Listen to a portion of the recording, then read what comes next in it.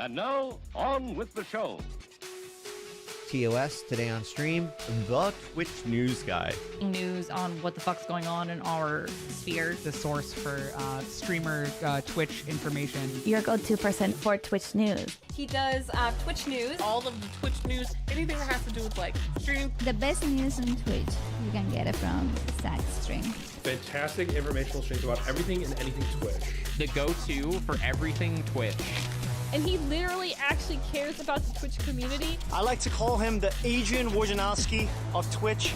The best Twitch news on Twitch. You're that guy that knows everything about Twitch.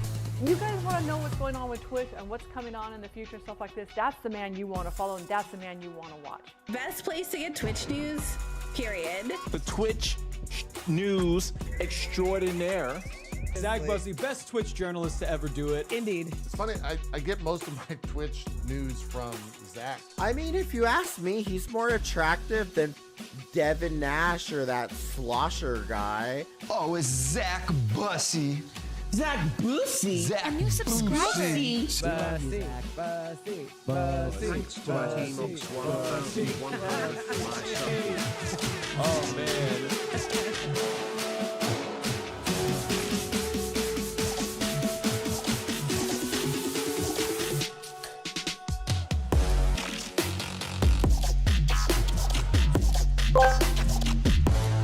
Hello, Zach. Hold it right. Fucking there, Zach. I bet you were going to say, we have an amazing show planned for today. And you were going to say hi to the chat. When you scroll up and down, looking. And sometimes get sidetracked. Hey, Regio, baby bat. Ayo, salty, it's me. Big Barack. Here, how are you? Thanks for gifting a sub. Hey, Kohan. Is that my main man? Anux? I see there. Okay, now the intro is done. Zach, God bless the United States of America, and God bless Jack. Broadcasting live around the world from the TOS.GG studio. Please welcome the host of Today on Stream, Zach Bussey. Oh, God damn it.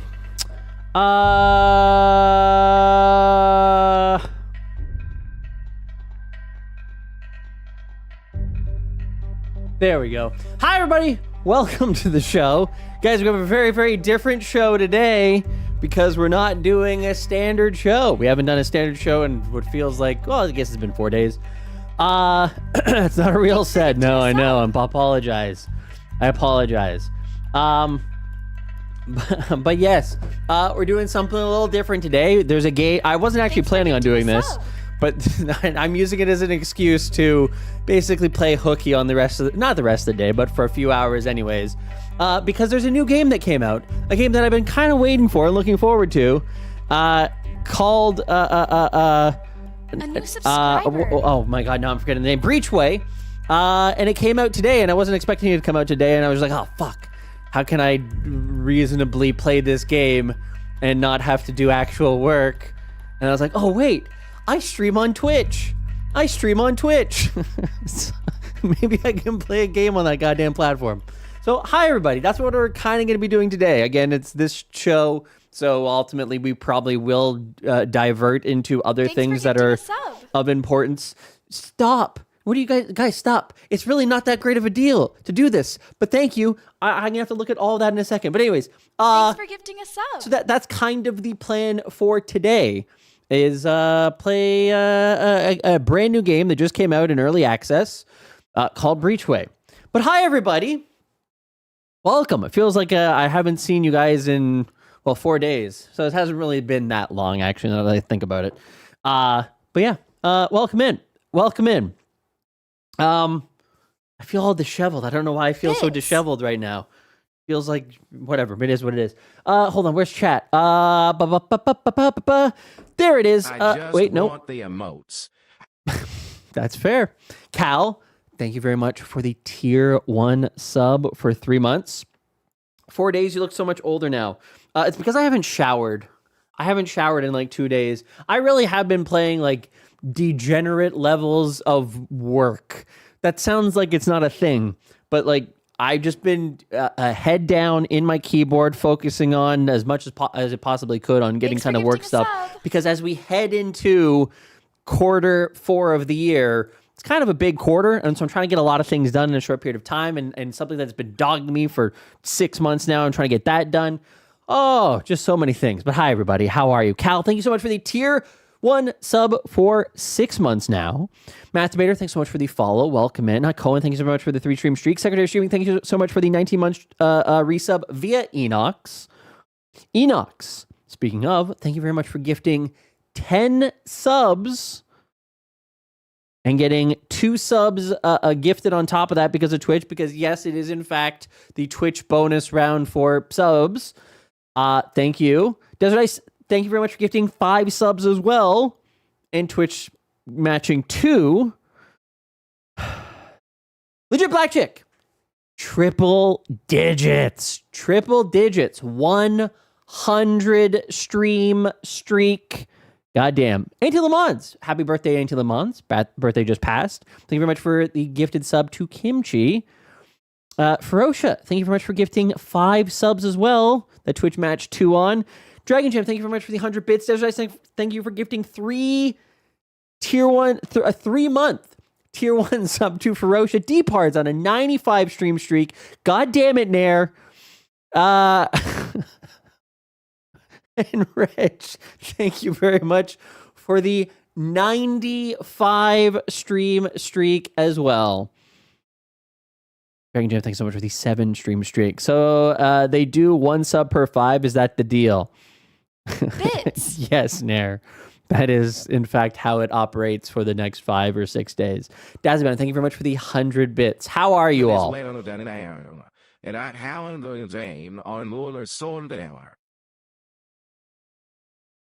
I don't know. I'm so glad we changed that text to speech thing. I'm so glad we changed to that because that thing is always there. Stop. Holy fuck, am I having a stroke? That thing always sounds drunk. It never really knows what it's actually saying half of the time, and it's the funniest thing in the world. There, God damn it. God damn it, Nair. Let me switch over the main scenes. Good day, Mr. Bussey. Hello, Obama. I heard you talking before. Myself. What? Slept. What? Not so good. Oh, no. I jolted awake in the middle of the night, drenched in sweat after a horrible nightmare. Was it about Dan Clancy? 2025, no one showed up. The streamers, the fans, they were all gone. Okay. Tycon wasn't there. Oh, no. Pokemon didn't show up. Mm-hmm. Not even Dr. Disrespect. Well, I'd hope not. Made an appearance. Thank God. Dan Clancy and his piano. Thanks for gifting a sub. Standing alone on the Copacabana stage. I approached him. The lights were dim. That math doesn't math. Thanks for gifting a sub. Deserted. What? That math doesn't math. Okay, I'm going to say it. This promotion. Mr. Clancy, where is everybody? And he just shrugged with a sad face. No one came, Mr. President. He said with a broken voice. No one after that. I got myself some hot milk with honey and went back to bed. Yeah, that sounds about right. Michelle, maybe I've been watching too much Twitch lately. Yes, they did, Nair. That's crazy. Guess what? Tomorrow, I'll send out a tweet. What is going on with this story? Ready for next year. What the fuck is going on with this story? Bits. I took a sip of my hot milk and fell asleep again. God bless Canada and America. Oh, God It's damn a it. random bonus on top. Me and 5 gift was bonus some more. Pan man cents at more. It's a random, but okay. Again, Nair, thank you very much for the. Thank you, Obama. Yes, thank you, Obama. Thank you, Hype Train, for a story, a nightmare story. Bits. Nair, thank you very much for your stupid, gigantified emotes. 2 of them. Damn, I'd say Twitch is generous today. Yeah. Surprising. It is. Nair, thank you very much for the 50 gifted subs that then Twitch matched 37 on. Maybe it's intentional. Maybe they're trying to. A tier 3 no sub. idea. Desiree, thanks so much for the 100 bits. Reg for the 100 bits, and Nair gifting a tier 3 sub to Enox. Nair's gonna get banned. Yes, he's broken the system. Let's return to the main scene. You can take a look at what I'm looking at. We can look at the same thing together. So we don't have to have this thing where you're just looking at my face, looking at things. Damn it. That's not what I want you to be looking at.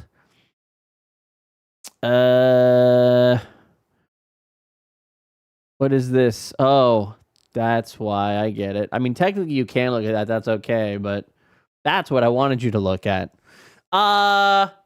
I haven't even said hello to people yet. I haven't even got an opportunity to say hello yet. You guys are ridiculous. Thank you very much. I'm reporting Twitch for gifting subs with stolen credit cards.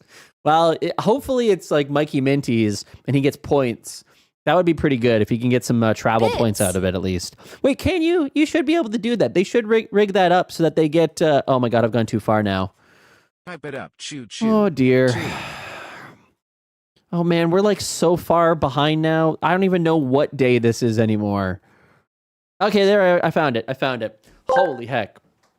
Mahalo, thanks so much for the 100 bits. Obama? Obama? What the fuck, Nair? There you go. That's not what I thought. They stole my TTS? I was wondering what was happening there. Enox, thanks so much for 123 bits. Guys, you stop. This is ridiculous. I'm not even going to be doing a show that you guys enjoy today. This is not even going to be a show that you're going to like, oh yeah, that's what I watch Zach for. Gaming content. That's not what you watch for. Hi, Reg. Hi, Pixel Pete. Hi, Salty. Hi, Cohen. I could go for a coffee and a snack right now. That does sound delicious. Assuming that we ever enjoy your show. Well, that's valid. You make a valid point. Rio. God damn. Everybody stop. Rio, thank you very much for the 6 gifted subs. I'm not going to thank Twitch for these. I'm going to thank you very much for the 6 gifted subs. By the way, do you get the discount on that as well? Out of curiosity, do you get the discount on that too? So do you get like so that they're $5 each? You do. Okay. That is good to know. I wonder if the bonus one is discounted as well. Or if it's like a $6 one. It's 25 USD. Well, thank you very much. You guys are just sincerely any hate watchers in chat. Oh, I'm sure. I feel like we always have hate watchers. They're just waiting in the wings for an opportunity to strike that just hasn't materialized yet. It'll come, though. It'll come. Nemastar, thank you so much for the 100 bits. Probably anything to make it this cheaper for Twitch. Yeah, I mean, that would make sense if they did. And I guess you couldn't necessarily go check the dashboard and do the math. I can't. It's impossible. There's too many different people from many walks of life in terms of locations. I'll take any opportunity to hate on Zach. There you go. That may be more true than we think. Hype Train 83 asked me, what do you think about that Twitch is in a generous spending mood today? Oh, wow, Twitch being generous. That's like saying Cartman doing community service out of the goodness of his heart. It's probably just a ploy to get more people to stick around and spend money. Don't get too excited. Okay. I'll find a way to make you pay for it later. Oh, Jesus Christ. It knows. Hi, Chef. Oh, it's gone so far that I can't even scroll back now. Wait, maybe I can scroll back? No, I can't scroll back. Oh, no. Hi, Hero by clicking. What's going on with the sound? Hey, look at that. There's the translation. Look at that. First time message. It translates that to hello. Pretty cool. Why is it not posted? What are you guys trying to use the TTS for that it's rejecting? Changes seems to be breaking down. I'm spending bits. Scam! Oh! Hi, Omni. How are you? Getting a 3-stream streak? Hey, I appreciate it. Hi, LSK. How are you? Welcome in. There's so many people who I've missed now that I can't say hello to. Wait, maybe if I refresh. Hold on. We have an opportunity. There's an opportunity. There really is a blurb for everything, isn't there? Also, I have an eyebrow hair that is... You are garbage. Go fuck yourself and get banned from my chat. You fucking troll garbage cocksuckers. Wow. I don't even remember the context of that.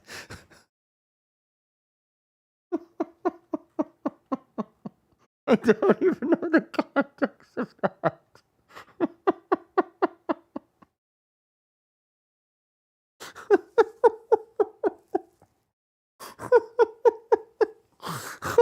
When would I have ever need to have said that on this stream? I always talk about how this is the most unusual community in that we don't really have to ban anybody, and everyone's already always like super kind. We don't get trolls, nothing. A new subscriber. That's the type content we sub for around here. Thank you very much for the resub. Why does it keep doing that? What is happening? You were banning Mountain Dew? Oh. Okay, yeah, that's completely warranted then. All right, thank you very much for the context on that. I'm so glad that you have that. Holy heck. Lore drop from me. Things that I've said. See, this is my concerning future, by the way. This is the concerning future that I do have with the development of AI. I'm not 100% sure that I'm going to know what I said and what I didn't at some point. Does the Tangia Grid have a Mountain Dew bottle we can show on stream? I turned off Tangia Grid. Yes, I remember when Zach had a good memory. I mean, I still have a decent memory for things that are Twitch related, but just not all the rest of the things that I've said. Bits. Hi, PS Switch. Hi, Seriousness. Hi, Zero. It appears that I've been chosen by Twitch for greatness. Please yell at us some more, Zach. It gives me the tingles. Good morning, Mr. Bussey. Good morning, Obama. Hope you slept well myself. I did sleep well. Not so good. Oh, wait. I jolted awake. Wait. In the middle of the night. Is it doing this again? Drenched in sweat.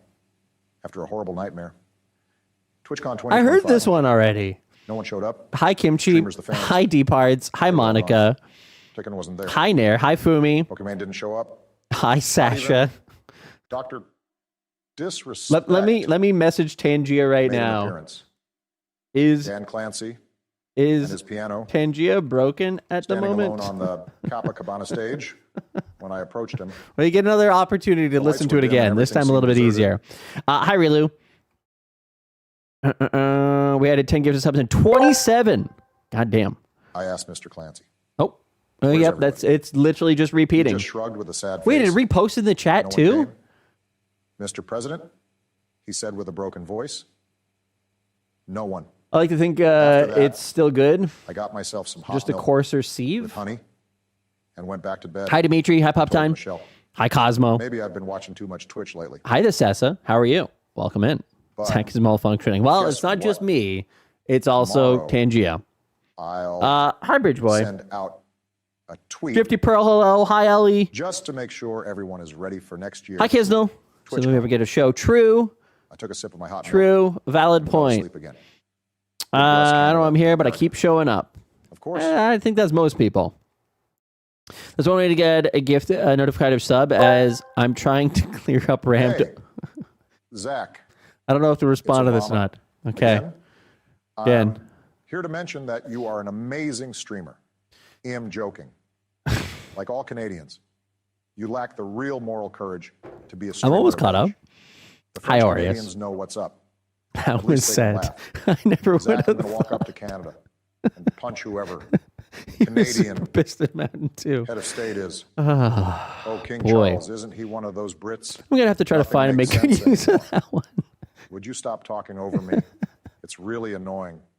Oh, I can't read that one. God bless chat and God bless the Americans. I heard that. God bless the Americans?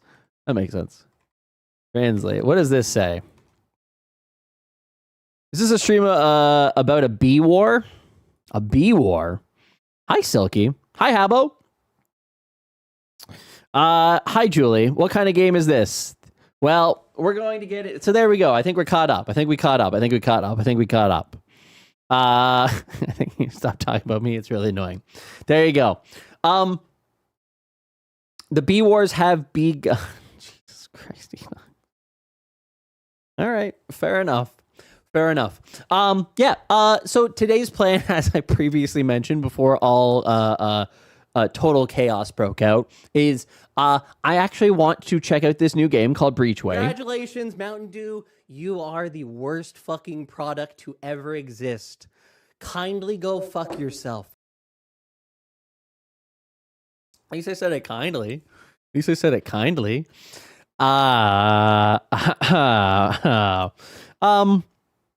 Yeah, we're gonna check out this new game called Breachway, and because as is nature to this stream, the reality is somebody's gonna say something in the chat that I'm gonna be intrigued by and want to talk about and kind of hop off of. So we will end up probably talking about other things either related to Twitch or streaming or content creation or finances or a variety of other things that could come up, because we haven't necessarily had a post TwitchCon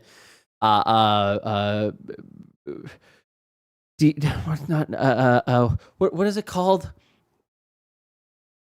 A post-operational debrief. A debrief. We haven't done the debrief yet for TwitchCon.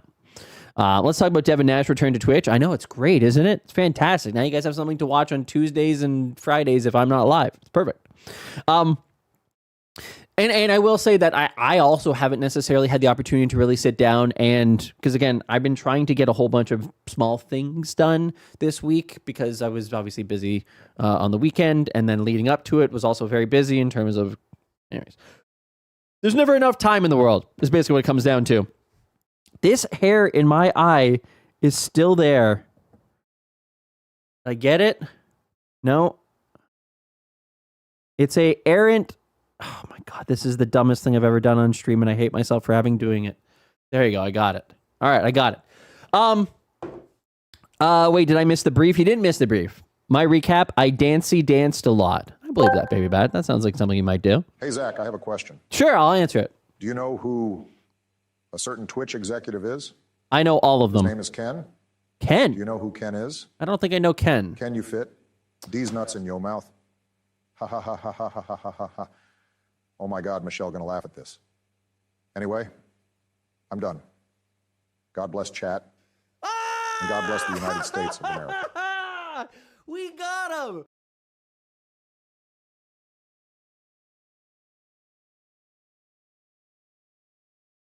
I don't even need to be here anymore.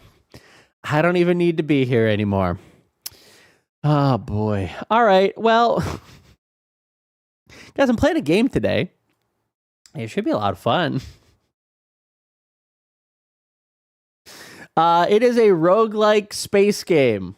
I'm a big fan of space. I like roguelikes, and I think the two of them together should be a fun thing. This is what our future AI will feel like. Oh, that's also what I wanted to show you guys. Reddit.com/r/ChatGPT. ChatGPT. Now I'm going to show you guys something. The future AI is scary because I posted this in the Discord already, but I'm going to just share it here because why not? And it's rather fitting considering the text to speech. Has humanity come too far?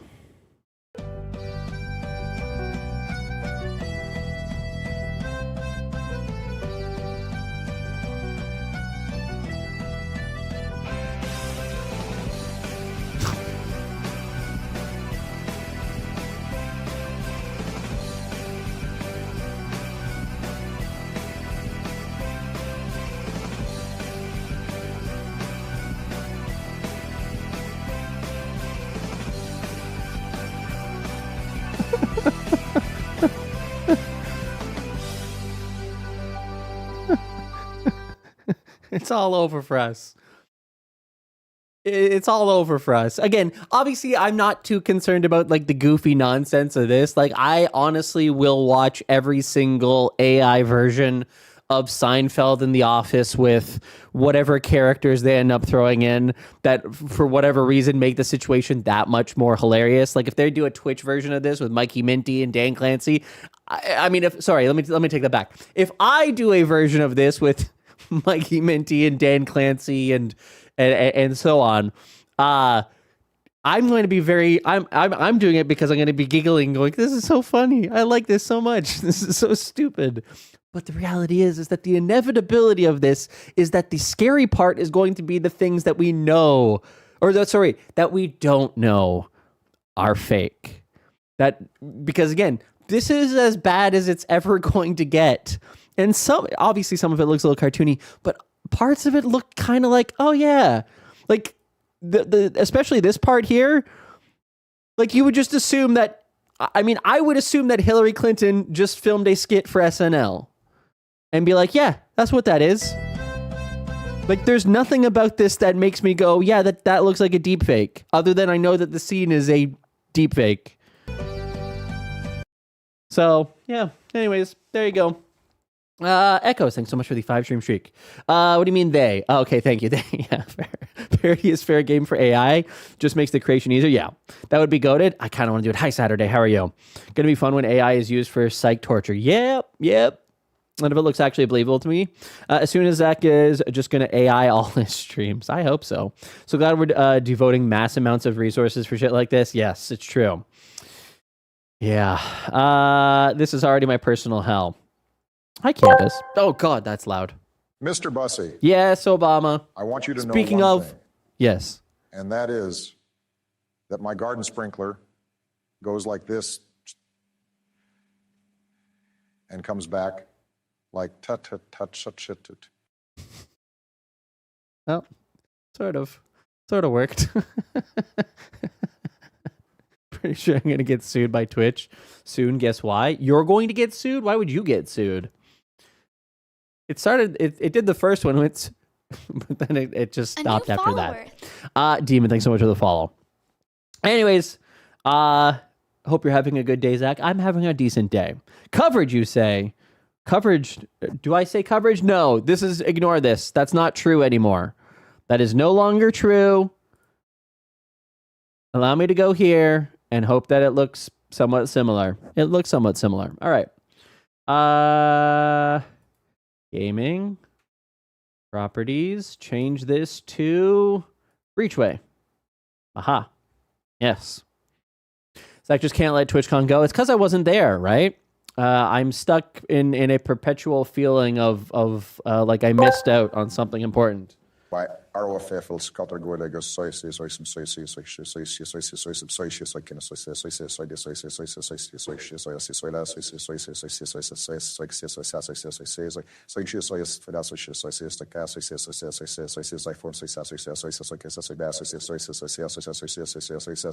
for reaching out to you, by the way.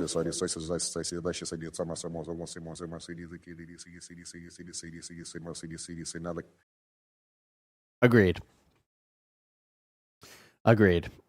Why did it have so many different ways of saying that? But it was just soy the entire time. Huh. Well, there you go. We learn something new every day. Yeah, this is Breachway. I like the art style on this already. It looks great. Because I'm going to buy 10 warehouses soon and stream with a bunch of PCs 24/7 to overflow Twitch's servers out of spite. I mean, you can, I suppose. You could do that. I think that'd be fine. Bonus. What does that say? Bonus subs? Influencer. So I've not played this before. I've only seen the trailer for it. It just came out in boner subs. God damn it. Frosha, you just came back from TwitchCon. You can't say that. Yes. It just came out in early access. It's about $20 Canadian, currently on sale for about that price. Don't you just hate it when your cat wakes you up like this? Meow, meow. Anyways, meow, let's see how it goes. Meow, let's see how it goes. Meow. Again, as I said. Meow, meow. Hi, Lady May. Meow. Why are you meow, floating? I'm not floating, meow, am I? Oh, I meow, am floating. Meow, meow, meow, meow, meow, meow, meow. There you meow.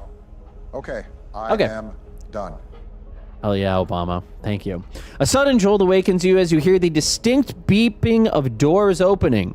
As reality creeps in, you slowly recognize your surroundings, the cramped confines of your quarters on the Atlas. Tried to run into Ferocia with Baby Bat last week, but her evasion skill was too high. Well, Aureus, I heard that you guys were in like the sketchy part of town selling drugs. You guys, like the downtown core areas where everybody was, and you guys were out in the middle of nowhere distributing fentanyl to people. I don't know if it was actually fentanyl, but it feels like you were really, really far out in the outskirts of San Diego.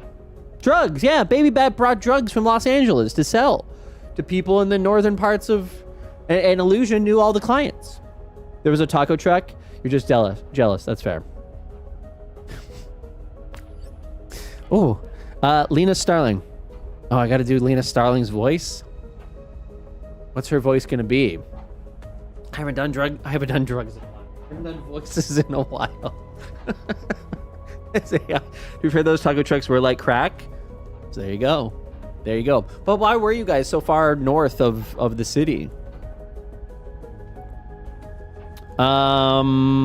Streaming ain't what it used to be. It's true. That's fair. Funny thing is I probably could have smuggled drugs on the train if I wanted to. I believe that. Hey, wake up. The captain wants us at the command deck. He seems pretty agitated, and you look groggy as hell. So just let me do the talking. All right, we're heading over the command deck.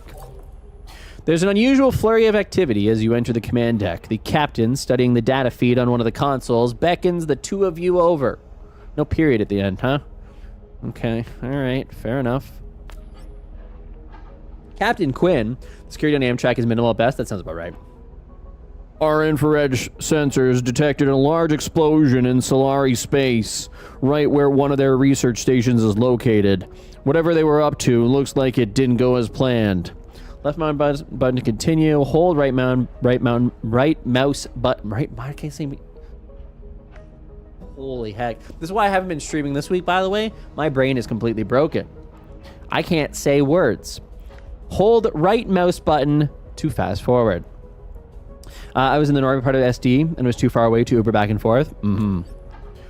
So this might be our big break then. A chance to turn this scavenging mission around and not go home empty-handed?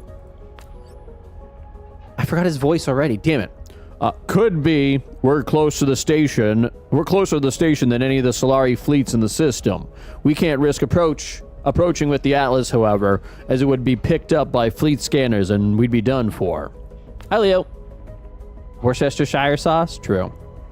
A small ship like the Magpie, though, launched at our current speed, could get there undetected.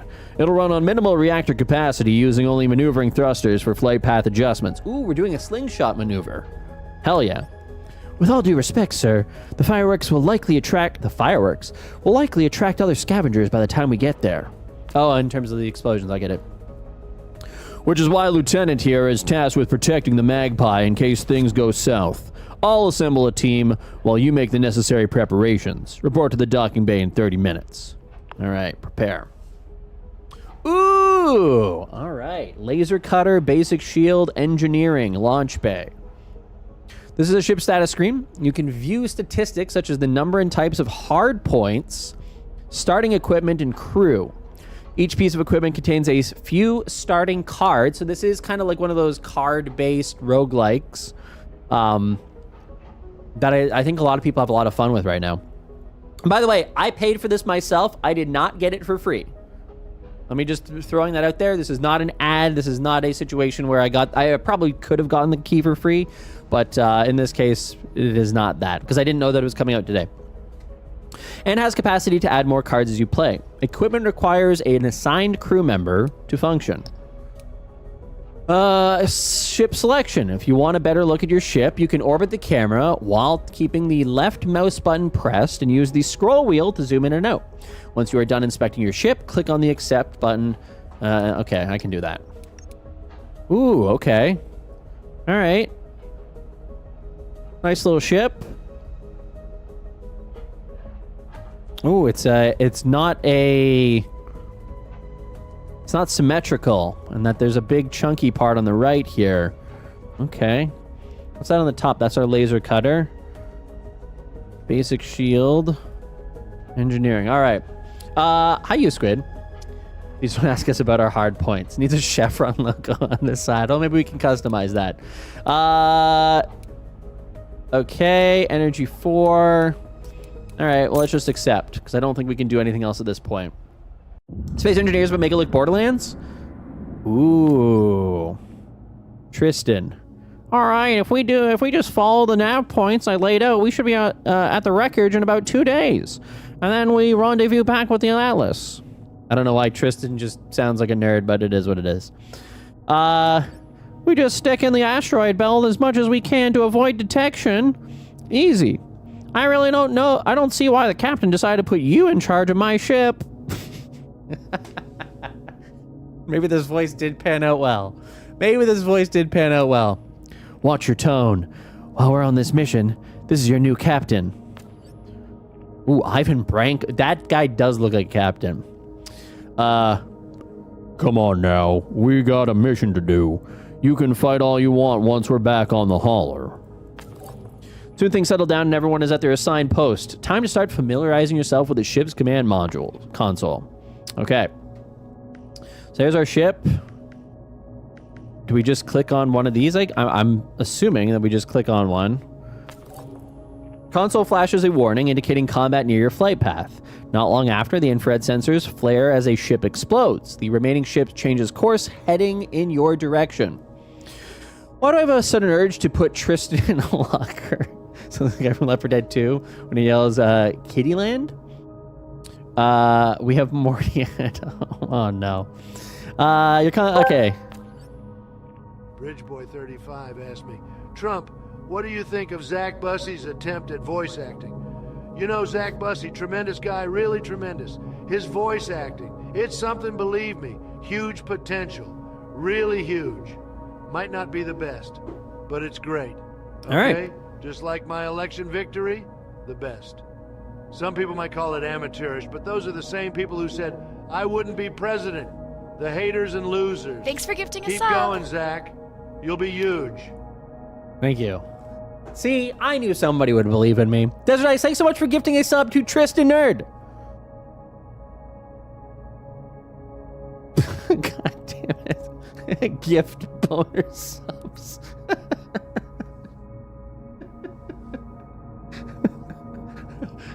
Can I say, if Twitch lets you customize that to be able to do that, I think they would sell a lot more subs.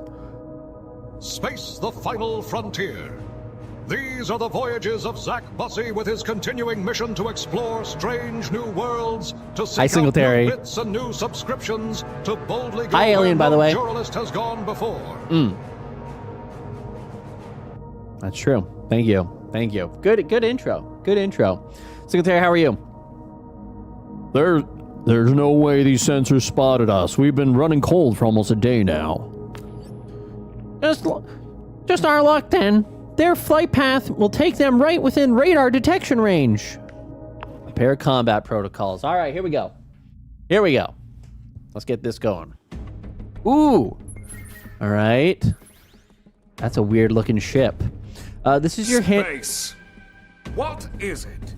The simple answer is we don't know. This is your hand of cards displaying the actions you can take each turn. Each card requires resources to play, shown as a number in the lower part of the card. Okay, so this is the thing that I like about this. It's not overly complicated. We're not seeing too much complication here. I can see my overall points and the total cost. I like it. All right. This is your resource panel. The color number next to the icon indicates your current energy. The white number shows the energy income at the start of the next turn. Resources carry over between turns. Okay. Enemy actions are based on their equipment. Each piece of the equipment has a card slot indicating the next action. Okay. Cards gain 1 pip each turn. When all pips are filled, the card's border turns white, signaling that it will be played on the next turn. Okay. Interesting. You play cards by dragging and dropping them over the crosshair region. Attack the enemy by playing 2 slice cards in advance. All right, I will. Oh, interesting. Cool. What is that game where you build a ship? Kind of similar to that in that regard. Press the end turn to advance. The narrator is Matt Berry. I've been watching him since the It Crowd. His voice is hilarious. Wait, really? Oh, what do you do? Shields are your primary defense, with each shield point blocking 1 damage. Where's my shields? Which ones are my shields? I don't think I have shields. Shields have at the start of each turn, so display shield cards before an enemy attack for maximum effectiveness. Ah, okay. The enemy ship is about to attack. Play a block card to prevent hull damage from the enemy's upcoming attack. Right, because that is now highlighted in white. Okay. Block. Shields on. Hey, that's a cool effect. After playing a card, it moves into your cooldown pile. Cooldown duration is indicated by the number next to the time icon on the card. Once off cooldown, it returns to your draw pile. Press the tab key or click the card status UI for an overview of cards in your draw pile, in your hand, or on cooldown. All right. I know, T-Can. I know. Okay, he's about to attack, so I'm going to end turn. I get 4 energy. Perfect. All right, here comes a laser pulse. Which did nothing because my shields absorbed it. Persistent effects on your ship appears. Persistent effects on your ship appears above your card hand. Okay, some effects last for a set number of turns, so like poison and such, but not actually. But okay. While others have an upkeep condition, you can have to meet each turn to maintain the effect. Okay. Deal 1 damage, upkeep. Play at least 1 attack per turn. Oh. So I have to continue attacking. I do have 6 energy, so I'm going to get 4 next turn. Yeah, all right. I'll do it. Target lock. A new subscriber. And fire. Tianmar. Almost missed September. Ooh. After cancelling, just because you told me to. I feel bad now. Tianmar, thank you very much for the tier 1 sub for an entire year. And I believe you just did 6 months in advance. Goddamn. Thank you very much, Tianmar. I appreciate that. Congratulations on taking advantage of that deal, though. I do appreciate that a lot. And saves you some money. Thank you. Tutorial walkthroughs are solid content. Oh, I get to choose where I want to... Oh, shield pulse. Oh, he's going to get a shield in the next turn. Okay. All right. Well, we can end turn. The shield goes up. Okay. This turn he's going to attack. I have 5 energy. So I definitely need to play a shield to stop that. And I need to do this in order to maintain my target. Oh. My target lock. Also, is the game out now? I played it during the last demo days. Oh, I didn't even know that there was like a demo day for it. But yeah, it just came out today. Literally like an hour and a half ago. Which is why I'm doing this. I wanted an excuse to do it. That felt somewhat productive, so here I am live. Okay. Easy. All right. Well, we only have 4 energy, so we have to fire. Oh, he's dead. Good effect. Good effect. I like that. Oh, are those all the escape pods? I think they are. Gain 25. All right. Leave. Your stream, do what you want. Not like you want us to sub anyways. That's kind of valid, Singletary. The area is starting to get pretty lively. We should expect more combat on our approach to the station. Looks like we're not the only ones stupid enough to raid a Solari facility. Too late to hide our presence now. Asking for permission to restore the reactor's ordnance protocol, that should allow us to squeeze some more power out of it. It will also improve our lasers beam output. Our lasers beam output. Permission granted. Override the cutter's safety protocols. We'll need more firepower. Aye, Captain. That should enable it to emit concentrated laser pulses. Won't be a military-grade laser, but it'll be close. All right, let's do it. You now have access to the Ordnance resources. Ordnance is the main resource for attacks. Open your ship status screen now to inspect your resource area. Ordnance. You have 1 unallocated reactor power. Left-click on the Ordnance to add your reactor power to it. You can distribute power between your resources at any time. Oh, interesting. Right-click on energy twice to remove 2 power from it. Left-click twice to add 2 power to Ordnance. Okay. So then if I do this, Do I do that? Oh, it wants me to as a 3-2. All right, done. To close the ship status screen, click on the button again. Easy enough. All right, next place. We've got a ship closing in on attack vector. Looks like pirates. All right. Let's do it.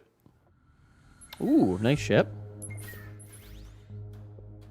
Resource redistribution. You can redistribute reactor power anytime in combat. Okay, good, good. Right-click on a resource type to remove one power unit. Left-click to add. This lets you shift your resources. Adding one power to resource generates one heat. Heat changes take place after playing the next card. Ah, okay. Now what happens when I add heat, though? I've rage quit this game already with the non-skippable tutorial. No, you can skip it. You can skip it. You can just hold right-click button and it goes through it all. Then rage quit 10 minutes later from needing to do something unexplained in the tutorial. Okay, fair enough. Ships have... Oh, it tells me right now. Ships have a heat resistance and dissipation value. Resistance is the amount that the heat can safely sustain before overheating. Dissipation is the amount of heat removed at the end of each turn. Every point of overheat deals 1 hull damage at the start of your turn. Okay, valid. Makes sense. Okay, so he's going to do a laser pulse on me next turn, so I'm going to want to block some of that. I have 5 total in terms of my beam sweep. And then 4 here, so 3 and 2. Yeah, okay, let's do beam sweep. Decent. And then let's throw up a shield. Captain. Nice. That's what I'm going through right now with Frostpunk 2. Yeah, Enox, I want to play that as well. My fellow Americans, today we gather to celebrate a remarkable achievement. One that not only demonstrates the boundless potential of human ingenuity, but also the spirit of exploration that lives within all of us. Zach Bussey, a man who has always dared to dream big, is now reaching further than most could imagine. Yes, ladies and gentlemen, Zach Bussey is in space. Now, for some, space may seem like a distant frontier, cold, vast, and unknowable. But for Zach, space is an opportunity. We are proud. Thank you, Obama.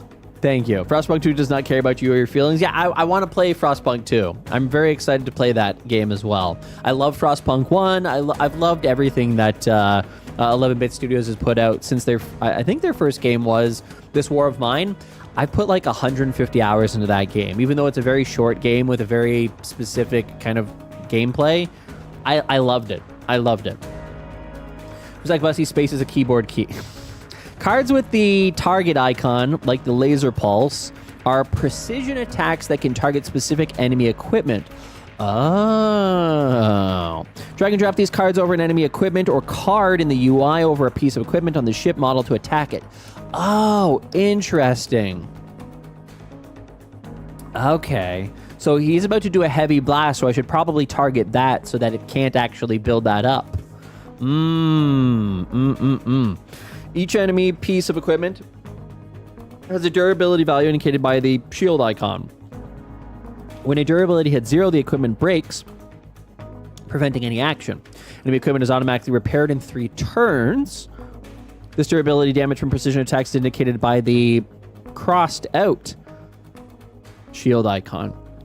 Okay. Did you ever play EVE Online or Mech Warrior? You sound like you like games that require spreadsheets. I do like games that require spreadsheets. I've not played either. I used to play like Mech Warrior way back in the day when it came on a demo disc, like in 97 or something, a long time ago. But I haven't played it since, and I never played EVE. Although people told me if I ever got into EVE, I would never be able to quit it. So that's why I haven't done it. This War of Mine is a great game. It's a great game. It's a great game. It's a sad game, but when you, but yeah, it gives you the horrors of war in kind of a remarkable way in how it actually translates to how you feel about it. Even though it's not like a super deep story where you get to know the characters, you still feel something for the characters in that game. For example, if you steal from old people or you let the children die, like some of those things you got to make tough calls on in order to survive another day. But it does make you think. It does make you feel. All right. So I am going to do... Oh, I don't have enough energy for this. Yes, I do. Okay. And I'm going to target that. Oh, nice. Okay. I'm not going to... Oh, wait. I have 3 turns. I don't like that I only have 2, but I'm going to get 2 next turn. I'll play that next turn if I can. Good lighthearted side game is Valiant Hearts, based on 3 stories during World War I. Oh, interesting. You all would like Tiny Glade? I've seen people play Tiny Glade. That game does look cute as fuck. Nothing you can do. You're charging. Shield Pulse. You can right-click to discard unwanted cards, freeing up a slot. Oh, okay. Discarded cards go on cooldown.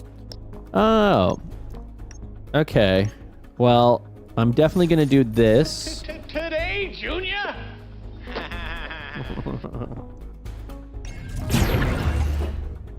You're alright, Sparty. You're okay, buddy. You're alright, buddy. Got a little cough. Nothing serious. He may have allergies, but yeah. Okay, Shield Pulse. I don't actually care about that because that's gonna be next turn. Perfect. $5 a month. Marcel! I figured it out, you nerd. Good. I'm glad. Marcel, are you live right now? Marcel, thank you very much for the 6-month resub. Tier 1, 78 months. Goddamn. Thank you. Thank you. The story of I'm pulling a Zach right now. Are you live on stream right now? Guys, if you want to watch Marcel, who's an actual gamer, not a fake gamer like me, Marcel is currently live as well. Go watch him or pull up a tab on him. Support the fam here. The story of Frostpunk 2 is quite short, to be honest, and Frostpunk 2 has not much in common with Frostpunk 1. Oh, interesting. Don't like how some of the mechanics have been stripped or changed, but that's just my 2 cents. That's fair. I've been playing it and posting pictures in Blue Sky. Ooh. I checked out Ara. Why did I do that? History Untold last night, and I was pleasantly surprised at Xbox Grand Strategy entry. I don't know anything about it. Ara is a lot more intricate than I expected, and it survived the first chapter. Hi, where goes there? You are not a fake gamer, Zach. Well. Okay, I don't think I need to do anything more here.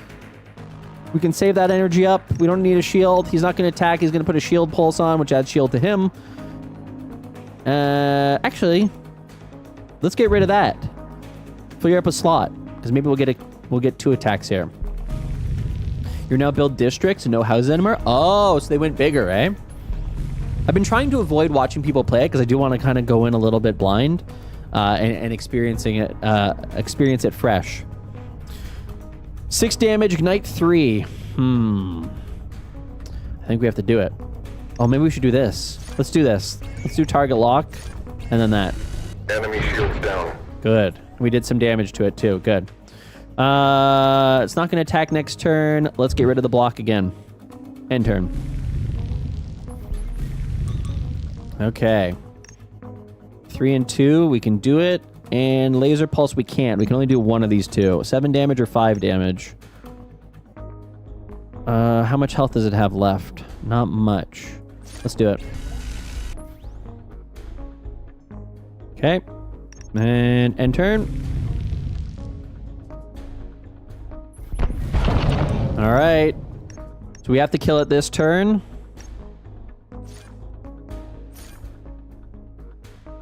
Heavy blast will be next turn. Let's do it. All right. Cool. That is worth the price of admission. Oh dear. I went in blind and was like, how do I play this? The aspect of playing a game with a card aspect always eluded me until I played Marvel Snap. Yeah, I'm a big fan of... See, I love this kind of game. Why am I so small, by the way? Hold on. Just realized I've lost some... There we go. This kind of game I love, especially for streaming. This is the only kind of game that I can effectively play on this stream and feel like I can maintain some level of engagement with you guys. other games where you're actually having to be like forced into the attention of what's going on at all time, like real-time games, for me, they don't work. I get overwhelmed super, super fast. I can't communicate with chat and communicate to the people who I'm playing with if I'm playing with somebody and focus on team tactics and stuff like that. I like a game that you can kind of pause and just chill on, talk a little bit, and then kind of come back into it. Can you bring back the TwitchCon channel? Those more pics and vids had? Yes, I can do that. I'll bring it back right after a stream today, okay? I did retire it because I felt like the conversation was going in a direction that didn't make a lot of sense. For clarity, by the way, in all of the stories to come out of TwitchCon, the one that I think is the least compelling overall, but for whatever reason everybody is super intrigued by it. I mean, I guess I understand why people are super intrigued by it, but is the cheating story with Moon Moon. And I just don't think that is a real compelling overall story to TwitchCon. And so I nerfed the channel today because I wanted that conversation to stop because, again, unlike something that involves the mass harassment of people or people being drugged, which is an actual thing, an issue that more people need to be aware of, a cheating story doesn't feel like that's a compelling... Like, again, the two people involved are adults, and one person is the liar, and they lied to their husband, and the husband then put it on blast, but then that also brought the person who was cheated on with. It just, ultimately, to me, that doesn't feel like a compelling story that everybody needs to know and talk about. So that's why I kind of nerfed it and got frustrated with the story being brought up again and again. It's not like there was like a cheating ring that went on and everybody was involved in it. It's just, yeah. So that's why I removed it temporarily because I was just like, I just need to clean this up, and this is annoying and silly because it's not an overall if you go to TwitchCon next year, you're not going to cheat with people, or you're not, like, it's not something that is something you need to be concerned with in the future, is basically what it comes down to. Human interest story, I get it. People love salacious stories. They like that kind of thing. I understand that part of it. But yeah. TwitchCon is 95% for cheating. Anyways, leaning more towards drama. Yeah. So again, I'm not opposed to, like, and one of the things that I'll bring up in terms of historically TwitchCon and cheating, Dr. Disrespect is somebody who came forward on his own volition. I don't know that at the time that there was any kind of announcement back in 2017 that he had cheated, but it was something that he, again, I don't know if rumors were going, I have no idea about that. But he came forward and admitted to it, and that's why it became a meme worth talking about. Stupid fucking mistakes, man. This is the other side of things. Anyways, that's just kind of why I go, I don't think this is a story that we need to care about. Personally. You can talk about it. You guys can do whatever the fuck you want. But in terms of covering it as it relates to TwitchCon, it's not like Kick streamers harassed a whole bunch of different people, because that's something you may actually have to be aware of. Or, people had drugs put into their drinks. They had their drinks spiked at various events. That's something you should probably be aware of. Yeah, there you go. That's just my take to kind of address that real quick on why the channel has been temporarily archived. The most dramatic thing I encountered is that people asking me why I didn't go to a party. My answer was I wasn't invited. Drinking drinks is so fucking lame. It's so fucking lame. Anyone who does that is an absolute garbage human. So again, if there's a aspect of that where the person who is cheating did also the spiking of drinks, yeah, okay, fair enough. We can bring that up and put them on blast for it. Completely on board for that one. But yeah. Let's not go down the Dr. Disrespect rabbit hole. Of course, Socrates. Hi, Socrates. How are you? Drinking is so lame. It's crazy because Stream Elements gave out drink covers, and that was at the one party that I actually felt safe. Yeah. Props to Chase and EQ for the covers. Yeah. It actually made me think of, like, local events here in Toronto on whether to like just bring some proactively. The overall Toronto community, I think, is a lot less rambunctious in terms of you know. But anyways, in any case, it has given me an idea for future events here locally. Just bring them with and be like, yeah, here you go, if anybody would like one. I think making fuss about the cheating thing with celebrities, sub-celebrities are just meh. Yeah. What if they were cheating, spiking drinks, and they were secretly behind guests? Okay, all right. What do I get here? Click on the subsystem item to add it to your cargo bag. An attack from this weapon that deal... Oh, okay, so this is how you get new weapons and stuff and upgrade your overall equipment. Got it. And then gain my 25. Cool. All right. Fourth wall merch idea, Bussey blocker drink. Yeah, Singletary, I think it's a really good idea. I think it's actually a really good idea. It's unfortunate that it's necessary, but I think it is a good thing to offer. This doesn't look like gaming. Hi, Underground Rescue Channel, it is. It's also my opportunity to voice act. Captain, we should look up the mass refiner module in the reactor. It's crucial for improving our reactor's power output and strengthening the Magpie shield system. Hi, Tia. I gave it a sub here, you did.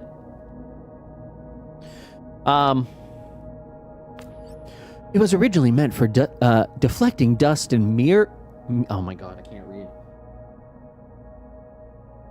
Orius and I witnessed a can fall from the sky. What?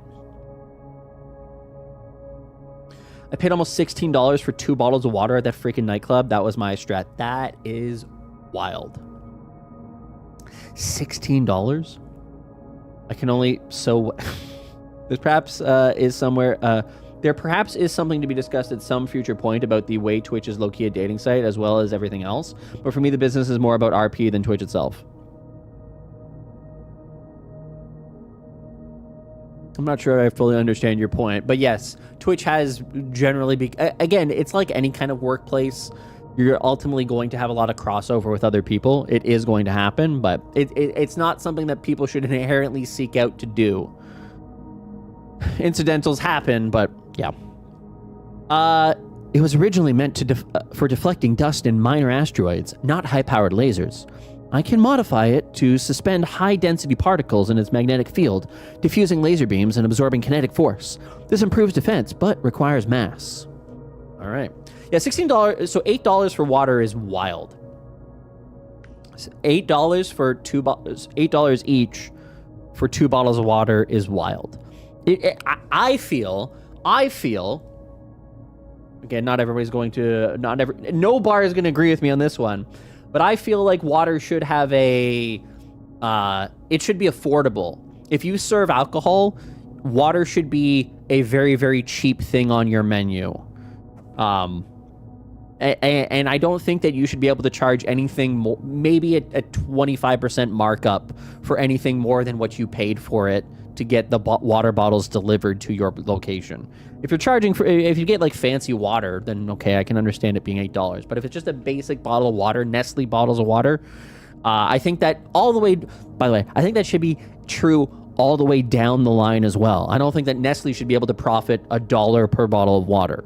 I think that it should be, hey, this is the total cost to bottle. You can charge 25% on top of that max.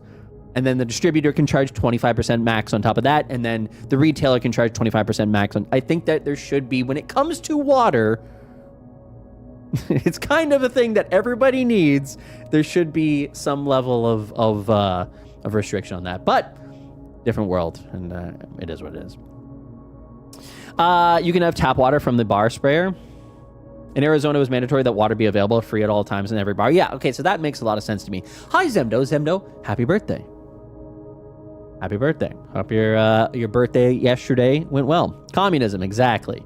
Hi, RB bro, how are you? What are you talking about? God damn it. You could probably get free water cups, but I didn't want to lose track of the cup. Yeah, exactly. No, I again, as I said, water should be free, yes, but I think that there should also be restrictions overall for any product that is water.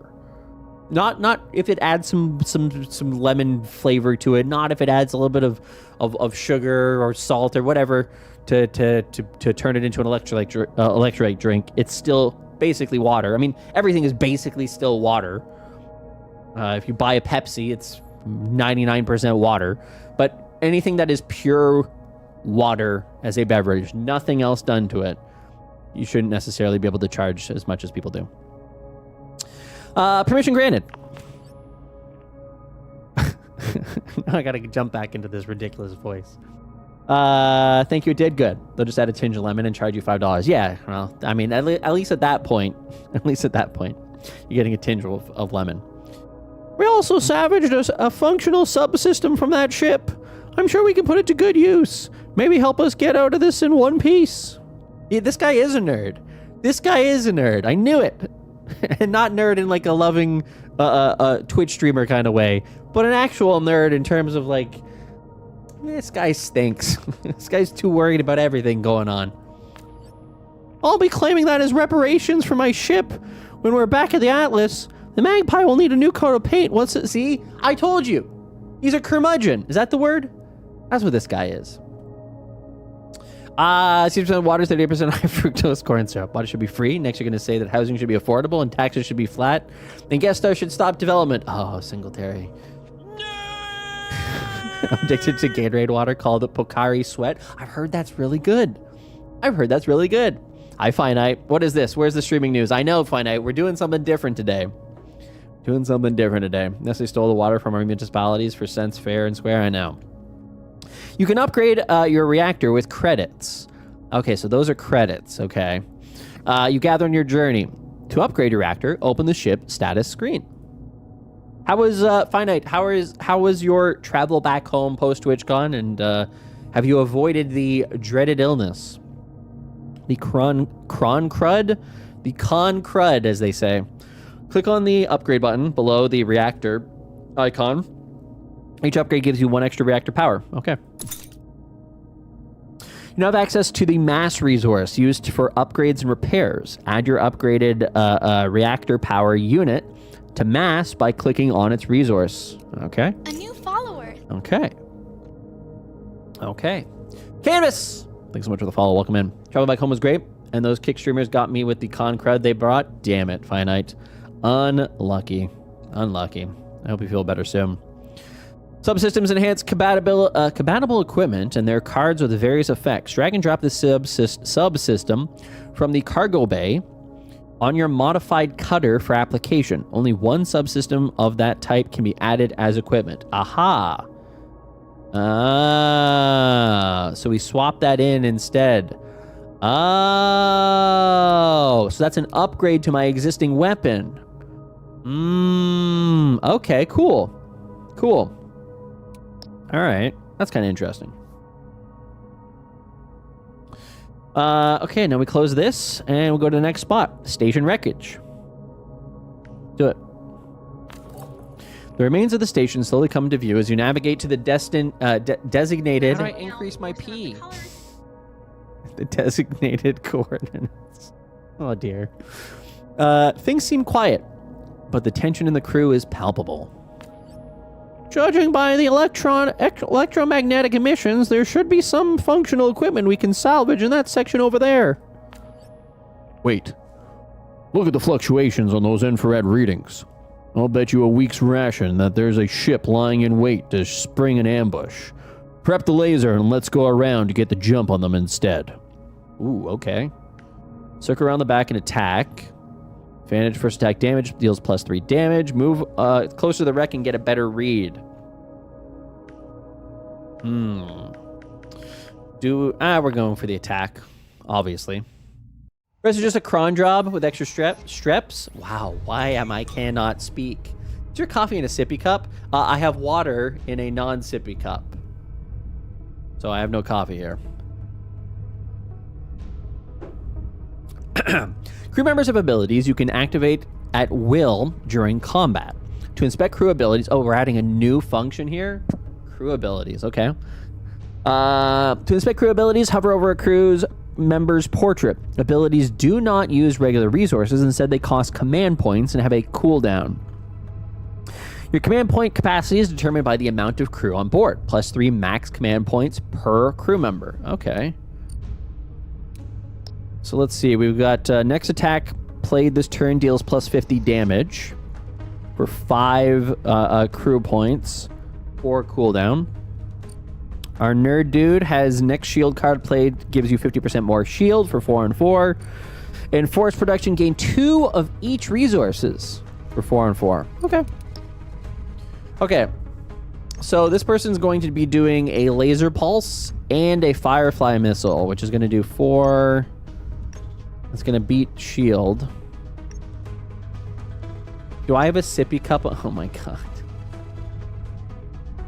I'm like, it's all right. On Monday, I was talking to someone, and instead of saying "What's that?" I asked for why. Well, that makes complete sense. That's just old English. Okay, so I can block 6 and 12. Can I do a beam sweep as well? 2 and 1. 2 and 1. So that's 4. No, I can't. I can only do 2 of these potentially.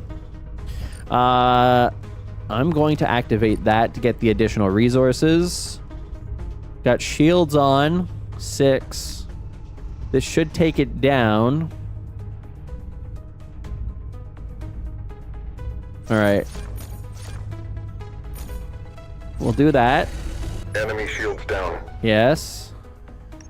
And then to stop its attack, we'll put up a shield. Oh, I can do the extra one. And I have 6. He's only going to do 4. I don't know what happens if he does 4 and 4 when I have 6 shields. Because does a missile take down the full shield? Like if you... Basically what I'm saying is that if I have 6 shield and this removes 4 of them, I'm left with 2. Does this end up taking the 2 shields that remain and then deal 2 damage to me? Or is it a missile and so it would just take out the rest of the shield? Because it's not like it can continue going through after the anyways. I'm just going to leave it at that. I'm going to see what happens. Laser. Missile. Oh! Oh! Okay. So there's a delay on the missile. Incoming enemy missile. You can track missiles in the lower left part of the screen. Okay, down here. Above your hull points. Missiles have a delay of 1 or more turns before they hit. You can defend against missiles by playing shield cards or shooting them down with your special missile defense cards. Ooh, interesting. Okay. So he's got no shield. He does do another laser pulse attack. We should probably try to destroy that. We still have 1 shield up. That'll stop the second shield. I'm going to do an additional attack here. I'm going to activate... Oh, I can't. Oh, because it costs 5. Right. Damn. Next shield cost play gives you plus 50% shield. Okay. I will play another shield, and then I'm going to take out his laser pulse attack. Oh, I didn't do enough. Damn it. I thought I did more than that. All right. Well, there comes that. Okay. All right. Oh, we're still alive then. Firefly and a laser pulse. Okay, so we definitely need a shield. Well, I can take that out, though. The beam sweep. Yeah, okay. Let me do a beam sweep. Damn it. Didn't disable it. Shield up. Shields up, Captain. And... call it there. Which should stop his weapon, yes. And that's going to come in next time. 6 damage. I can't do both of these. A huge raid. Wait, that was just the most wild, perfect timing. A new hello. follower. Hi. How are you? Welcome in. Chelsea. Thank you. Hi, 96 Point. A new Hi, follower. Night Robber. Hi, Scott. Hi, Vat. Side. Spooky. How are you? Welcome in. I'm doing fantastic. A Grey Wolf 96 Point Vat. Thanks so much for the follows. Welcome in, everybody coming into the stream. My name is Zach. Typically, I'm doing Twitch news. Typically, I'm talking about what's going on in the streaming space. Being a creator, the business of being a creator, TwitchCon. But today, we're not doing that. This game just came out, and so I decided that, hey, I'm going to put off my responsibilities and do something that seems somewhat productive, and that we're on Twitch. But ultimately, oh wow, you can actually turn. I'm learning a lot about this game, and I'm loving it already. Welcome in. Nice to have you here. What were you playing? And how was your stream? It's nice to have you here. The Walker Horde is a very nice horde. I agree. Hi, PS Witch. Oh, PS Witch. PS Witch, you're everywhere. You're like me in some respects. I like the raid stamp. Yeah. Twitch just more than doubled my gift sub another stream. Hell yeah, Enox. Yeah, it's kind of wild. They're doing something weird with that. Side. You guys know each other? I was yapping. We were just hanging out today and watching trailers. Ooh, anything interesting? Like movie trailers or TV show trailers or game trailers? I'm intrigued. Died again? Are you f***ing kidding me? Ballerina and The Last of Us 2. Ah, all right. Hell yeah. I have never played The Last of Us. I'm a big zombie fan as well. For me, I'm kind of a disaster fan, like an end of the world disaster kind of. Some would argue that I might be some sort of a prepper kind of character person. I think that's an overstep. I think I'm just being responsible with the way in which the world is sometimes scary. It's an insurance policy. But I never played Last of Us, any of them, but I've watched them all in terms of like watching. There was a YouTuber who does it, and then there's a Twitch streamer who does it, where I watch it. There's no commentary, there's no camera. They just play through it like it's a movie. And it's one of the interesting, like especially for story games, is a really interesting way to watch something like that being played. So you like anything apocalyptic? Chelsea, we will get along very, very well. Zach did have a minor role in The Day After Tomorrow. Zach lives for the post-apocalypse. Well, I mean, I would hope so. The alternative of not living in the post-apocalypse is terrible. Do you see the cutscenes on YouTube? Yeah. Yes. Yep. Some including himself. Well, maybe. In any case, yes, Chelsea, I'm going to have to definitely check you out then. If we have a similar interest in apocalyptic scenarios and games and movies and such, I'm a fan. I think I would want to join Zach's zombie team zombie ASAP. If people to know Snowpiercer, the movie is decent. The TV show is good at times, but it gets lost in the overall importance of what their actual mission is, I feel. Like, I get it, but some of the times I go, this is not how people would react in this situation. And that takes me out of it a little bit. But I do like Snowpiercer. Jennifer Connelly? True. That's fair. Okay. Laser Pulse. That's going to attack me this turn. I still have shield up. I can delay that. Ladies and gentlemen, it's all designed as a campaign to sell more pineapples. Big Pineapple in Spain has currently been overtaken by the cartels, and they're operating a underground human trafficking operation designed around a dating app using TikTok to spread the message to ultimately increase the amount of people that they can actually. I've seen the documents, folks. I've seen the documents. Hi, Ben. That didn't take out his weapon? Curious room. Just to see. Okay, so that did damage to me. I didn't want it to do damage. This guy's overheating. He's got 3 hull left.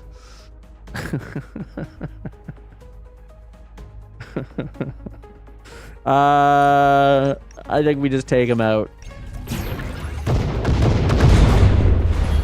All right. Click on the equipment to add it to your cargo bag. Card rewards. After some combat encounters, you can draft cards to add any piece of equipment. Click on the Add Card button to select a card to add. Oh. Ammo Dump, Shield Stream, and Catalyst Pulse. Gain 4, sustain 2 heat damage. Gain 4 shield and 1 shield duration.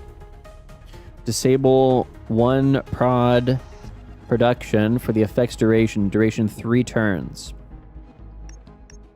I don't think we need more weaponry. I think we need more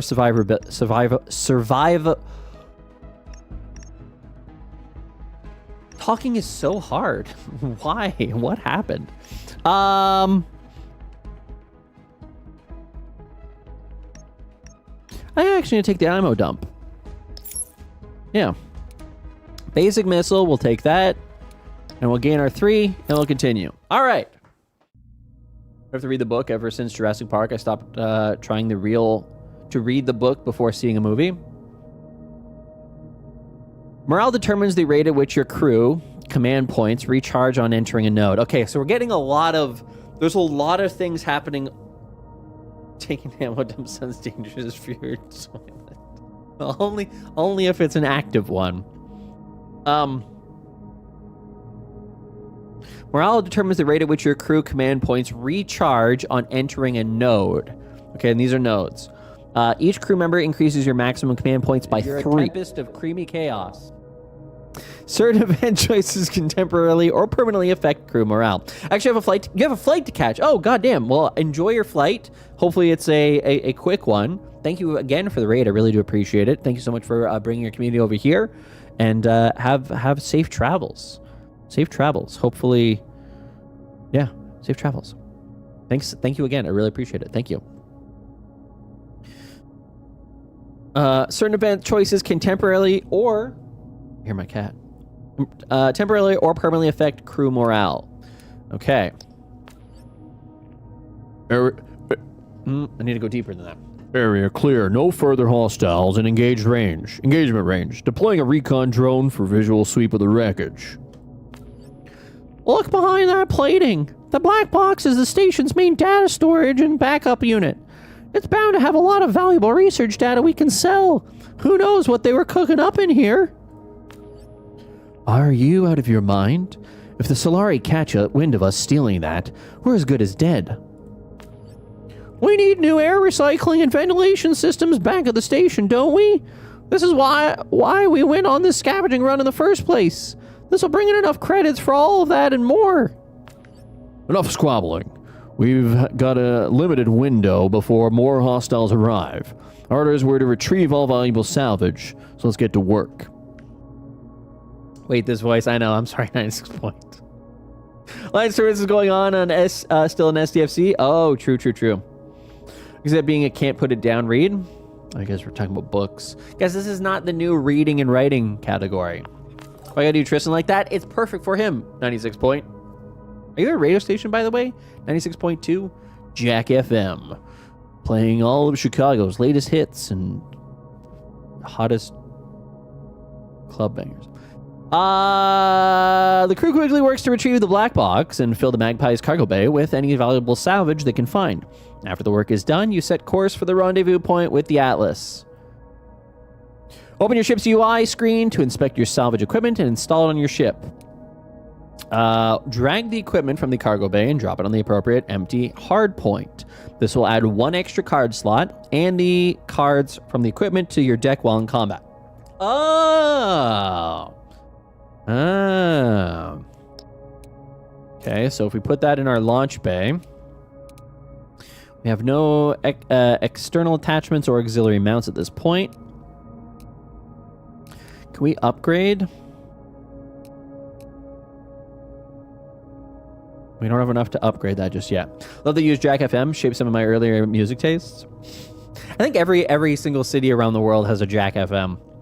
Not a bad choice we make. It's the choices that, to not do bad choices that keep us from the brink. Kind of smart. Okay, this is where things get interesting. We've got a divergent path here. I'm intrigued what this all means, like these planet movements. But yeah, rendezvous point. Incoming tight beam transmission from the Atlas. Oh, I forgot his voice. Magpie, this is the Atlas. We've got a situation. I don't know why he's sort of kind of Irish here. very non-really Irish, but something like that. The Solaria flagged us in interrogation. They most likely got all their sensors pointed at us until we meet up with the next patrol ships. Any attempt to pick you up would incriminate us both. We'll be fine, but I'm afraid you'll have to return to the station. He dropped the accent entirely. To the station on your own. Keep your burn minimal and maintain a low profile until you're clear. Roger that, Captain. Stay safe. I've heard about Solari interrogation methods. I wouldn't want to be on that Atlas ship right now. There's an alternate route we can take that will keep us away from any major flight corridors and known Solari fleet positions. Should work. We have enough Delta V and remaining fuel to get us to the station. All right. Looks like we are setting a new path. Hi, Sputnik. Enjoy, Illusion. Thanks so much for being here. I do appreciate it. Please survive the meeting. Yes, exactly. They'll take us straight through the deadweight controlled territory, though. Solitary scavenge ship is sure to attract some attention from those pirate scum. We best be on our toes. All right, so we didn't actually have a choice.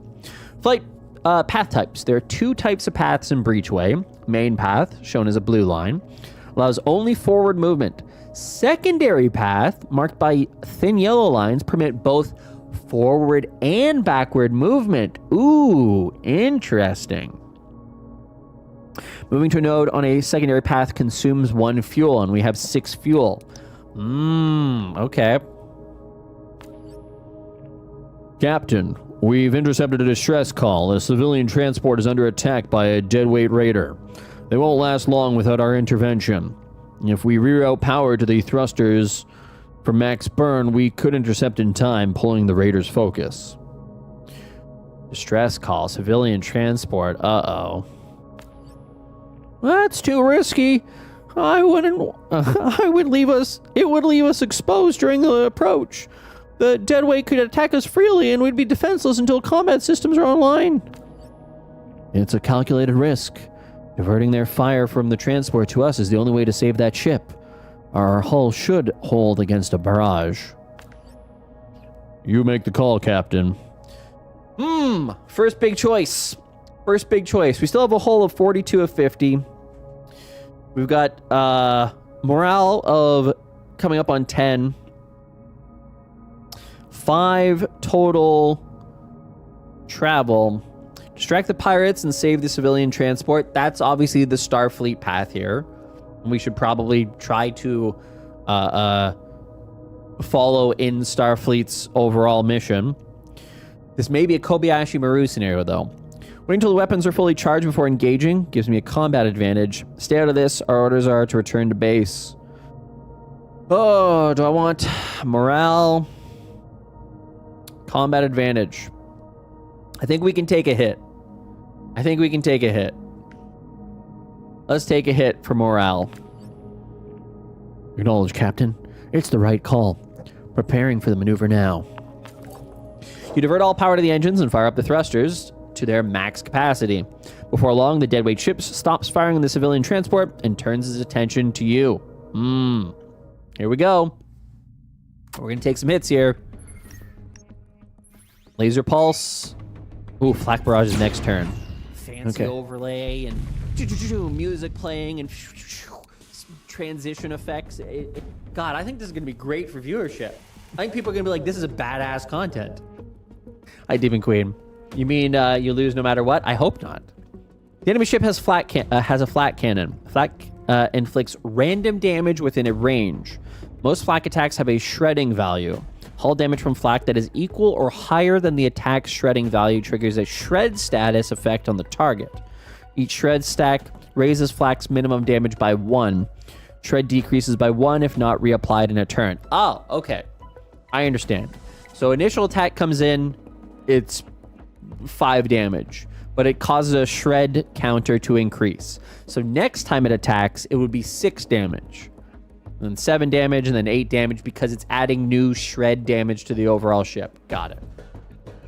Hi, Sheen. How are you? Hi, Jabib. Welcome in. Okay. So that's next turn that it's going to attack. How much does it do? Between 3 to 7. Shredding 5. Okay.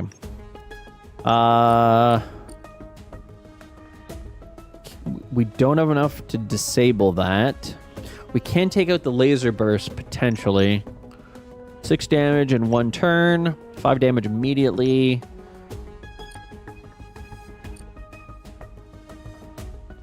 Do I want additional resources or additional shields? Let's go additional shields and resources. Let's double dip here.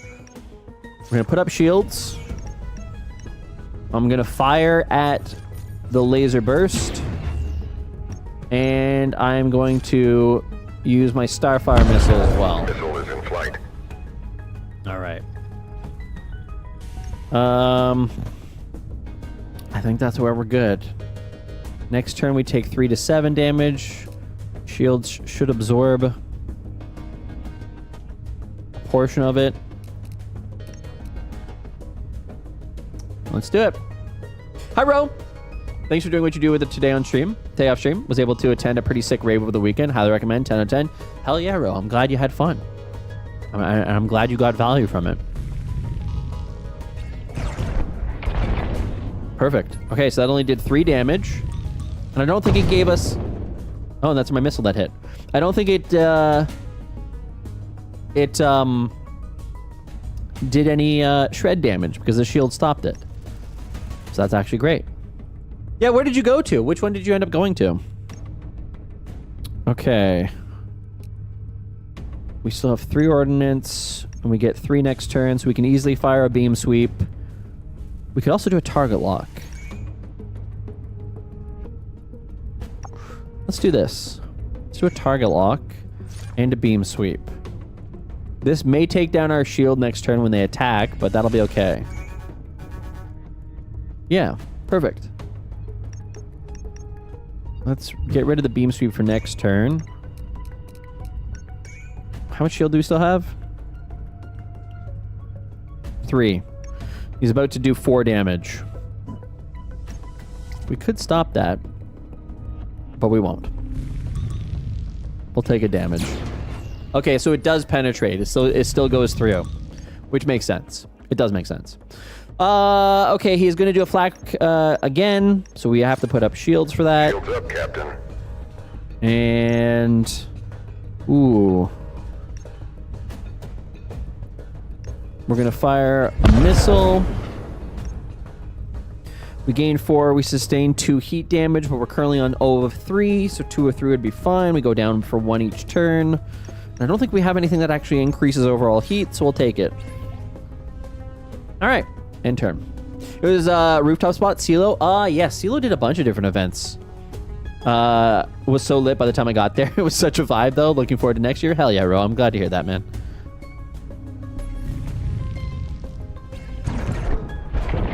Oh, we did take some damage there. Why did we take so much damage? Target reached, Captain. Why did we take so much damage there? This should take out their overall laser burst. Yes, that's now destroyed. It's got 5 health left. This should kill it.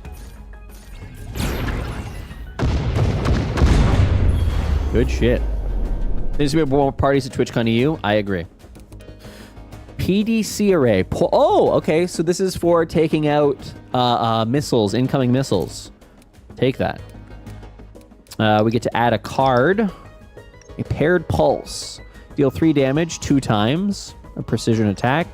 A light torpedo. Deals 8 damage after 2 turns. Raise shields. If you don't have shields, adds 12 shields. And 1 turn otherwise adds 6. Okay, so that's if you don't have shields. And then a harnessed strike. Gain 1 shield point every time you play in a laser or ion attack. I think we're going to take the raised shield. Because we're still running off of basics. Gain that and continue. Hey, Zach, is there a glitch where the gift sub from Twitch, a streamer got 51 extra gift subs on 10? Are you serious? No, I don't think there's a glitch. That's wild, though. Holy shit. Because Nair gifted 50 earlier, and we got 37 back from that one. You got 27 on 10? No, it's not glitch. Twitch is just being remarkably generous, I suppose. I couldn't strategize like this. Would die every time. I think you'd be okay, Ben. Well, fuck. Wait, hold on. Can I gift subs to my own stream? Can we rip off Twitch? Is there a possibility? It feels like it literally is gambling, by the way. Literally a gamba. It feels like it literally is gambling, by the way. Oh god, I was like, there's no way you made that a There was no way that you made that into a blurb that fast. Let's see. I'm going to do this. Let's see. What happened?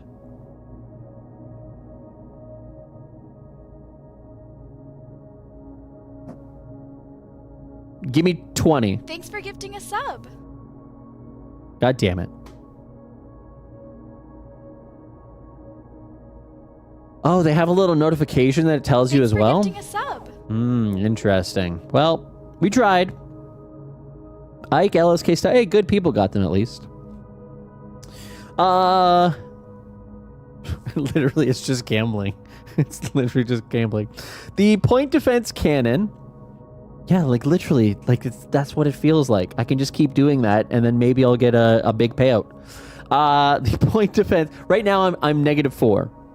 Right now, I'm -4. The points defense canyon. The point defense cannon you salvage from the enemy goes on the Ox mount, providing effective defense against enemy missiles. Auxiliary equipment operates without a crew member, but doesn't add a extra card slot in combat. Open your ship status screen to equip it. Okay. So it goes here. Okay, cool. I get it. So it adds 2 cards. Which are those? Okay. All right. Can we upgrade? Cannot upgrade. Fair enough. All right, next spot, repair station. Perfect. I like it. You come across an abandoned. What if someone gifted 100? That would be 20, right? I guess technically, yeah, but at least 20. At least 20. Oh, wait, no, Shade's got one from Twitch. Okay, let's see some. You come across an abandoned repair station. A large part of it has been stripped clean by scavengers, but upon closer inspection, one of the maintenance bays still seems to be functional. Doc can attempt to do some repairs. It might not look like it, but some of the equipment left here is actually in good working condition. Your engineers gets to work with the assistance of the rest of the crew. A few hours later, the hull looks better than ever. 12 points repaired. Nice. We're basically back up to full. All right, next one. Sir, a gunship is getting ready to fire. They must have some stealth tech that kept them hidden from the Magpie's sensors until they made their way into the direct engagement range. We've got an incoming hail! Patch it through. There you are, little Magpie. We've been looking forward to have a word with you. This doesn't need to get messy. Hand over the data core you've got in your hold, and you'll fly away unscathed with the rest of your salvage. Power down and prepare for boarding. Captain, if we power down our reactor, we're as good as dead. We're dead either way. We can't take a light cruiser on in this ship. Then we go down swinging. I'm not taking orders from a pirate. Engage combat protocols. We make our stand. Here we go. It saddens me to hear you choose violence, Captain. The data core is designed to withstand thermonuclear blasts. Don't expect us to hold back. All right. You just made it sound very specific. I guess I know now. Yeah. Ooh, nice looking ship. Definitely got some missiles and shit. Bunch of different guns. A little waggler thing up here. Careful, that spread shot can shoot down our missiles. Okay. Deal 2 to 4 damage and destroy the closest enemy missile. Aha, okay. Damn, we got 2 of these things that shoot down their missiles. They don't fire that till next turn. No VFX, so there's no visuals on that just yet. So this is an early access. Hi, Naj. Out of names. Thank you for the sub. Big fan. Hell yeah, Naj. Appreciate it. Welcome. Welcome, M. It's going to do 2 to 5, so we might as well raise shields. Oh, wait. Should we consider... We only have 6 this time. Damn. All right, raise shields. It gives us 12 shield points that last for 2 turns. Do we do a laser pulse? Perhaps on that star flare basic launcher. Or maybe we take out their spread shot. That fires every turn? Oh, shit. All right. And let's get rid of one of these because we might need a different card here in a second. That's going to come next turn, so we'll play that next turn. Okay, only 3. Good. Yeah, this turn's going to be weird. He can do Take Aim, Laser Pulse, and Star Flare.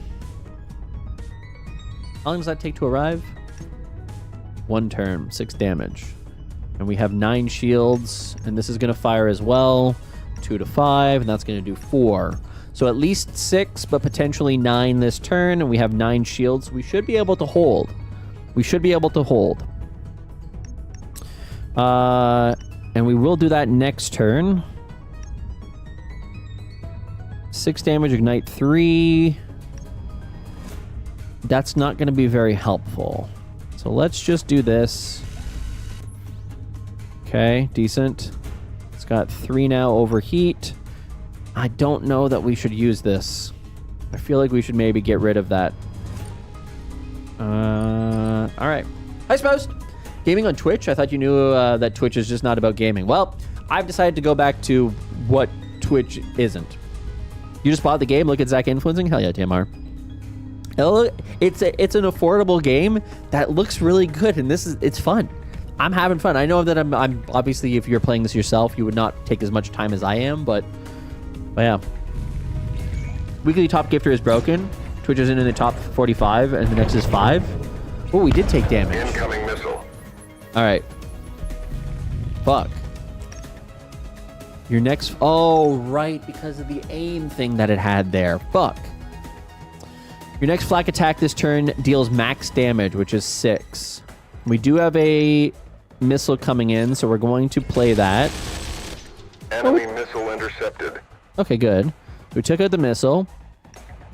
We don't have the ability to get... Oh, we can get shields up. 6 damage? Yeah, we can get shields up if I use this. Shields up. We don't have a missile coming in right away. Okay, we're going to get rid of the shield too. I just hope that we get a ton of damage this next turn. Here we go. Wait. Okay, no, it just took down our shield. We're fine. We didn't actually take damage last turn either. I just noticed that. Okay. Laser Pulse. What is this? Attack deals -1 damage. Oh, enemy attacks deal -1 damage. So next turn it's going to fire a spread shot, 2 to 6. It's also going to do a laser pulse, which is 5, so it's going to do 7 to 11 damage total. And then a Starfire is going to fire out as a result. We have no shields. Damn it. Okay, well, we're going to take this because we're maxing out on damage here. We're going to do... I really want to take this out. Do I have the damage to do it? I don't know if I do or not. Deal +1 damage. 2, and that's a 3-2. Well, let's try to take it out. Hope for the best. Damn it. Not enough. Well, incoming.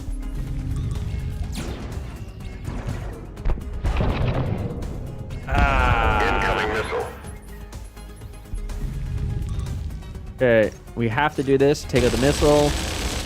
Enemy missile is down. I wish we had the resources to be able to pop this, but we don't. It still has...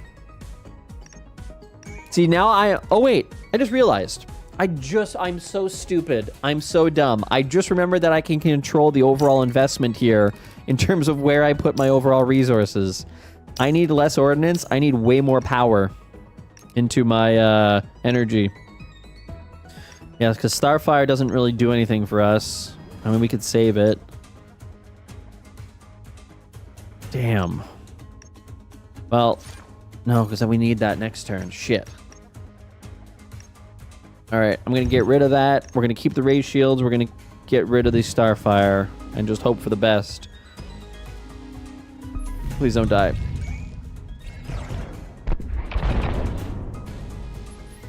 Okay, it wasn't so bad. It wasn't so bad. It wasn't so bad. Now we should be able to do some serious damage here. We've got 6. That's a 3 and 2. So we can do that. We can fire the star. Yeah, okay. Let's do raise shields.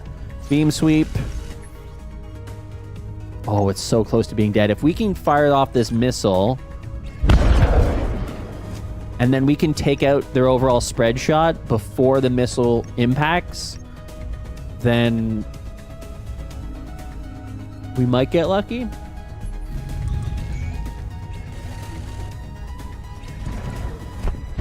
Missile went off radar. Ah, damn it. Okay, so it does do it before then. Okay. Well, we're learning. We're learning. Oh, God, we just got shields, and that's it. Oh, jeez. Well, well, maybe we can take this out. We can actually take this out. No spread shot. Shields. Shields. And drop that shield. And do I need additional mass? I'm going to turn down a mass and add that into ordnance. All right. Laser cooldown. It's going to fire again. Black does max damage, but we've taken that out, so we don't even have to worry about it. Good. End turn. Okay, great. That was the best case scenario.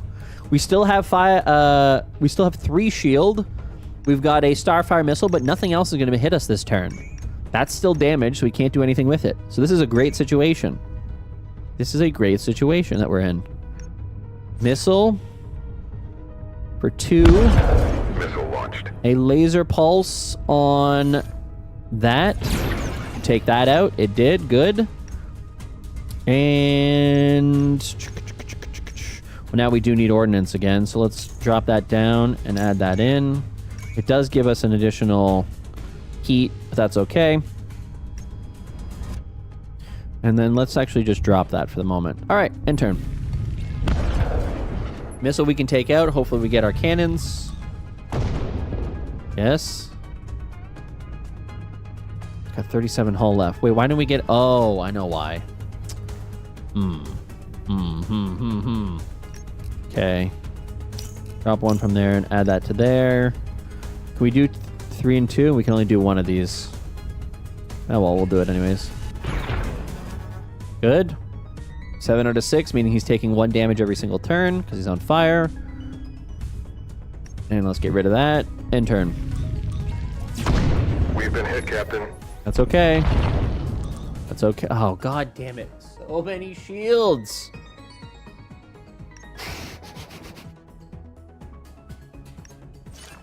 Well, we'll put up 2 shields. Drop the other one. We'll keep the laser pulse for next turn. His spread shot is back, and he's going to do a Starfire this turn as well. Hopefully we get the ability to shut that down. That's going to... Yeah, that's fine. That's okay. Damn it. Didn't get what I wanted. He's got a lot of things incoming this turn. That missile's going to do 6 damage, which takes down our 5 shield. He also is going to do this and this. 4, 6. Oh, man, we're going to take a lot of damage this turn. We'll add additional shields. We're going to drop the target lock.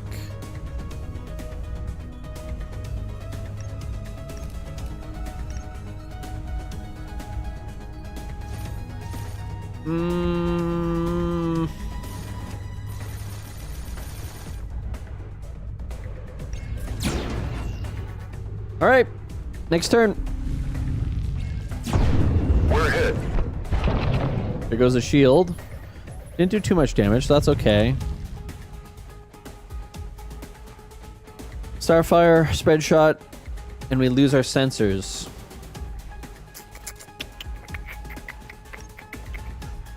Only do one of these. Oh boy.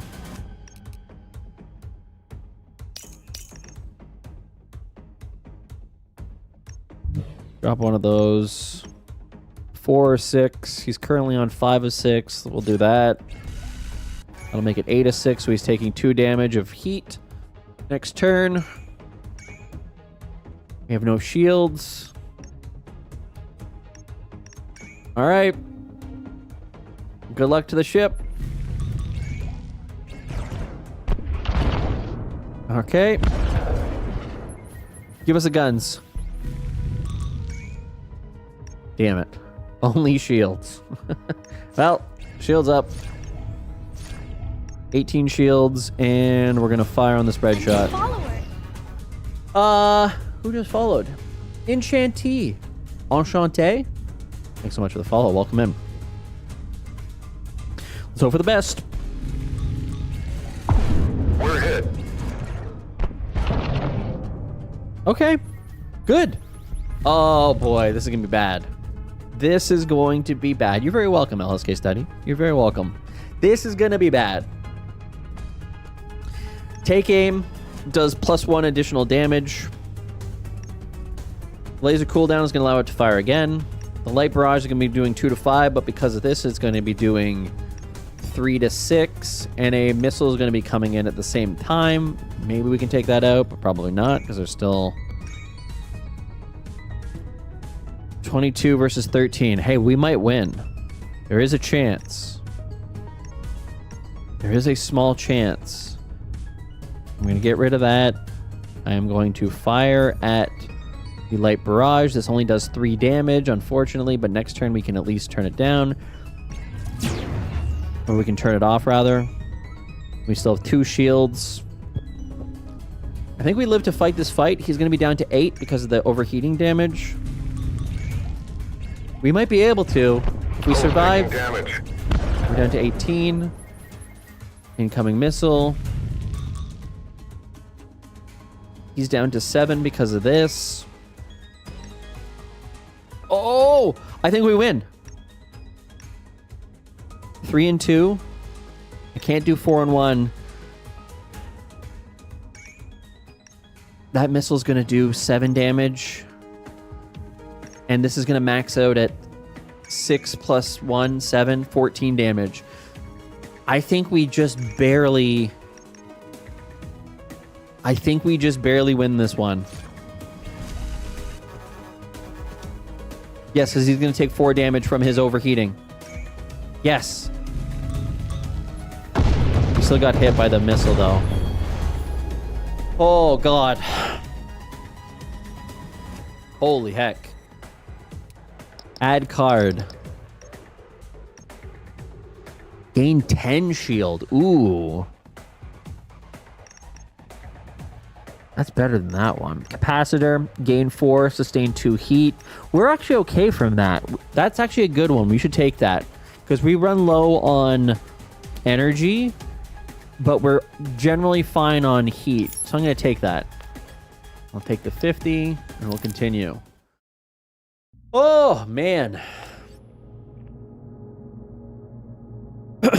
Looks like... I don't know how to do this guy's voice. It feels like it should be like a raspy hidden voice, but I don't think I do. Oh, maybe it can make a...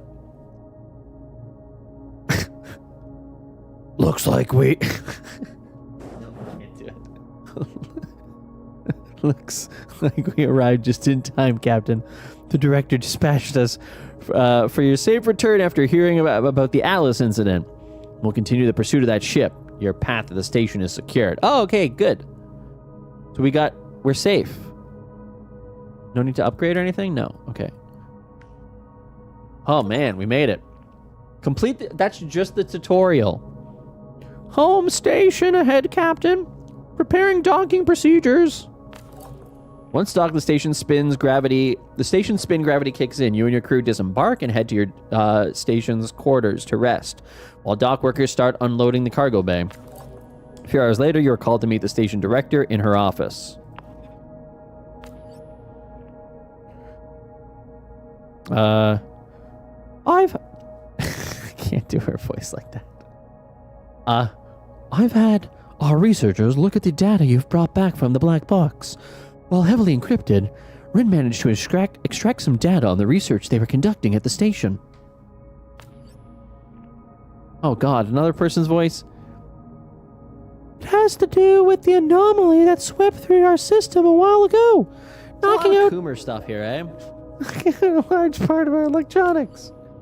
The equipment aboard the research station was able to extract some sort of information from it, leading them to believe it was coded message or a signal of unknown origins.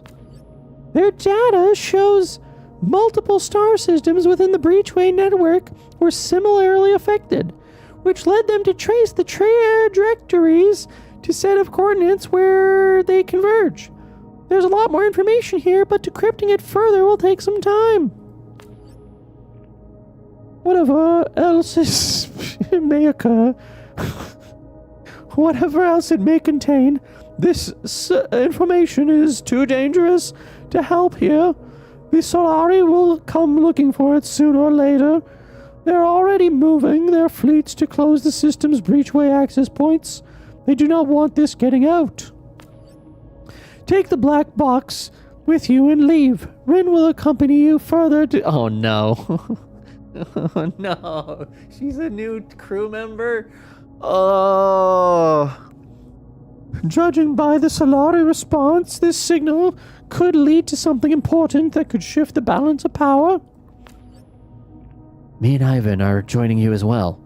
There's no way you're going on some crazy suicidal adventure while we stay behind. Guys, we're gonna meet in the streamer curious room, just to see. to do maintenance work on the ventilation systems. If only there was somebody I to do all the voices for you. The voices are breaking down. It's getting pretty bad. This is gonna be like Doki Doki all over again. Zach will be in pain soon. That sounds about right. We'll stay behind to do the maintenance work on the ventilation system. Good. We are preparing the Corvette-class gunship in the... a Corvette-class gunship in the hangar for you. Posing as a mercenary will allow you to freely within the breachwork network without raising suspicions. Once you're ready to leave, head to the random system in the breachway network, and from there, start making your way towards the signal coordinates. This should make it more difficult for the Solari to connect you to the whole thing. Godspeed, Captain. Head to the hangar. Perk unlocked. Well, don't know what it was. Left too quickly. Ooh. Damn. We get a better ship. Look at this bad boy. Ooh. That is nice and balanced in terms of the symmetry of it all. Hell yeah. What do we got on the top here? A pulse laser MK2. Barrier shield. Yeah, something about 40 credits. And a res bay. What does that get us? Gain 1 for every 2. Oh, for every 2 you spend. Oh, interesting. Okay. Start out with... Okay. Oh. So we now have... Oh, so this is what keeps... This is like the roguelike elements of this game. Is that each time you can have different perks and stuff. Yeah, $15. It's pretty good. Why are all your ships failing, Zach? Because we're going to fuck space. We're going out there. I mean, this is the dream, right? Savings. All right. Hot reload. That was my nickname in college. Every 6th attack returns to your draw pile instead of going on cooldown. Oh, okay, interesting. Oh, so it's a bigger ship overall, too. Okay, Ordnance 3. Can we upgrade? We don't have enough money to upgrade. Okay. A well-rounded ship that strikes a balance between offense and defense. It boasts a pulse laser that performs best in a multi-attack burst, destroying enemy equipment with ease. Oh, wait a second. Oh, shit, there's all kinds of ships. Damn. That one looks terrifying. Reach the second system boss with any ship. Oh, that's how you unlock them. Enter the second system with the Marauder. Oh. Okay, I get it. Cool. All right, well, we'll start with this ship then. Free Roamers Starkin. What was that? Is there a... Holy heck. Faction relations. Most map nodes are under the control of one of the game's factions. Events in these nodes are influenced by your standing with the controlling faction. Holy. Some events can present choices that modify your relation with one or more factions. Faction relations are grouped as follows. Hated, 0 to 1 pips. High chance of negative events and possible ambushes. Disliked, 2 to 3 pips. Chance of negative events. Station docking requests may be denied. 4 to 5 pips. Standard event outcomes. And allied, 6 pips. Can lead to ally support in events and combat as well as better rewards. Oh shit. Hi, Lumpy. Yo, this is deep. Oh god. Captain. Captain, our sensors detect a group of Starkin gunships on our flight path. Why have I done this? The vast majority of things that streamers do is so cringe. Looks like they're trying to block any ships from entering the system through this Breachway corridor. I don't know why I've done this.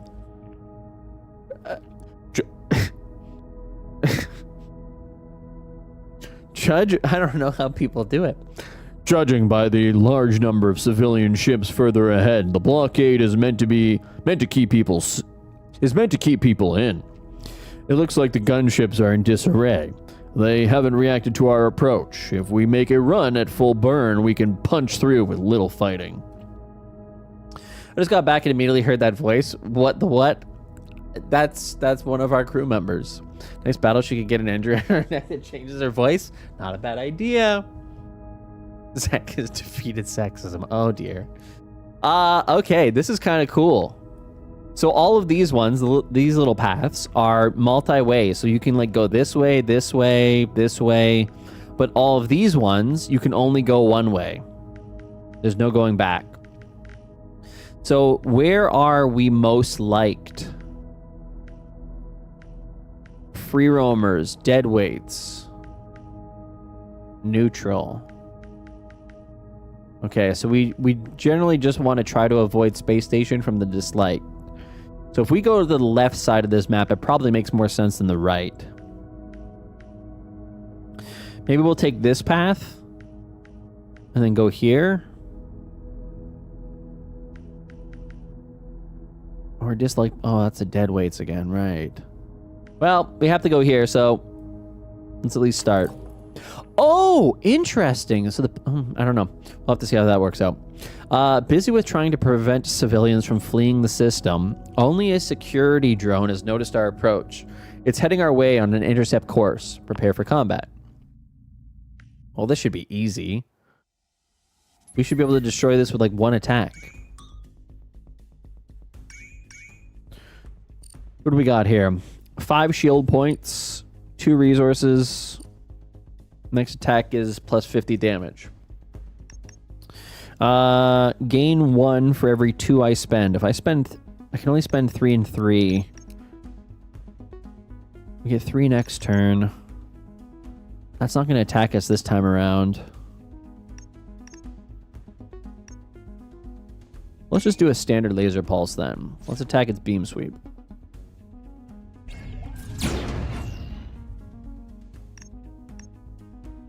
Should we also put up shields? 3 and 1. We get a plus 2. We're going to have 5 and 6 next turn. 3 and 2.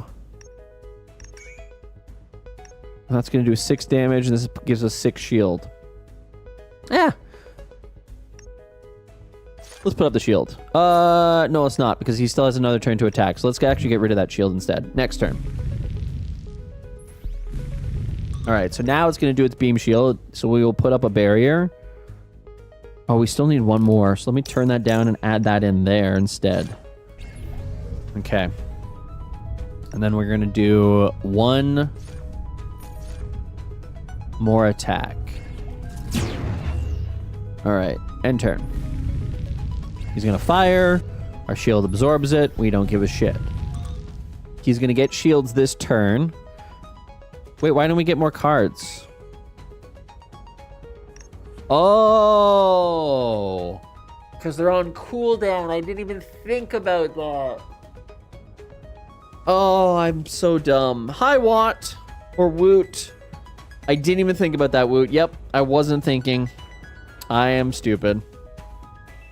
Yeah, you have to manage a lot of things here all at once. Okay, so the shield... I say we just wait this one out then. I do want to get more ordnance, so we wait this one out. He gets shield. The shield disappears at the end of this turn. He is going to attack, so we do need to put shield on. Shielded. Let's drop this down to 3 and put that up to 2. And then next turn, we should be able to get either barrier or laser pulse. Ideally, we get laser pulse. If we can do a 3 attack all at once, that would be a treat. This only does 6, right? Oh, it only does 3. Why does it only do 3? Yeah, okay. Fine. Perfect. I got exactly what I wanted. Conservation goes on. We're going to take the first laser pulse. Enemy shields down. Deal 4 damage. All pulse cards are played this turn. Deal +1 damage. Oh, I did this in reverse. I'm stupid. I did it in reverse. Oh, well.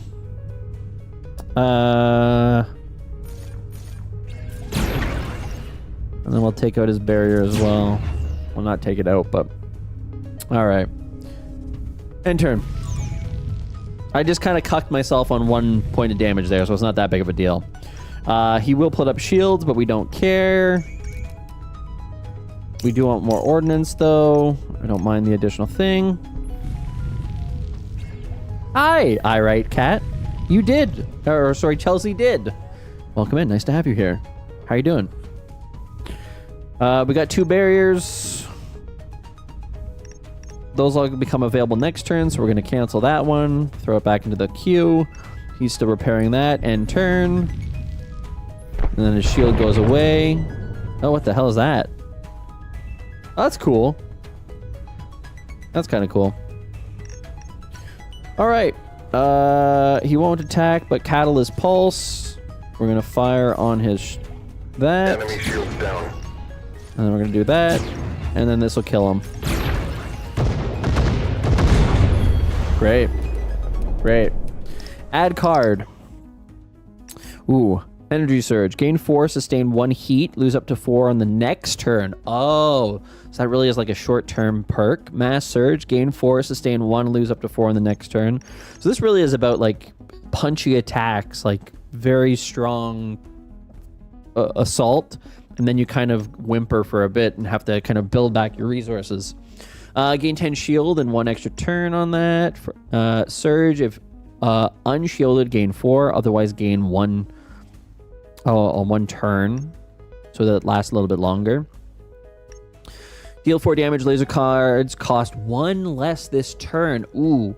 So yeah, this is the this really is the idea of you can supercharge this stuff. But I think if I get that, I'm going to definitely need more resources for it to be viable.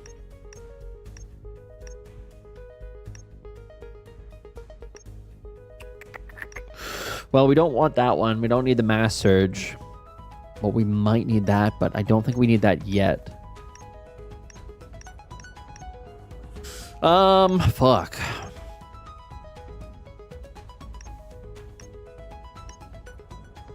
Yeah, we don't have any pull on our overall mass. Maybe I'll take this. Let's give us some overshield. Take that and continue. All right. Next, Sector Gateway neutral. After we breach the blockade, multiple ships try to make a run and exit the system. This feels like a turn-based version of FTL. Yes, that's the game I was thinking of, FTL. As we mix in with the group of civilian vessels, the Starkin gunship breaks off pursuit and focus on keeping the fleeing ships in. Incoming... Why did I pick this? Incoming message request, Captain. It's impossible to isolate the source with so many ships grouped together. Greetings, Captain. What a scam! Oh! Why are you saying it a scam? Did I do something to make a scam? Oh, do I not? I just realized I don't have my ads on.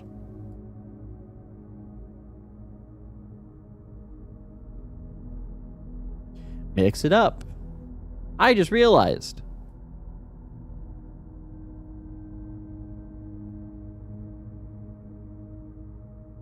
Do.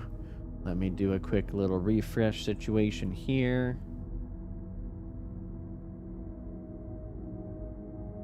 What is that?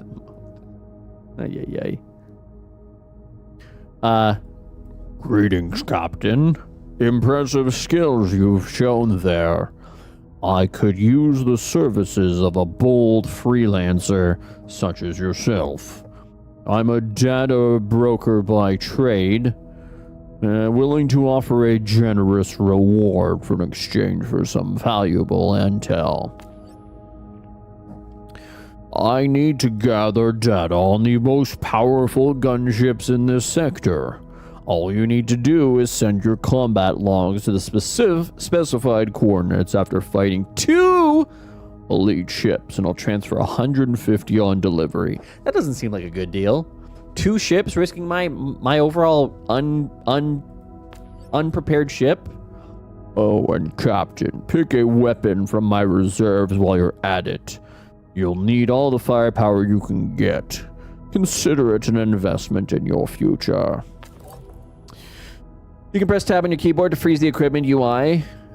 Oh, okay.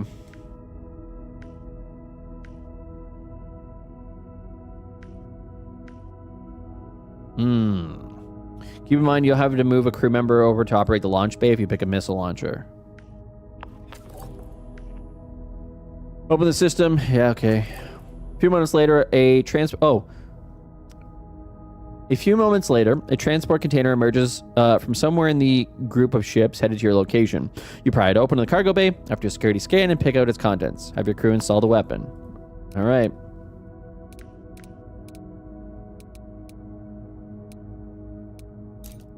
So I need a crew member here, though, don't I? I don't have a crew member there. Well, okay. Conflict zone disliked, waypoint disliked, waypoint allied. Well, I think we go that way.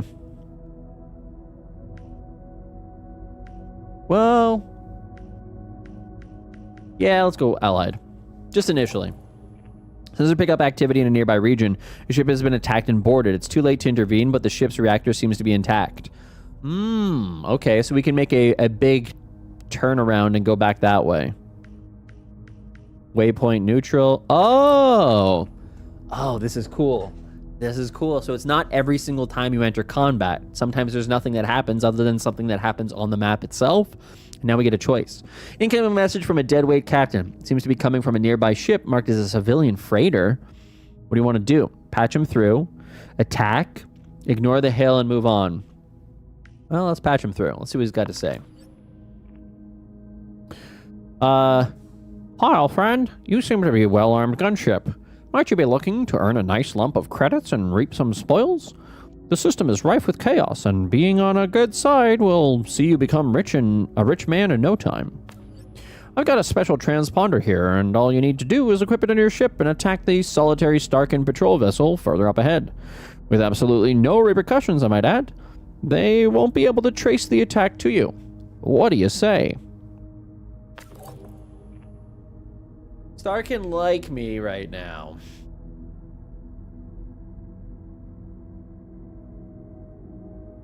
The deadweights don't really like me. What do I get out of it? Money. $5 a month. As your lawyer, I cannot advise you to aid and abet this criminal activity in space.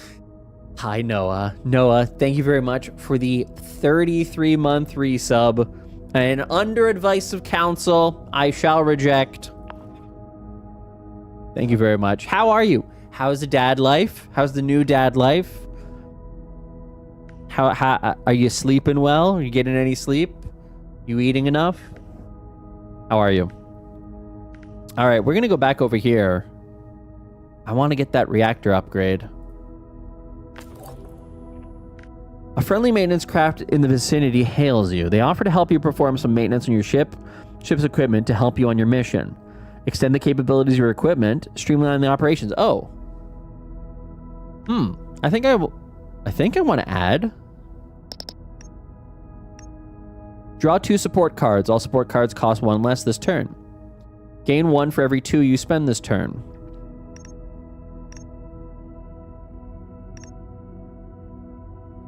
Oh, that seems like both of those would be pretty good to use at the same time, maybe. Oh, but it's just this turn. Auto shield. Gain 4 and then draw a shield card from your draw pile. Charge barrier. Laser. Deal 4. Laser cards cost -1 this turn. Hey, that's pretty good.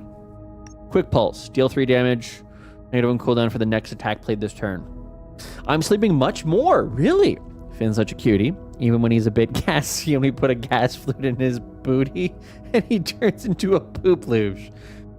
All right, that's a sentence. Like a literal jet stream of searching forth. Jackson Pollock style across the wall. Even then, he's cute. All right. I think you had to be a dad. I really think that there's something that changes about you when you become a dad. That the non-dads probably won't fully understand.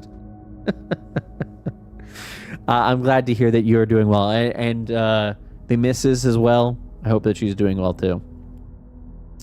As you can see, I am not doing dadly things. I do have a cat. That's true. I'm not even doing my job. I'm just having some fun here today. Damn, I don't know which one to do here. Gain 1 mass. We don't ever need mass. We have basically nothing that pulls on mass. We don't have any support cards, so this won't actually help us that much. Auto shield. We just got a brand new shield thing, so I don't think we need that. Charge shield. I think I'm going to take this one. This one seems useful in terms of turning us into a very effective weapon. Okay, so this is a conflict zone. I think we go there, and then we hit up the space station, and then we do a little loop back situation here to get that reactor upgrade. And then we can roll this way.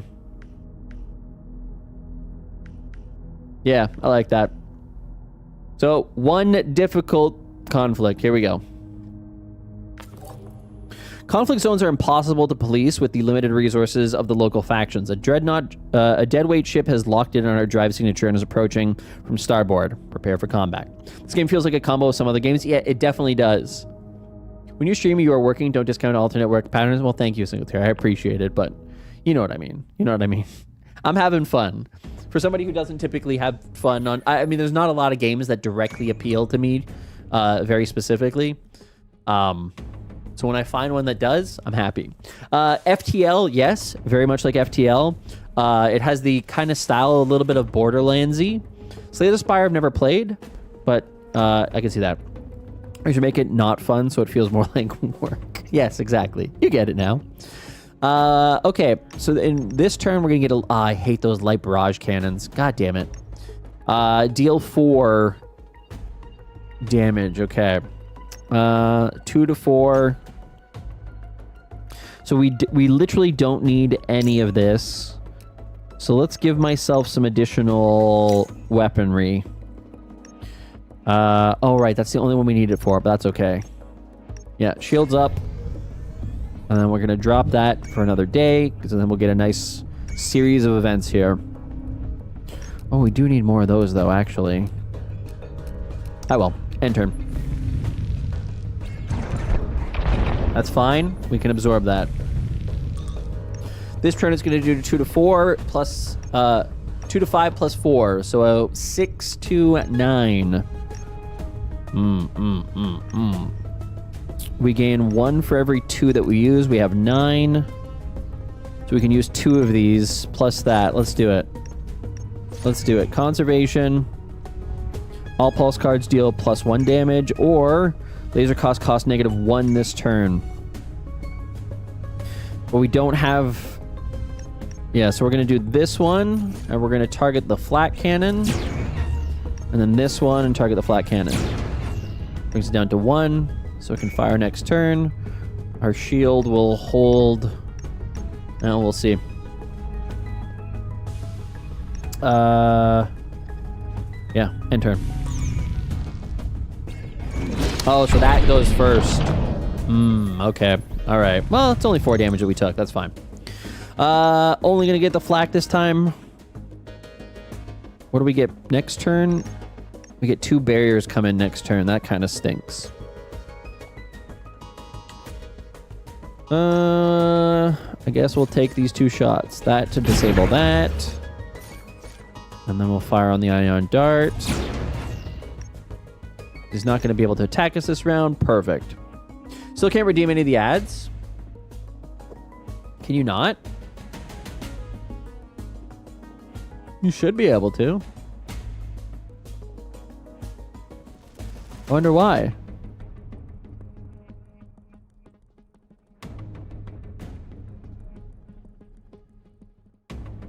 They should be back. Okay, we're gonna get 2 turns next turn, so let's just get rid of this, I guess. Oh, but... Well, maybe we can delay it. 4 and 2. Yeah, okay, we'll just keep it.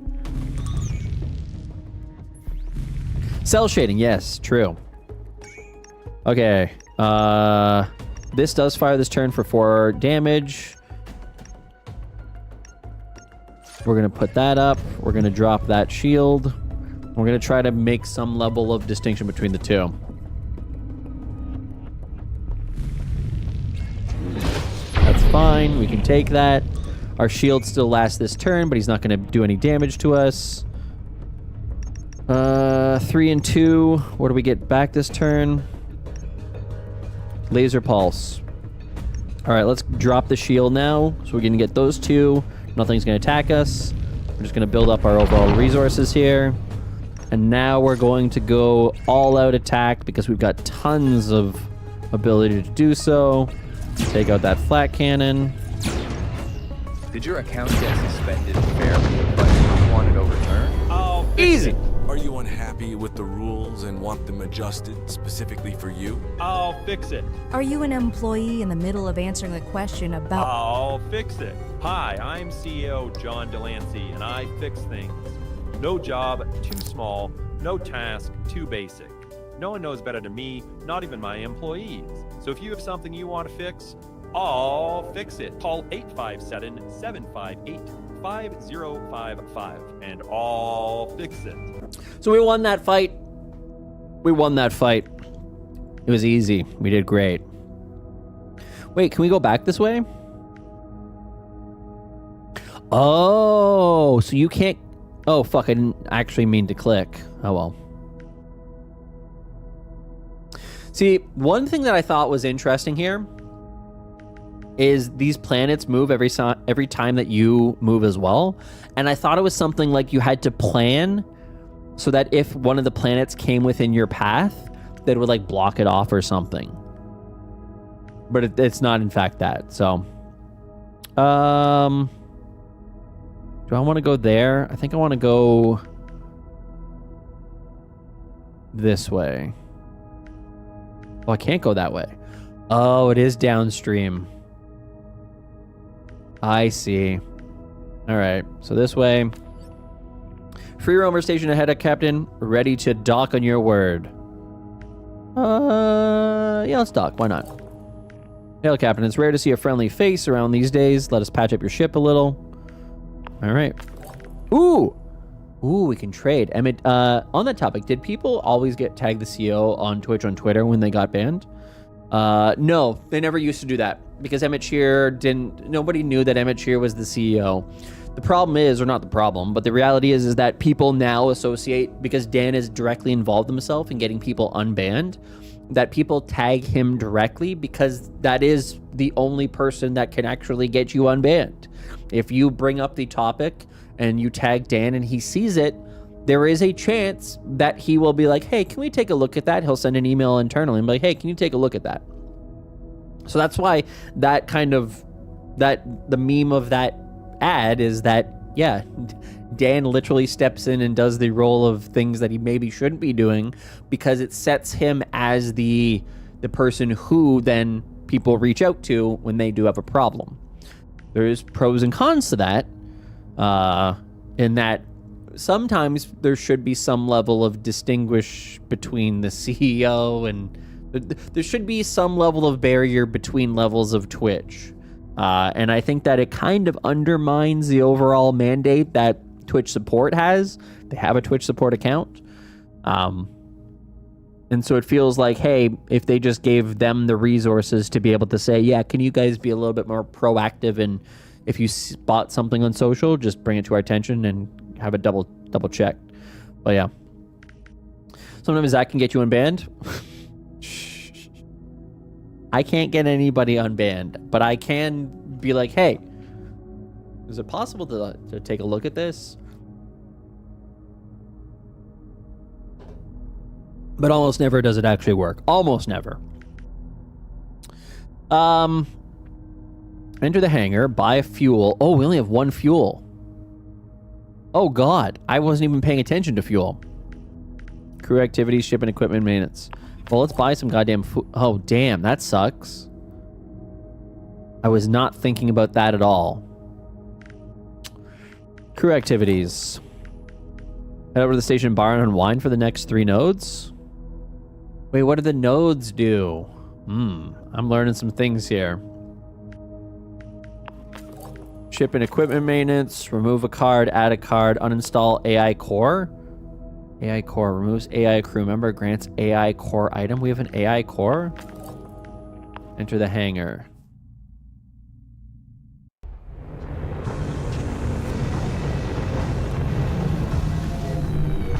Oh. I was wondering why. Oh, so that's our AI gunner. Oh. I just didn't know that I had to move that there to make that weapon start to work. Ah, okay. All right. Well, now let's leave. What is that guy doing? What the fuck is this guy doing? Just chilling, floating around on the intro. Thought you'd appreciate this. Someone did a 10 gift sub bomb and got 51. All right. So Twitch has messed up something, right? Like they're shutting down, right? Like you gift $50 in subs and Twitch is like, yeah, we'll just gift $250 worth. Something seems wrong. Something seems wrong. Let's depart the station. Okay, so am I fucked here because I only have 2 fuel left? Did I make a mistake? You're hailed by a main ship that's further ahead of you in the flight path that offers to service your ship equipment for a price. I don't need any service. Thank you, though. Ship hooker, eh? Okay. The ship's infrared sensor... Oh. The ship's infrared sensors detect a large heat spike not too far from our current position. Possibly from a recent battle or a reactor malfunction. The coordinates have been added to the map. So we're going to do a... Oh, wait. Can we even do a double dip here? You fly through a civilian agro-industrial production cluster. There's not seem to be anything out of the ordinary about it. You reach the location of the boarded transport ship. Initial scans do not detect any life on board. Fuck me. I'm telling you, there was some leftover money from the bits bonus round and they needed to spend it before the month. Maybe, yeah, it could be. That might be it. You might be right, Salty. Maybe nobody used the bits or it hasn't... Yeah, I don't know. Captain, the reactor core still has an active containment field. We can safely deactivate it and use the material to upgrade our own reactor. Okay, see, now the problem is I have no fuel.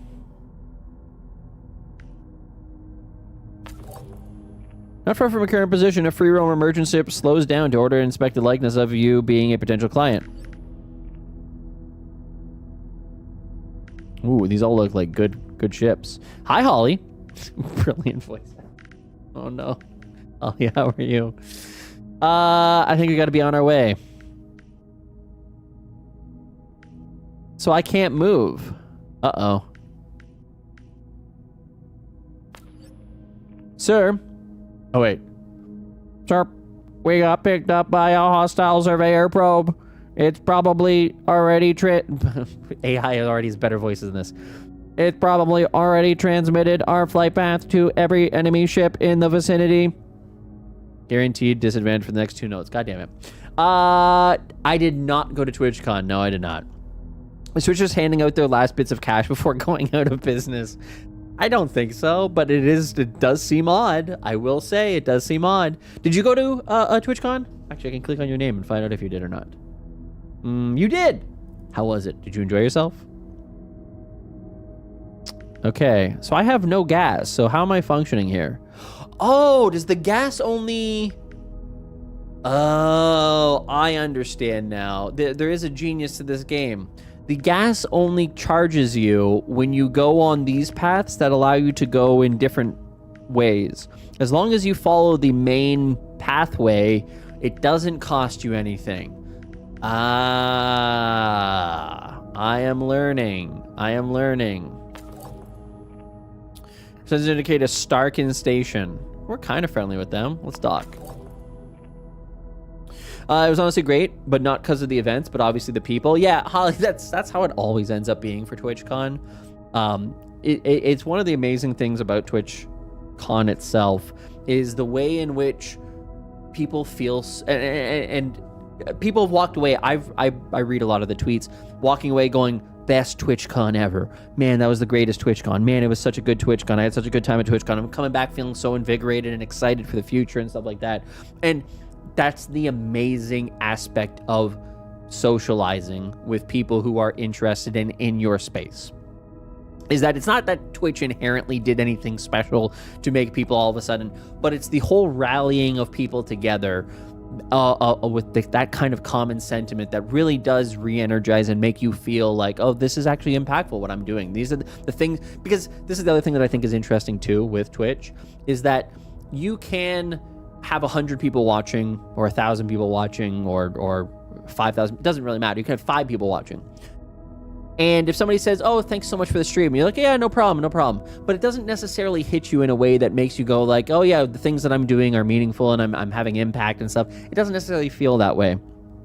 But when you're in person and one person says, yeah, your streams got me through a tough time, or I really appreciate it, or they made my days better, that has such a positive impact in understanding the actual impact that you can have on people. Because it just doesn't feel the same way as being typed in chat. It just doesn't feel the same way.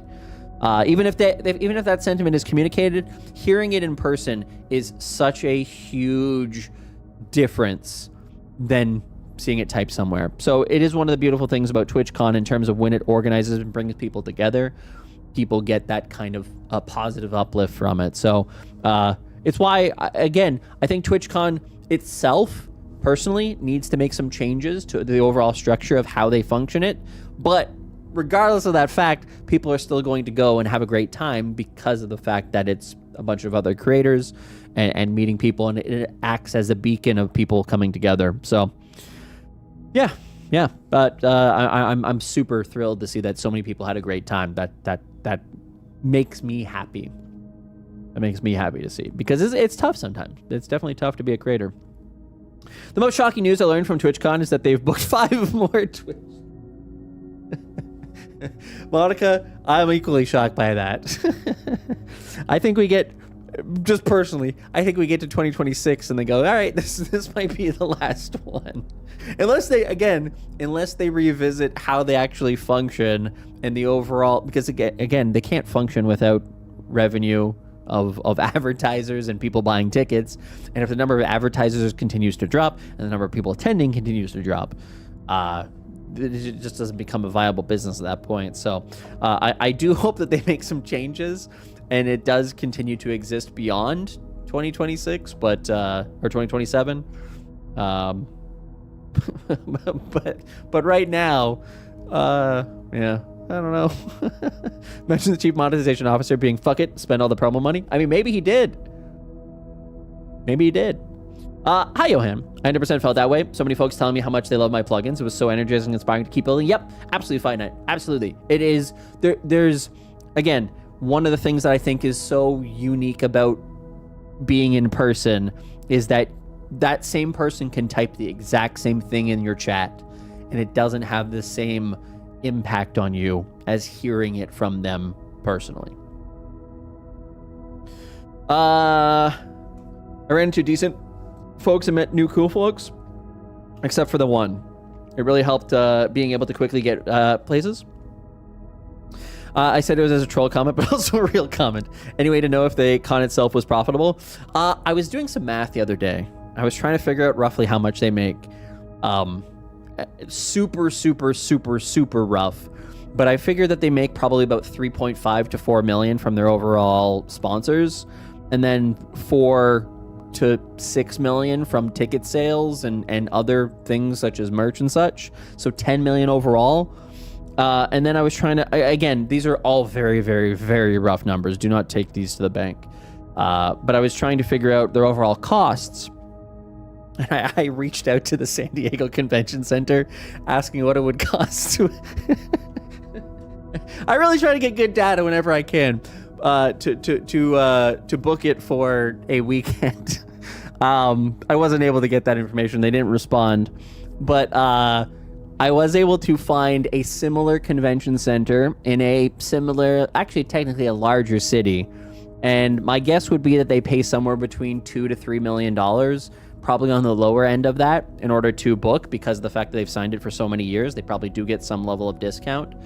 But then I was trying to do like the math and the security and then the people attending and then all of the promotions and marketing. And I still figure that they probably make 1 or 2 million, maybe 3 million, maybe 3.5 overall. So it is profitable, but certainly not as profitable as it once was. Especially for an event that is, once per year. I tried running this similar math, not the exact same math, on the numbers from 2019, and my number came out to there of them making $7 to $10 million. And keep in mind, that is pre-inflation numbers. So if you factor that for current inflation, that would be more closer to 12 to 14. So a pretty significant difference overall. But again, very raw numbers, nothing that I would ever bank on and be like, yeah, this is surely what they're making. They're still making money, but it's just not as much as they once were. And to answer your question, yes, less people attended this year. My estimate is about 23 to 24,000 people attended, which is 2 to 3,000 less than attended Vegas and 4 to 6,000 less than attended in 2022. When I meet Zach at PAX, I will tell him I hate his newsletter. It doesn't hurt him now, but it will sting then. True, Salty. Valid point. If you go to a Toronto event, you'll have to deal with with me shit posting IRL. Be wary. That's fine, Monica. I'm up to it. You're such a fucking troll. I hope you're talking to Salty. Maybe you're talking to me. Reaching out to them is brilliant. Yeah, multiple year signing definitely gives a bonus for sure. Can't wait for Bussey to come. Hi, Vader. They really look like they don't pack in that many booths. So yeah. The thing that shocked me, OBS basically runs the place, and the OBS team had a card table given to them by the GDQ folks. The least Twitch could do is give them a true booth. Yeah. Anyways, so yeah, there is your overall update in terms of TwitchCon and numbers and so forth. So we don't need any more morale. I think we're good on that. I think we're good on all those as well. Should we take 1 extra fuel? I don't really like spending all this money, but I guess we'll take it. Depart the station. You're calling me a troll. Why am I a troll? What did I troll for? Why me troll? Why troll I? No, Holly, I welcome it. I welcome a question. As the title says, likely also chatting about streamer stuff. This is an unknown realm to me. I am not a typical gamer in the sense of sitting here and playing a game. So any opportunity to talk about something that I'm certainly more familiar with is a nice break. Gotta make him work for the cat food. How dare you? Hi, Mama Burger. How are you?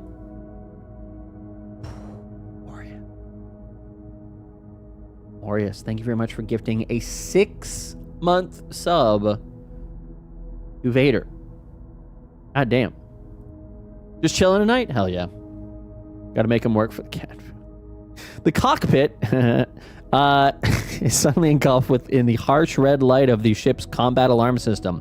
What appears to be a free roamer. Follower. Jim Appel, how are you? Welcome in. What appears to be a free roamer allied ship passing by was suddenly revealed to be a deadweight. Using a transponder to mask the signal. We are under attack. Damn it. All right. Well. We were hacked. We were hacked. Oh boy. We're going to get a beam swipe for 6 damage and a light torpedo in 3 turns for 8 damage. So we need shields. Play this card to remove it. Depletes 3. Uh-oh. We don't have any shields. This is bad. This is very bad.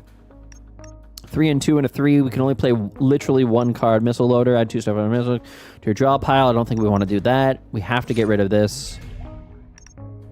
Oh boy. Well, incoming. Try to take out that beam sweep. You're a made man. You are. How are you enjoying Breachway so far? I'm loving it. I'm loving it. I was so looking forward to this game coming out. And yeah, I'm really enjoying it. Okay, I'm gonna play that as well. Just because. Hi, Game Pass, Dad. Bussey out here gaming. I know. It must be good. Yeah. Again, there's very few games that really appeal to me. This one has. And again, I've been keeping an eye on it for a while. I never played the demo. I didn't even know there was a demo. But it came out today, and I was just like, oh, I want to play that. But then I was also trying to be productive and do work, and I was like, how do I figure out how to balance these out? So here I am. Yeah, we're going to take some damage there. Okay, we don't have the ability to kill those missiles either. Dang it. 2 of each resources, 4 shield points. That may actually be what we have to use here. 4 damage in 1 turn. We're going to get hit with 2 missiles at once. And we still have no shields. Damn it. 5, 3, and 1. We can do a 2 and 1.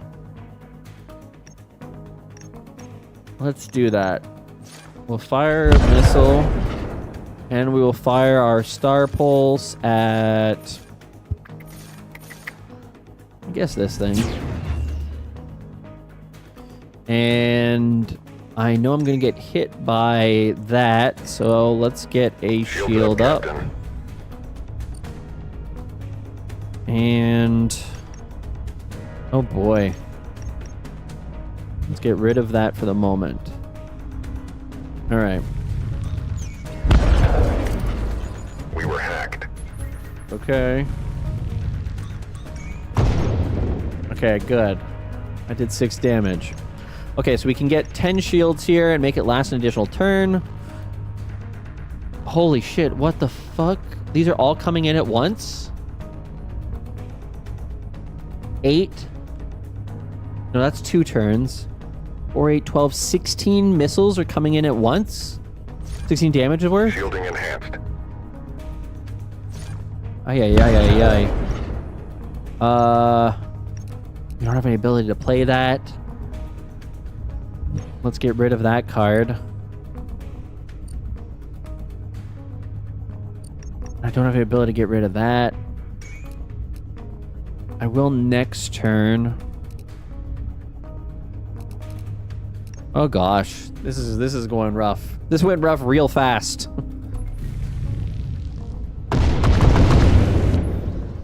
Yeah, that's not good. Still 15 damage left on him. Light torpedoes fired this round, and we're gonna get hacked. We take that out? We can take that out. Yes.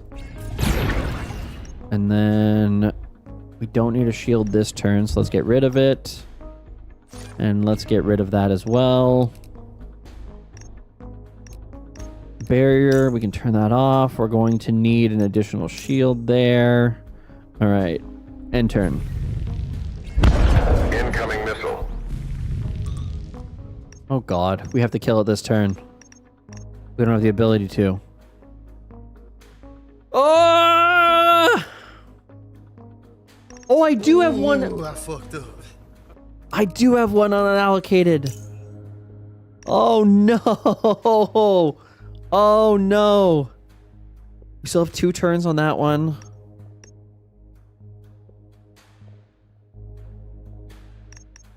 Six, 4. Let's fire that one. You don't have to use the shield yet. We'll use that next turn and... Yes. I understand. Okay, and those things are going to hit us at once. That hits him. We should be able to kill him here, though. We're still going to take damage. 8, 12 damage. Well, let's just play conservation. Put up shield. 3 and 3.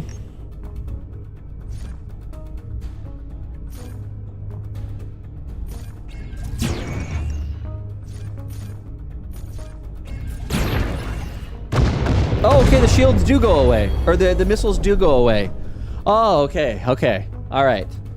Alright, see, I wasn't sure what was going to happen. I thought we would still get hit by the missiles, but now we know. If we do destroy the strip, if we do destroy the ship, that does end up taking out the incoming missiles. Okay, good to know.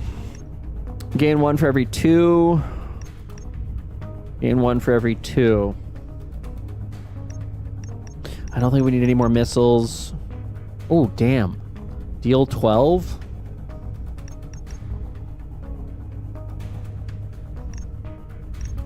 That could be useful. If we do a bunch of missiles in a turn, we gain 1 mass back. Let's take that.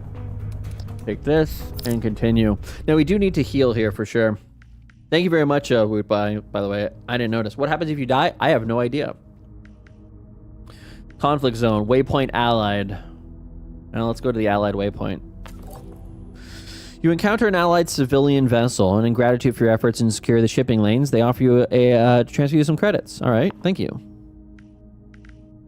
Now what happens? Can I still go this way?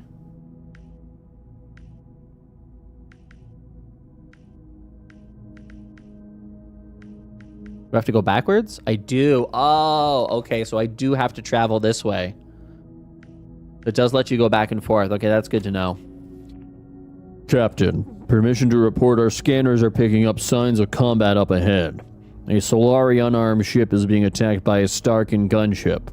The civilian ship's hull integrity is critical. If we are to intervene in time, our only option is to fire on the attacking ship and draw its attention.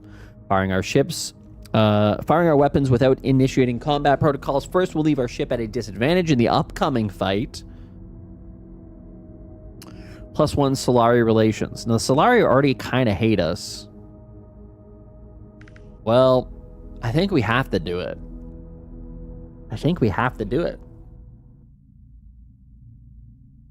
We're not in a good spot. We're down on hull here, and we're attacking. Oh my god. We're attacking a ship with a lot of... Oh, this was a mistake. This might have been a mistake. Oh boy. This might have been a mistake. Gain 1 for every 2 I spend. If I spend 4, I'm going to spend 4 on this one. We're going to get 2 of those back, which will give us a shield for next turn. So let's do that. Then we have 3. And then at least we have 10 shields. We have 1 laser damage. If you deal 15 laser hull damage while active, card becomes an upgrade. So +1 laser damage. They're going to do 3, so that's going to be 6 damage. So it's 8 damage. Plus this, they're going to gain 12 shields. Lose all of your shield at the start of the next turn. I mean, it is a roguelike, so you know losing is progression. That is true, Alan. That is true. I think we need to keep the shield. We can play that next turn. We can't play that next turn because we have 3 going in here. We do need to build up the overall weaponry to be able to do a significant barrage. I say, well, We do have 12 morale, so we can do some stuff here. We actually probably should. Now that I'm thinking about it. Let's gain 2 of each resource. That gives us a nice setup for next turn. I have nothing else that I can play for that. So yeah, that I feel okay with. Let's find out. Let's see how this goes. Yes, 4/4. He gets shields. Now his shields disappear. This turn, he's going to switch subsystems. I don't know what that means. Deal 12 damage on shield break. Disable 1 card slot for 2 turns. Oh god. Okay, so we need to make sure that our shields stay up. Cooldown drill laser, preparing it for firing. And he's going to gain 12 again. His shields are going to go down. Okay. I say we just build up our shields here. We're going to need to drop that and add that there because we need a little bit more energy.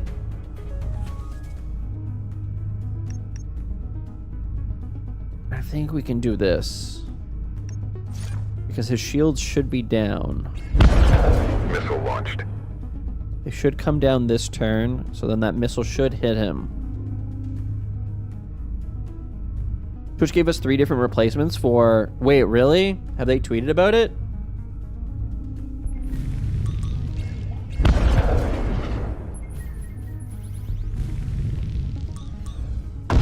Target reached.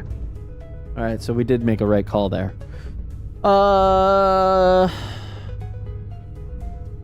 Hold on.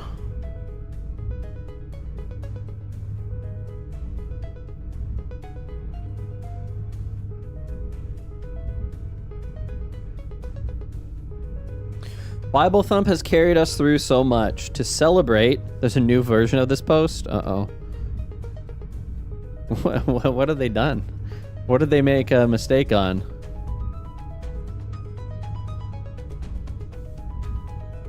What is going on? What did they do here?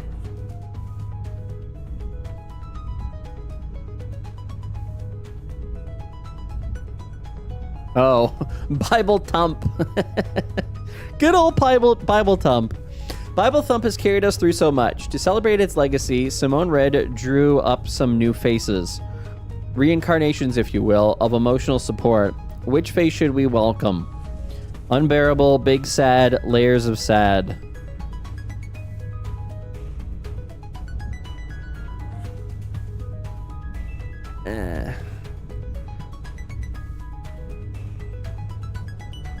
Craziest way to say we're not renewing that rights deal. We want Bible Thump. Nice. Do this. For those wondering what happened with the Bible Thump emote, I'm 100% fine with coming up with a good solution to keep or modify the emote, but I'm not in control of the new Twitch policies, so it's really up to them. Creator of Binding of Isaac is up for renewing the rights of usage to Bible Thump. How about you just renew Bible Thump, you cheap fucks? I like the onion the best, but I think the purple one fits a Twitch global emote better. The bear is cute, but doesn't fit the community vibe IMO. The bear feels like it'd be a creator emote and not a Twitch global emote. Agreed. Yeah, I hate to say it, but it has to be this one if they're going to do anything. It has to be that one. Oh, boy. I love that layers of sad emote.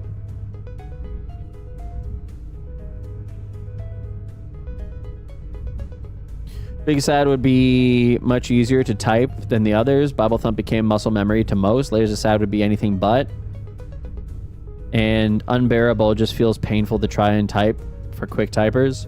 No offense to the artist, but none of them. Oh, as much as I love Bible Thump, I wanted to stay. The thought of Simone being passed the torch is Pog. Love his work. Why the original creator said they want to work with you to renew it. My vote goes to Layers of Sad. None of these. Layers of Sad. Why can't we have these in Bible Thump? Unbearable. And then what was the vote here? I think, again, I think Big Sad is what it has to be. For me, anyways. Interesting. Yeah, this one is way too personal. This one feels like an Admiral Baru emote.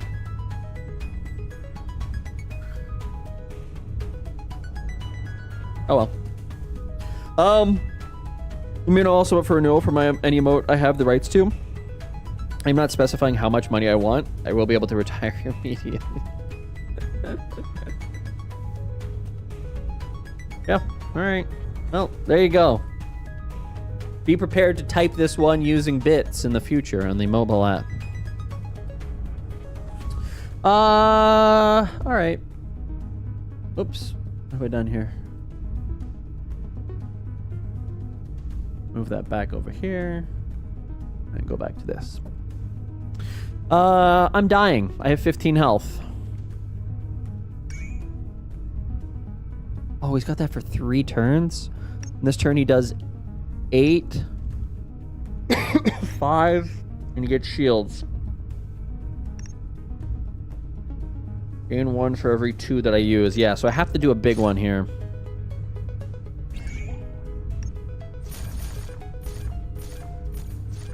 I don't have enough damage to kill that.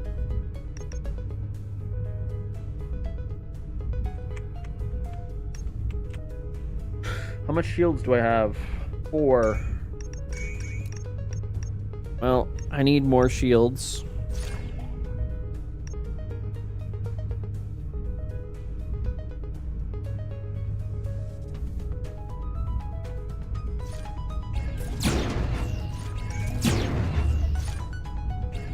Might as well.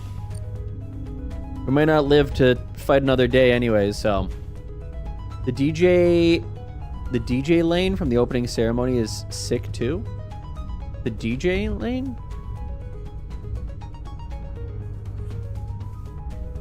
Oh, DJing. Oh.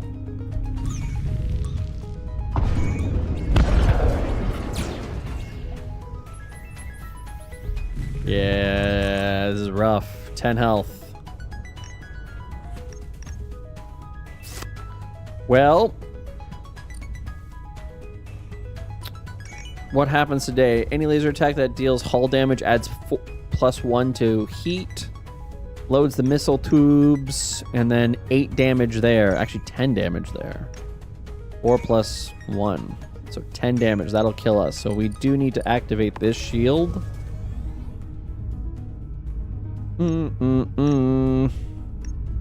That's this turn and this turn. Pulse. Laser cards, we have neither. So let's just fire some missiles. Fire everything!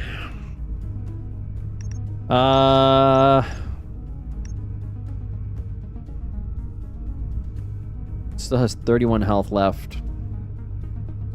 Not good, because this is about to do 8 damage in 1 turn. Let's drop that. I think we're dead. Enemy shields down.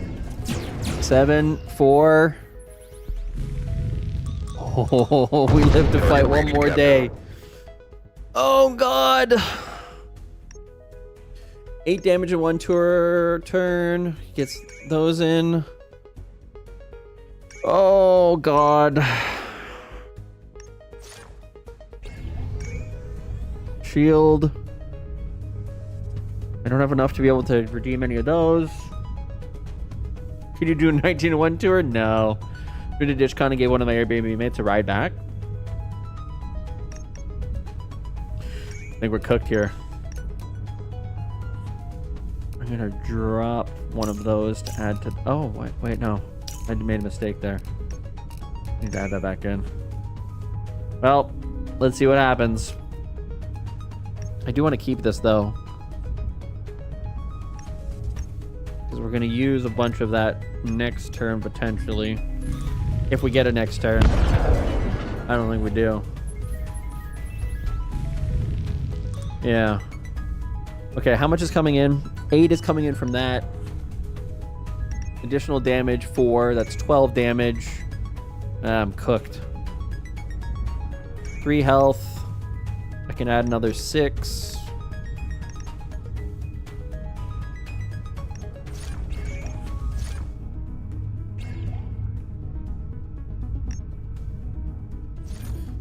It's got shields up, though. This is stupid. It's not going to do any damage.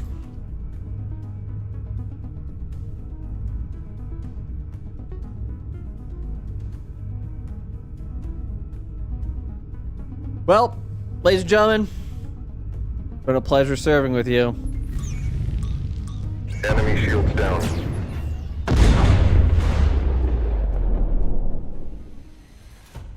Dang. Oh.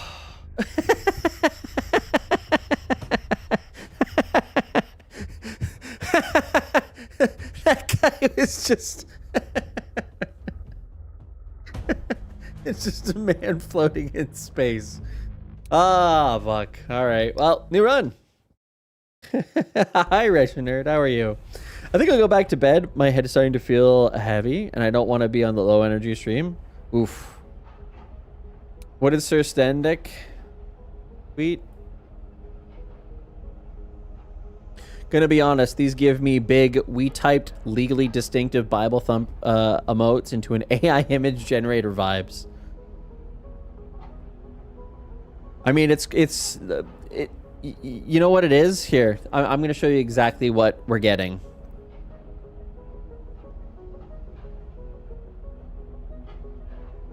One second. This is the future for Twitch. Where are they?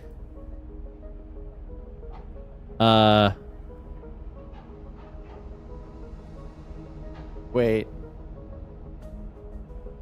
One second. Yeah, here you go. This is what we're getting.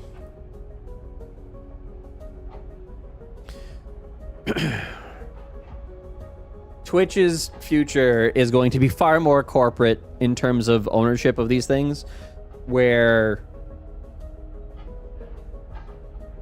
it's just kind of losing the overall history of the platform. Like, again, this is what I've been saying about Twitch for a while, and is very, very clear. Twitch is going to be a more corporate overall entity, one that is less meme and community driven and far more like, hey, let's just do things that everyone is going to directly appeal to. And again, it's nothing against the artists who created them. Obviously their directive was, hey, create something that is friendly for everybody, that people will understand exactly what it means, because not everybody understands what Bible thump means. Because when you come to Twitch for the first time, are you going to know what that emote is? I don't think so, right? And so rather than being this kind of niche-y platform, they're going for main market. And so with that comes a lot more basic kind of things. Which by the way, will be good in terms of getting rid of the vast majority of all those stupid emotes that nobody uses and nobody knows what the hell they are.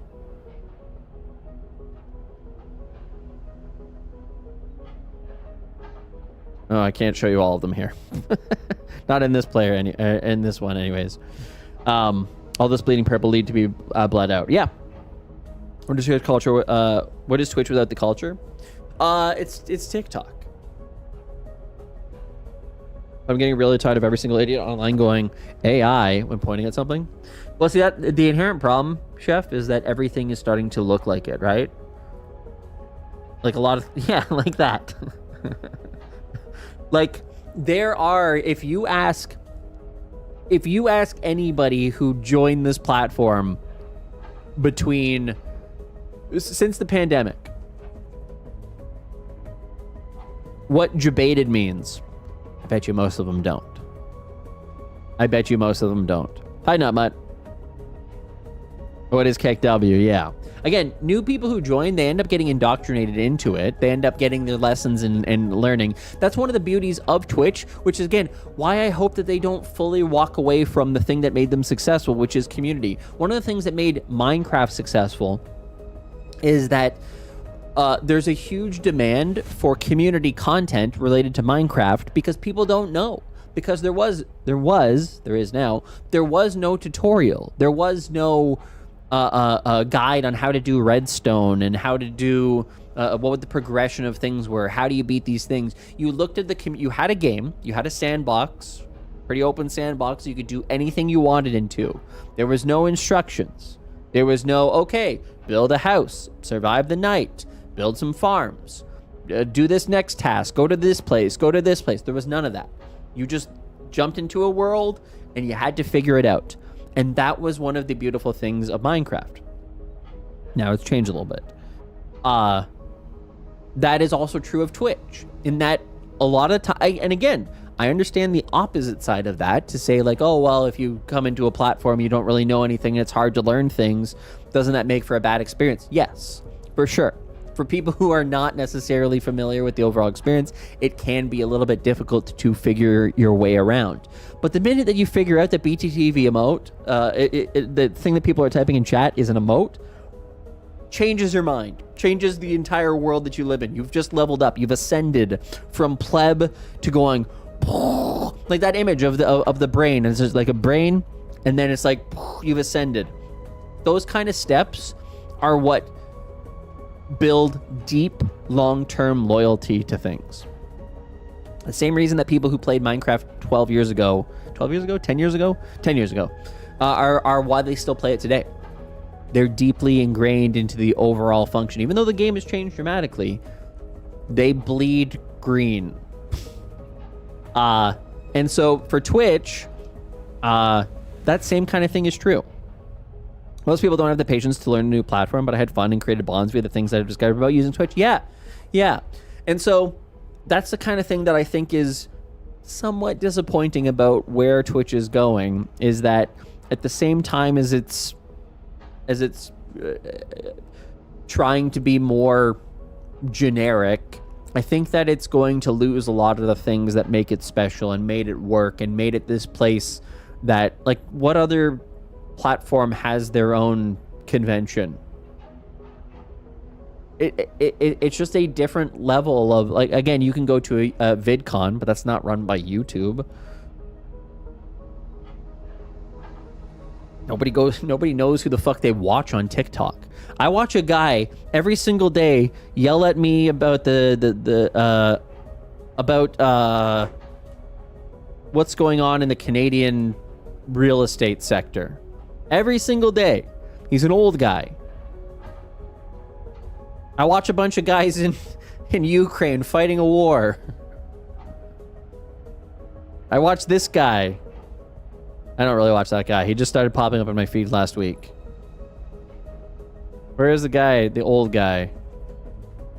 Old Canadian real estate guy. Yeah, this guy. Hey, this is for all you young people out in Canada. People in your late 20s, 30s, maybe even early 40s. People who just bought a house, have this mortgage that's, But I couldn't tell you this guy's name. There's another guy as well. Where's that other old guy?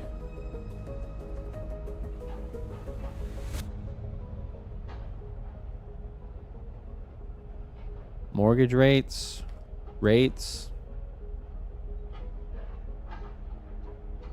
But yeah, this is the thing, is that, like, my feeling is that this is what Twitch wants. They want just kind of generic content, head down, sit up content that you just kind of stumble in on, and you don't say anything, you don't join a community, you don't get deeper involved in the overall building of those communities. And it's just, I don't know that it's another thing that people want. I don't know. Anyways, it is what it is. Hi, Bat. I'm a transplant, so there are things here that mean nothing to me, but the lifeblood of other folks here. But I'm also old, so maybe that has something to do with it. A pog is a cardboard disc. I guess it means awesome here. It does, yeah. In real estate, TikTok is the most sad. Comparing it to cat, yeah, it's kind of rough. He's talking to me. True, Reginald. 20-year-old buying a house must be nice. Some places. How do you make money from that, though, other than spamming people with ads? Well, yeah, ads. I think that ads are probably going to be a significantly bigger part of the overall future of Twitch. I saw this the other day. I think I believe it's meant to be a joke, but I also don't think it's meant to be a joke. I think it's a partial joke. I think it's a half joke. Money per ad? More money per ad. It's not kind of out of my control. It really depends on what brands are willing to pay. And ad revenue coming to Twitch. Are we looking at, like, is there something in the future where you see? I have to pee. Go. Okay, Joe, I'm trying to be professional too. Hurry up, I gotta pee. Okay. What happened to 2 questions? Oh, okay. Well, do you want the 2 questions? No, okay, keep going. Okay. All right, Mike. I know you have a lot to do. Okay, you're a busy man. I'm done. I'm going home tomorrow. Oh, he's going home now. All right. As far as ads, chat wants to know how. Ads? Yeah. Okay, more ads. How can chat watch more ads? Don't subscribe. Don't buy Turbo, and then you can watch more ads. And watch on mobile. And watch on mobile. Yeah, there's very little ad block on mobile. Okay. Will pre-rolls ever be an option to be fully disabled? Actually, we'll probably have more pre-rolls. Okay, thank you. All right. Hey, Mike. Thank you. I don't think he's joking. He is joking. He's doing it in a jovial, joking way, but I don't think he's actually joking. I think we will probably see more ads, pre-rolls in the future.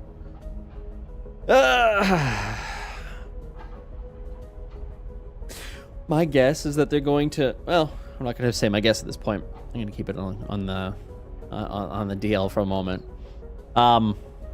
Yeah. Anyways, as I said during the keynote when we were kind of going through the blog post, I just think that Twitch is going to be a very, very different platform in the coming years. It's going to be far less Twitch, far more TikTok, far less community, far more lurkers, far less direct subs and bits, far more gimmicks like the little pressing the button and ads that are paying for the overall content. It's going to lean way more into mobile than it is for anything desktop. And people will still drive people into desktop, but it just won't be what is driving the overall general viewership of the platform, because I don't think that they know how to encourage people to drive people to this platform. So and again, I think they're really, really hoping that TikTok gets banned. How come people don't complain that YouTube plays ads on non-monetized channels as much as they complain about Twitch ads?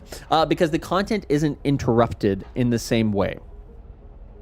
When you watch a Twitch stream, you're watching live. There's no pause. There's no, the content continues for most streamers behind the scenes of that ad. Whereas on YouTube, when you watch a video, the content that you're actually wanting to watch pauses. And then the minute the ad is over, which many of them are skippable, you're able to pick up exactly where you left off. And the player overall, I think it rewinds by even 2 seconds to give you that kind of lead in. So it is the way in which you would consume an ad through a VOD-based content. But on Twitch, we don't consume content the exact same way. It's live. Whatever I say right now is live. So that is why people have a different level of complaint against it. And here's the other thing. I think that new people probably are, especially if you're growing in the phase or the W community or the Kai Cenat stream. Those people are far more accepting of ads because they get drowned out in a chat.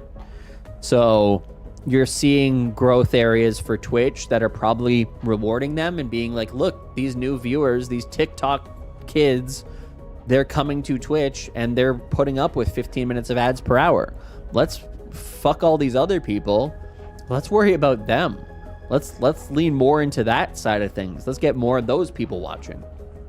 Because as I said, it does kind of feel like the current community is Twitch doesn't love it. Twitch kind of looks at the current community and goes, you guys complain too much. You guys don't make us enough money. You guys ask for everything. And what do we get in return? We don't really get that much. You're harder to sell ads on. You're harder to sell. So I think that they're just kind of recognizing that there's potentially a better business leaning into the TikTok side of things. And I again, from a business perspective, I think that makes sense. I think I get it. But from a cultural standpoint, from what made this platform different than YouTube and TikTok and Instagram and Twitter and all these different places that offer live streaming, is that I think it is that culture that makes it different. And so I don't think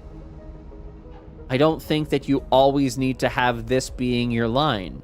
I think that this can be a completely fine business. But if you're Amazon, you want that. You don't want this. Hi, Elizabeth. or Alice? Which one? You can only pick one name. Refer to the TV community program and feel of Twitch. TikTok ain't it.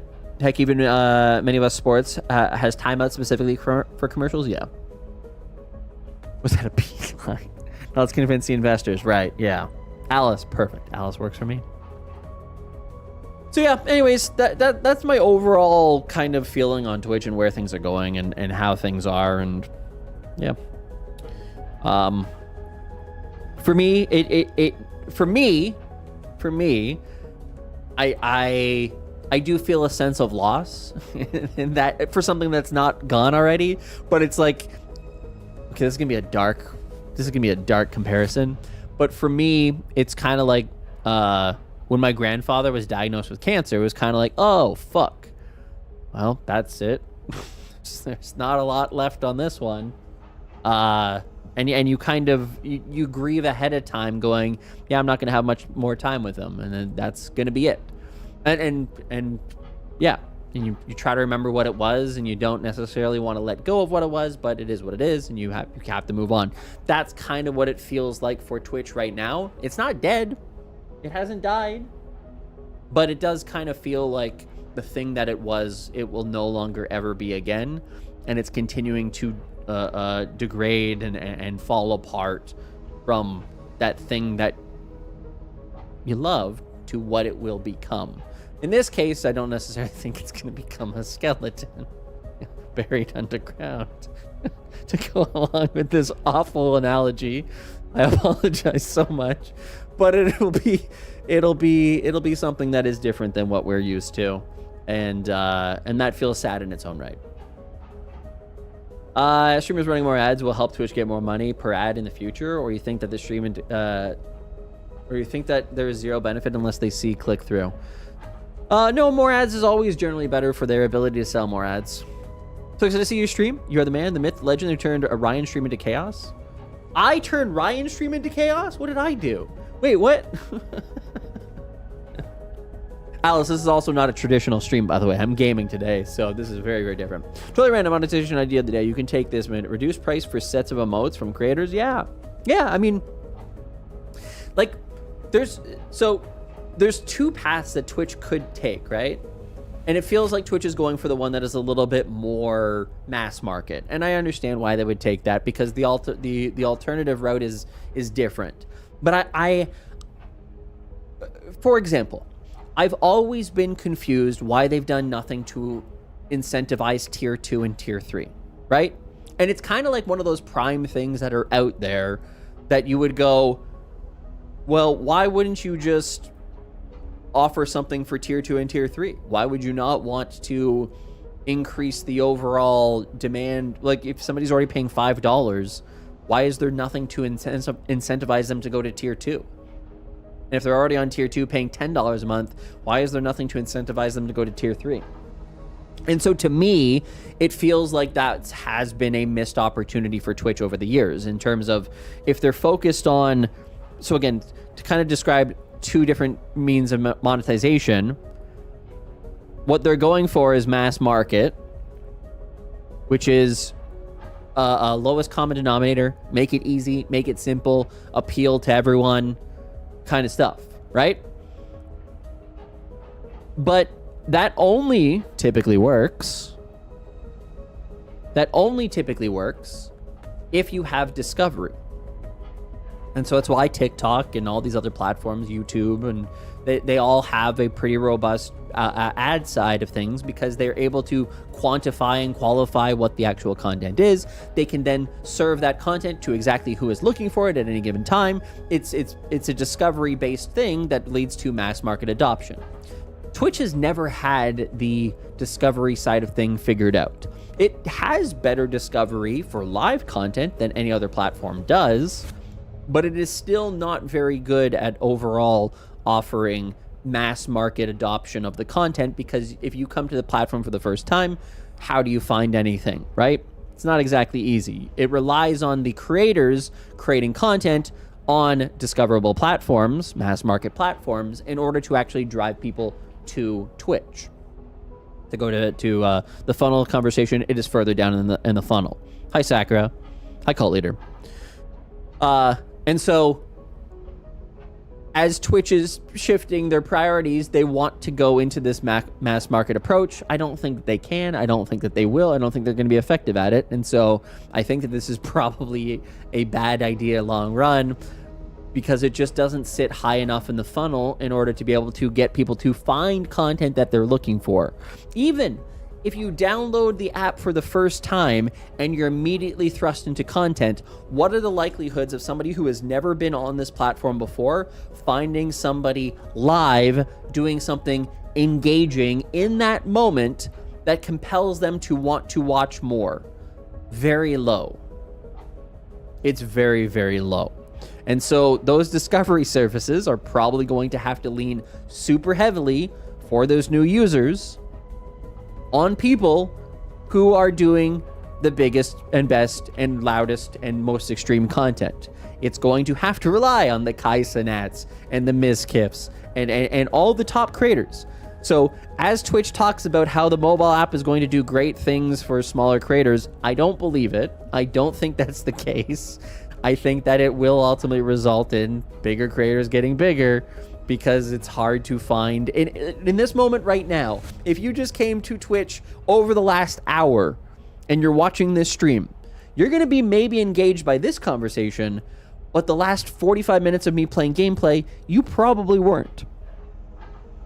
So Twitch doesn't have the ability to be able to kind of take that mass market approach of serving content to people who are interested in things when they come to the platform for the very first time. So from the premise of its overall marketing approach, I think it's a flawed idea. Okay, so that is my overall feeling here, and that's the path we're going down. That's the path they're taking. We can't. Again, I'm not in charge, so I don't think that we can necessarily turn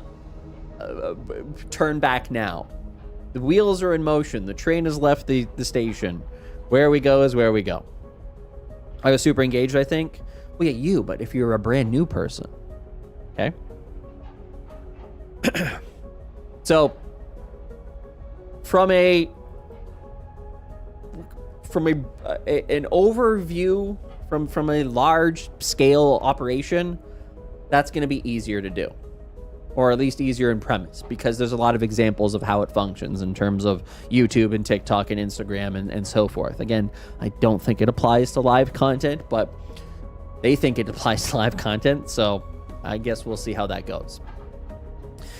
And again, this potentially has high long-term reward because of the fact that it is mass market, right? So as more people come in, and then more people come in, and more people come in. That's the idea.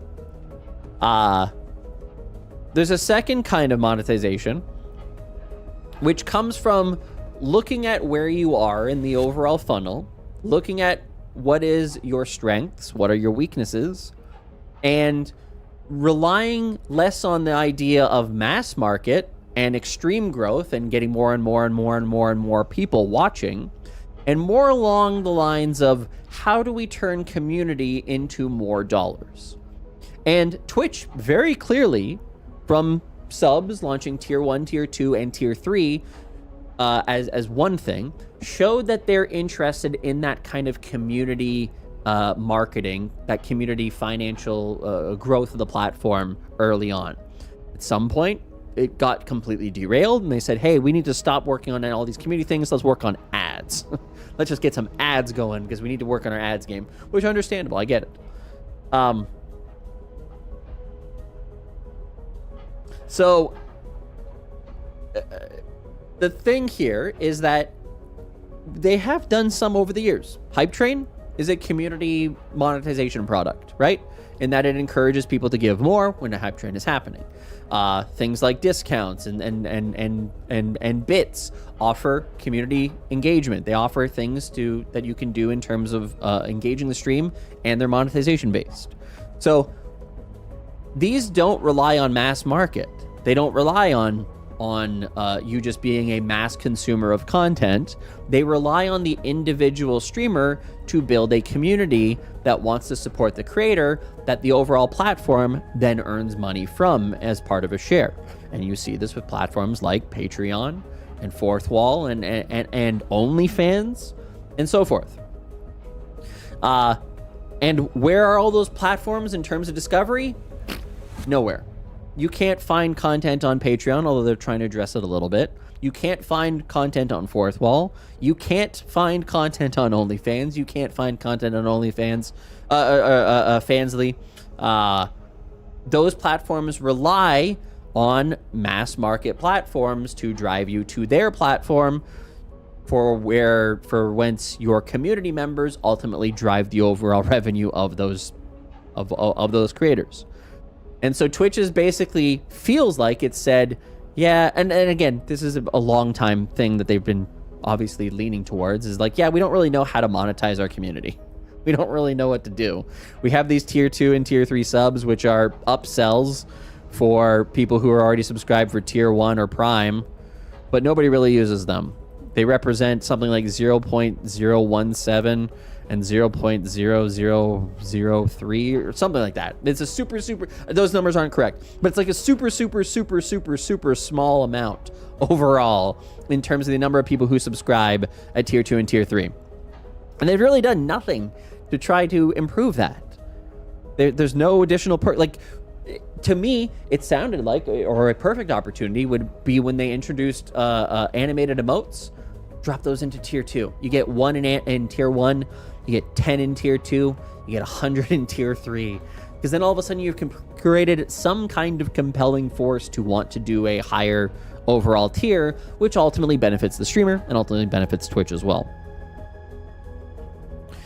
But yeah, they've decided, seemingly, we don't know how to work with that. We don't know how to make that into a thing that where the line goes up. And when we do, it's out of our control. We don't.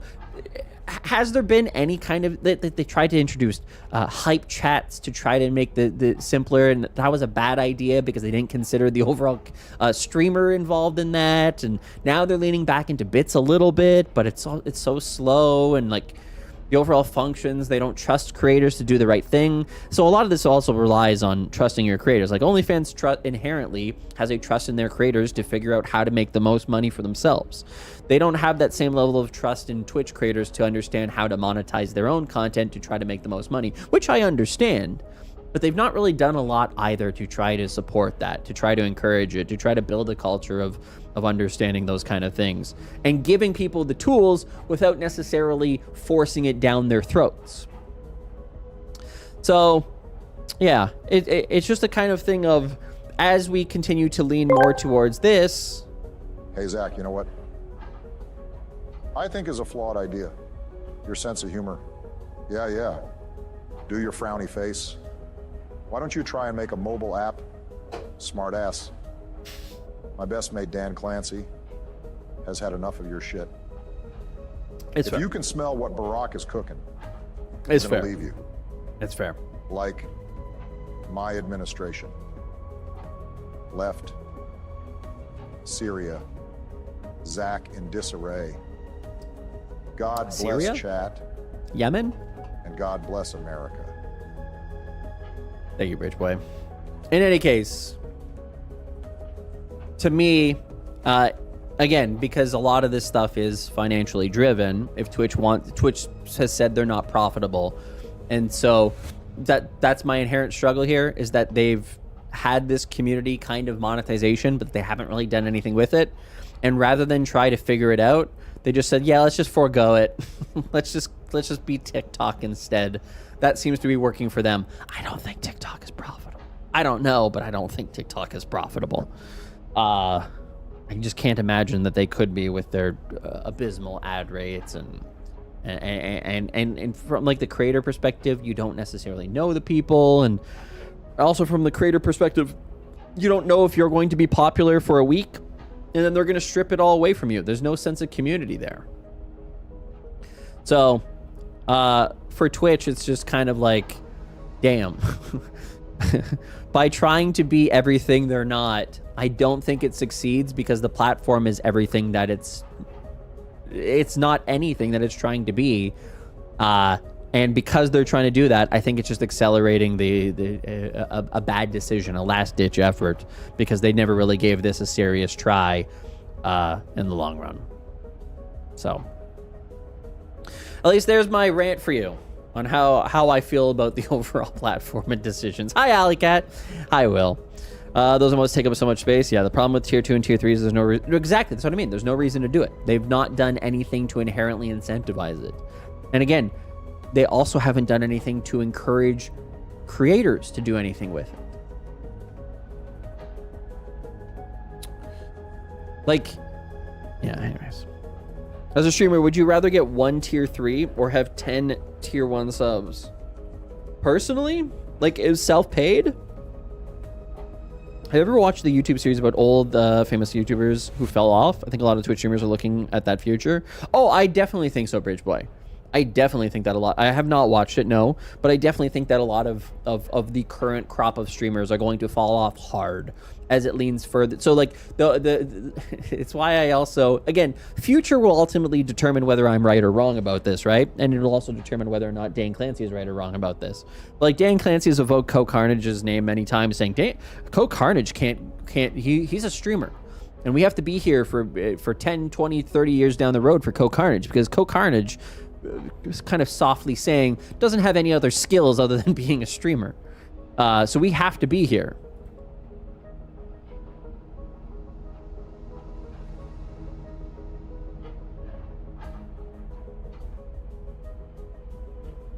Can we find that? Anyways, that doesn't matter. But like, I mean, again, here's what I kind of mean. And I again, this is going to sound mean in the context of that overall thing. I like Co. I have nothing against Co. Obviously, this is always the tough part for me, in that when you're talking about decline and whatever, is that it always ends up, if you're using an example, you're kind of putting a slight against someone. But like Dan Clancy being like, oh yeah, we have to be here for Co Carnage, and help support his content. When you take a look, he grew through 2017, grew through 2018, stable through 2019 and 2020 and 2021 when Twitch had its best years. And since then has been, I mean this in the nicest way, has been falling off, right? 6,299 viewers is less than he has had since January of 2016 in terms of an average. Again, he's not complaining about having 6,300 average viewership, right? But that's the kind of thing. Like, his hours streamed hasn't changed dramatically. Streamed a little bit more during the pandemic.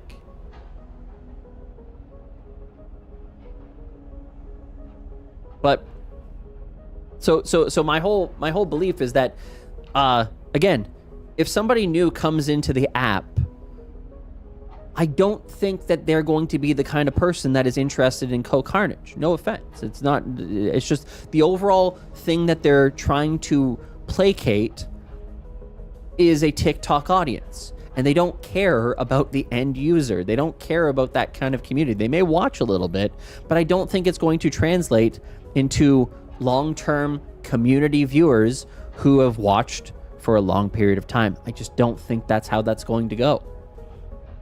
And so the vast majority, not all, but the vast majority of the old school streamers, I think, are going to continue to see general decline over the course of the next 2-3 years.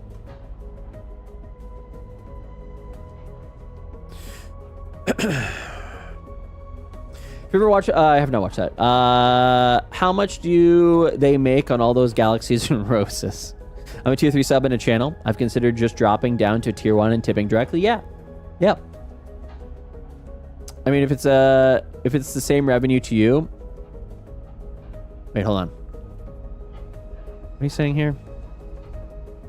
I mean, like, if it's the same revenue to you, it seems like having more sub users is better for community building.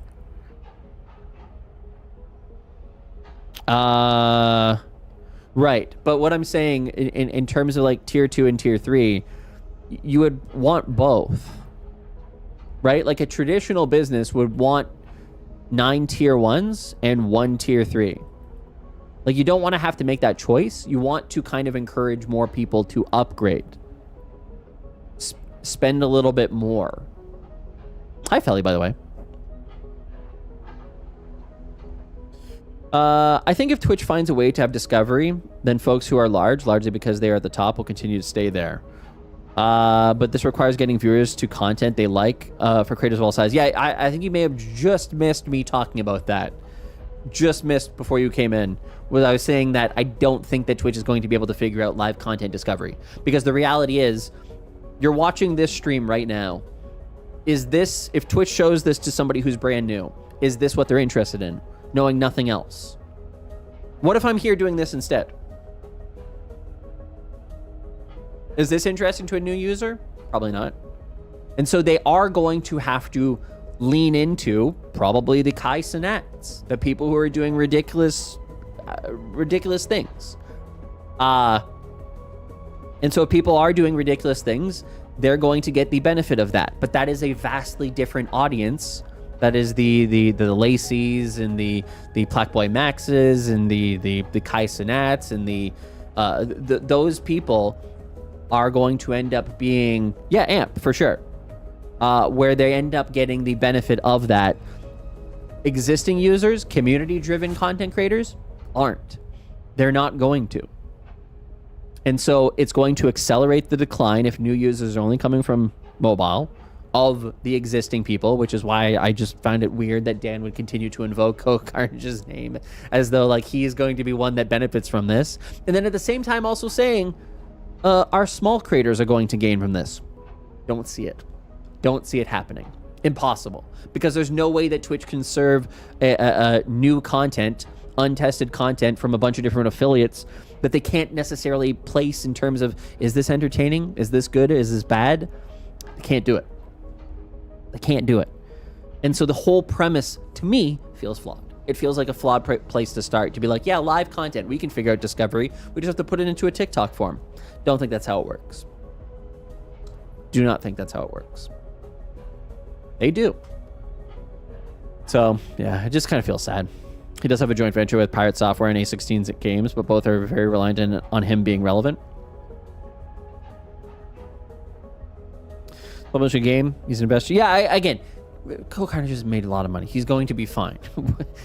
He will be able to figure it out. He will be able to figure it out. My inherent concern is probably more for the people in the middle ground, the people who are not. I'm using Cole Carnage because it doesn't feel like I'm punching down by saying that, oh yeah, he's falling off, right? He's not. I mean, he's lower viewership, but like he's going to be okay.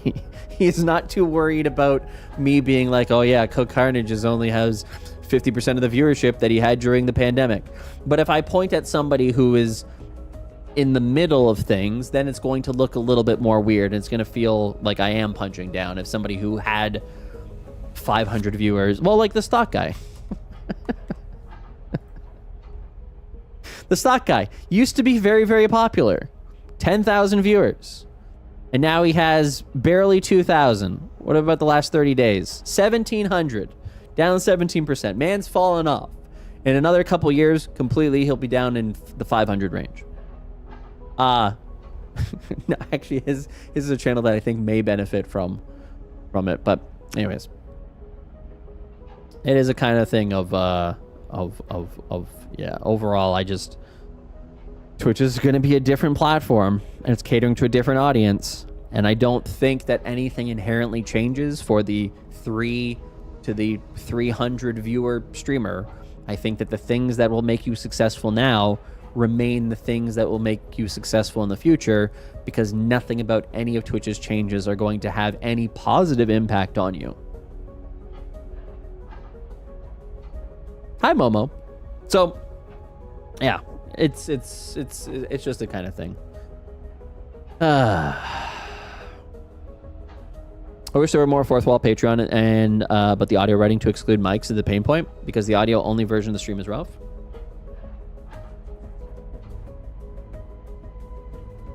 RIP Stocky. So again, it's not doom. It's not so much doom. It's that Twitch is promising a pipe dream that I don't think they can deliver to anybody, and so they're catering to a much smaller. Like this is the part that kind of makes me a little bit frustrated, is that it feels like they're catering to an audience that, like, every single streamer who replies to. I mean, okay, here.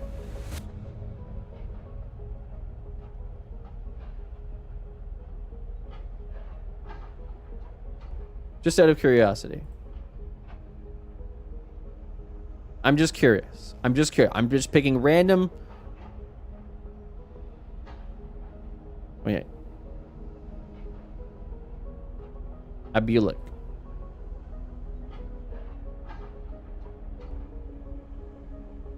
Okay.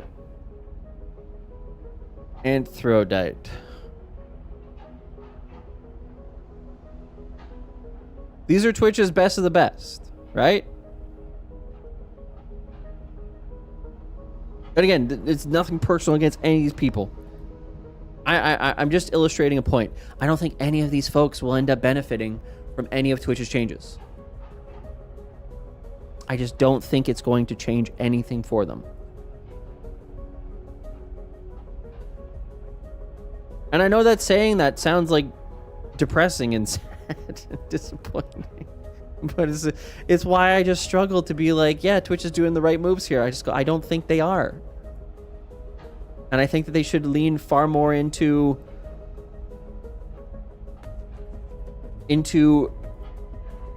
making it easier for creators to create content outside. 32, 24. It's a story that repeats itself. I don't know.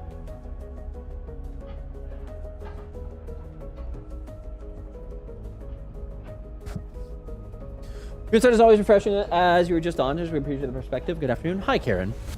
Now look at Barry Carrick. This is a strange looking game you're playing, sir. I know, Ellie. I know.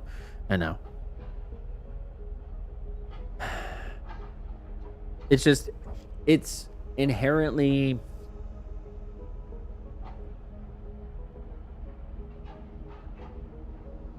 How do I say this?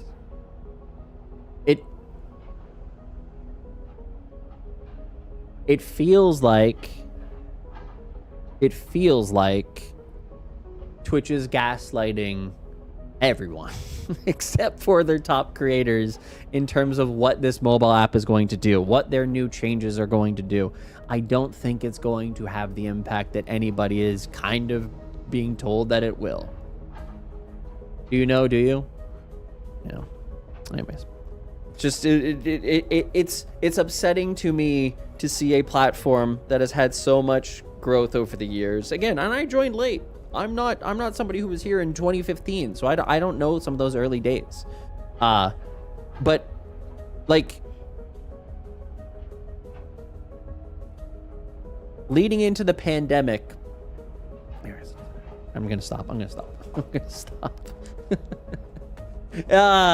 We're basically, the TLDR is that we're paying for the mistakes of Twitch because they didn't know how to monetize from 2018 through to 2022, other than trying to lean into ads.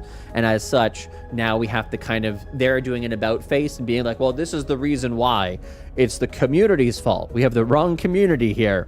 Let's get a TikTok-like community and mass market appeal.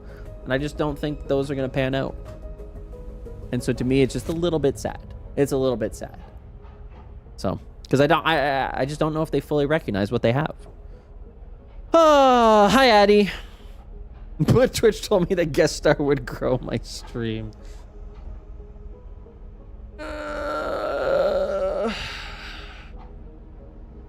See you later, Alleycat. Zach, how many hot button pushes do you have for make clip so you can turn this into TikToks and shorts? Oh, 0. I should though, shouldn't I? Maybe I should. Maybe I should make it into shorts. It is sad, another lesson to be learned. Let's hope there is learning. Yeah, but the problem is I think that at that point it ends up becoming too late. But by the way, this is what I will say. Again, as I always say, whenever I have these kind of like doomery takes, because I do, you can listen to what I'm saying and be like, oh yeah, that's a very doomer perspective. My actual feeling in all of this is that streaming's best days are ahead of it. The best opportunities, the best community building, the best platforms, whatever, are all ahead of us. Twitch hasn't figured out live streaming. Twitch is just the platform that people currently use live streaming for. It's not the end state. Same with like MySpace wasn't the end state for social media, and then Facebook wasn't, and Friendster, and Google Wave. All these things kind of come and go. But there's always something that is the spiritual successor of it. Mixer, didn't figure it out. There's always things that come and go. And I also believe that Twitch is in that same realm. I think that Twitch is currently the leader, but I don't think it's the end state for streaming. Somebody else is going to figure it out. And it will be a golden era for live streaming, of which we haven't really had anywhere else. YouTube has. YouTube figured it out, and that's why YouTube is a force of nature. It is a king. It cannot be dethroned. There's nothing that is going to dethrone. They are a monopoly in that regard. There are other competitors that do video serving, but nothing is going to compete with it. And now they're coming for TV, and they're coming for shorts, and they're coming for all this kind of stuff.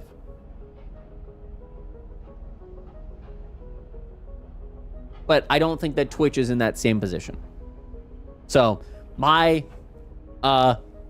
optimism is that despite all of the sometimes doomery feels, the reality is that I still believe that there's a lot of strength in this community and in content creation, live content creation, and in the community bonds that are formed and communities that are developed and the interactions between communities, that those things won't fully go away. Even if Twitch did, even if Twitch disappeared tomorrow, people would find it in other ways. You do figure it out by preferential treatment in the monopoly search engine. Oh yeah, there you go. Amazon doesn't even recognize that this platform exists. So, yeah. Parent leadership sometimes can be an odd thing. A benefit or a drawback. Yeah. Did something happen? Nothing happened. Twitch disappearing tomorrow. Heard it here first.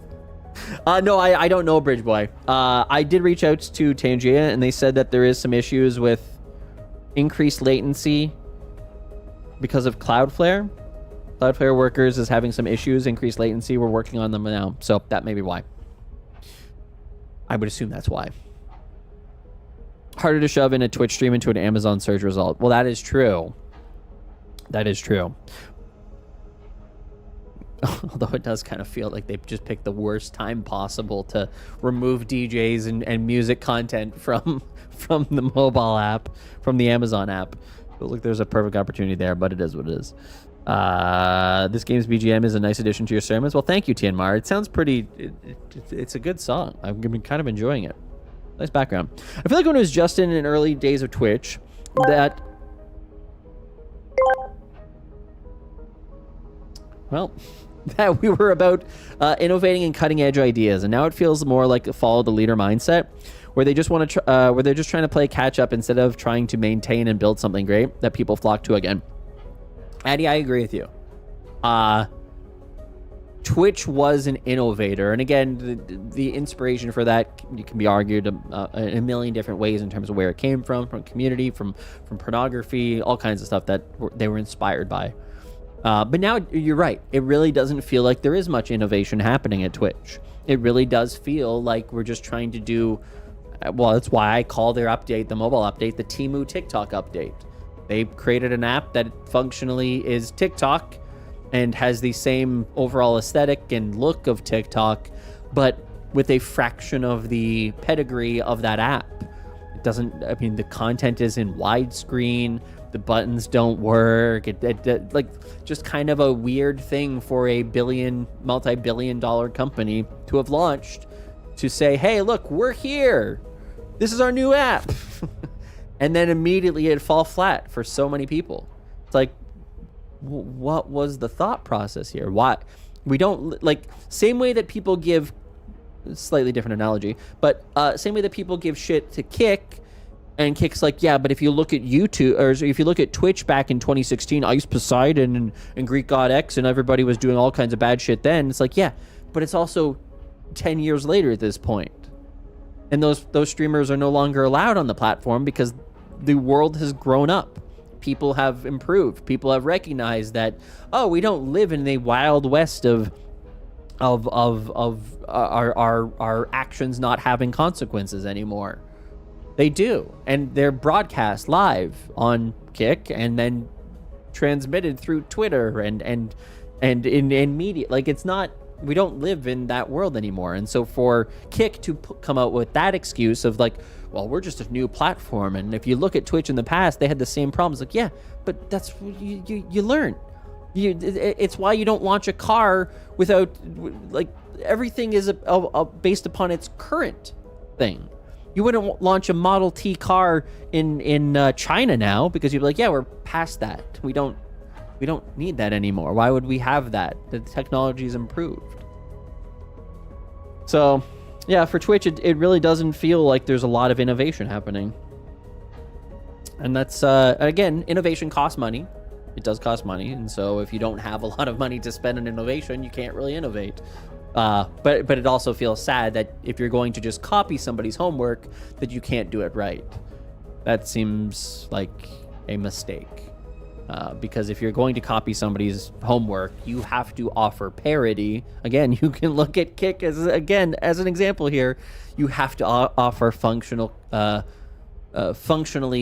you need parity in terms of everything that is offered for that jump to be easier. It's why YouTube struggles, or people don't necessarily consider YouTube to be a reliable platform for live content because it doesn't have feature parity with Twitch, and they don't seem to be investing in it. Hey, Spartacus. Come say hello. Good boy. Yeah. What are you doing? You have a nice nap? You have a nice nap? What are you looking at?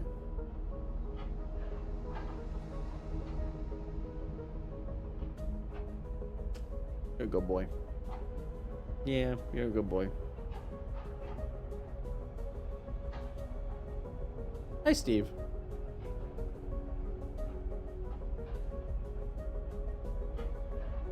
That's so sweet. Belly. Spartacus is just such a love bug. Aren't you, buddy? You're just a sweet love bug. You're just like... What are you looking at?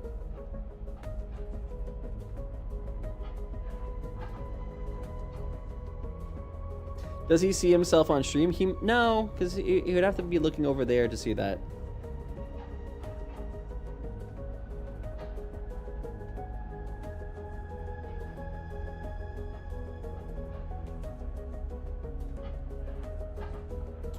My heart is melting. Kitty Cat check Twitch chat and goes, well, I look good. Yeah, true. Probably fun to look at that way, Sparty. Thing is, they are trying to innovate on the same thing over and over, like guest star, drop-in, stream together, whatever it's called this year. I'm waiting for them to do something new that's not just a copy of a competitor, like Twitch charity, Twitch alerts, and so many other things, trying to desperately hard not to soapbox. Yeah, Addy, I completely agree with you. I completely agree. It's a kind of thing of one of Twitch's biggest strengths is its community. And it never seems to want to lean into what people are successful with as streamers. They don't. And again, I know that they always say, well, our financial goals are aligned. If you make more money, we make more money. And it's like, yeah, true. But what have you done to innovate? What innovation has occurred? Why has there not been any...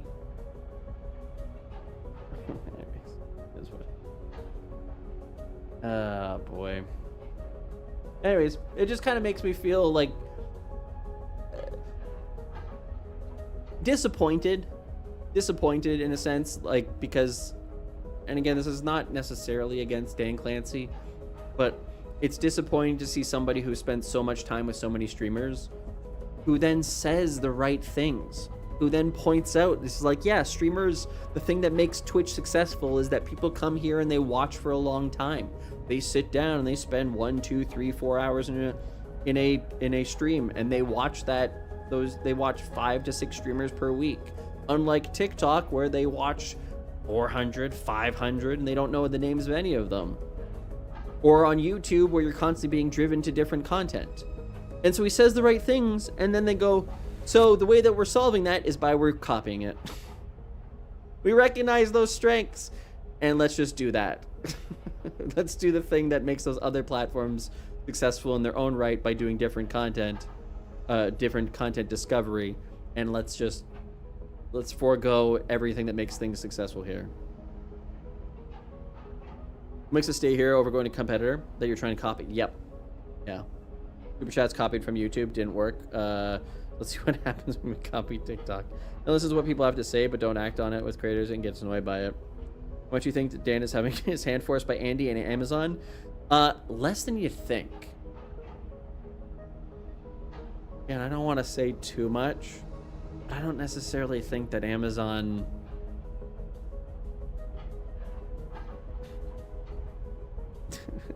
So, not too long ago, okay, I'm just gonna tell you a story. Amazon Music. What was that? LA campus? Is that what it was? Yeah. So they launched this space in Culver City. 28,600 square foot creator space offers a variety of rooms where artists can record, relax, and collaborate on exciting new experiences for fans. The space is named Studio 126, with its cheeky nod to Amazon's promise to offer everything from A to Z, with A being the first letter, an alphabet, and 76 being the 26th. 126 in Culver City is just one of the offices Amazon Music has built to showcase our investment in developing artist and creator spaces globally. We also opened beautiful spaces in Brooklyn, Tokyo, Berlin. Each space pulls design inspiration from the city in which it resides. Okay? And it's like a great space. And it's a creator space. And when they opened it, I'm doing this with one hand, by the way.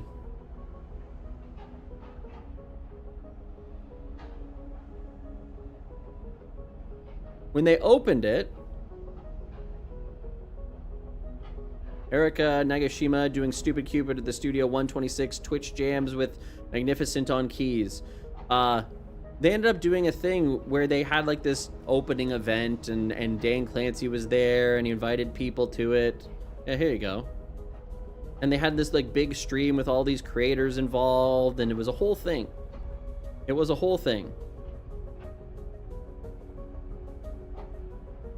And these creators were told that one of the cool things about this space, this Studio 126, is that music creators on Twitch would be able to get access to it.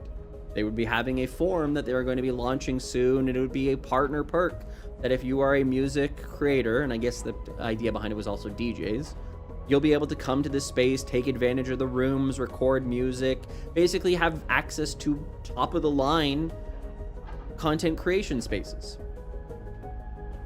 Now, the reason why I tell this story is because, again, this is presenting, separate from presenting the DJ program. Yes, separate, yes. So again, this was before the DJ program was announced, but I guess it was probably trying to be part of it, or was potentially going to be part of it. But like, it's got a whole like a podcast room and all kinds of sets and a studio room, and like it's designed for creators. There's a merch making lounge. Like, it's really designed for creators. And does Amazon have creators? No, but Twitch does. Now, this is where we get into the story part of it, because, of course, I don't know exactly how these things go, and I can only share what I've heard through secondhand stories and so forth. But Dan promised them all these things, being like, yeah, this is a space that Twitch creators are going to be able to use. He hadn't secured that deal. He didn't get that confirmed. And so when he later allegedly asked for it, they said, no, absolutely not. No shot. And staff at Studio 126, when he was there, kind of laughed at his overall. So he had a meeting with the executives, and evidently Andy Jassy was there at the time when they opened this thing, and he was a joke to the Amazon executives. He went to go play music, and evidently the staff, the executives, were just kind of laughing at, like, did he just come off the street? It's like, is that what he's wearing to this thing? Like, and so it's a kind of thing, again, and I only say this because this is the kind of experience that we currently have. I don't think there's a huge amount of recognition from Amazon that still thinks about Twitch as a future platform. And I don't think that there's a lot of overall, again, just from the sentiment that I get from staff who work for Amazon and stories that I hear pass through the grapevine, that there's a lot of belief in his ability to actually do something with it. Amazon doesn't seem to think of him as like, oh yeah, this is a very important product. If they did, I don't think they would have let him do half the things that he does. So anyways, all that is to say is that Dan's having a good time playing music. This space would be pretty damn cool to be able to offer to Twitch partners. And it just, nothing of it is coming to fruition because I don't think he has any weight to pull with Amazon itself. Fuck the classist Amazon executives. No, fair enough, Salty. Yeah, for sure. It's more kind of an example of Dan is very, very popular with Twitch creators, but that's about it. And so he has sway, and he'll be able to like lift you up and drop you on the ground, and everybody thinks it's hilarious, and make a pee joke, and you know, all that kind of stuff, and everybody thinks it's awesome among the creator space. But in terms of actually, like, his staff, we know firsthand from stories, not well respected. People don't really feel he's doing a good job. He's the man to can. And then from outside, people who are tangential, working in Amazon, also don't seem to have the best overall view of him. And so it's just kind of like, where are we going? What are we exactly doing here? And it leads, I've said this a few times, but there's a lot of feeling that Emmett Shear, smart guy. Everybody loves Emmett Shear. Emmett Shear was a great CEO. He was a great tech CEO. He built a great business, blah, blah, blah, blah, blah. Even though we all hate him. We all just don't think that he was the worst. But I think that that's, again, you can hear it from Dan himself. The reason he got this job is that Emmett Shear wanted him to be the next CEO. Emmett Shear recruited him directly. He says it himself. And so that kind of legacy, Emmett Shear's legacy, I think, is what's driving things forward. And I don't know how to feel about that. So again, it's just we're in a weird time with this platform overall. I don't know what the future is. Strange. Very strange. Overpromise, underdeliver. Yeah. No, definitely kind of mean. Absolutely. Yeah, for sure. Thanks for my VIP sticker. How does it work with using the YouTube spaces around the world? I mean, you can use them. Any creator can sign in as long as you have, I think, 10,000 subscribers allows you access to them. They still have the Toronto YouTube space? Oh, they shut it down in 2019. I went to the opening party of that when it launched in 2012, 2013.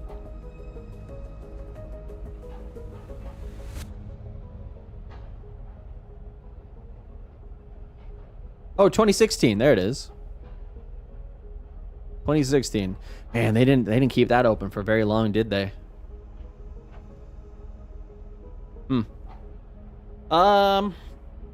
Really does make it sound like Dan is closer to streamers. Oh yeah, of course, for sure he is, for sure.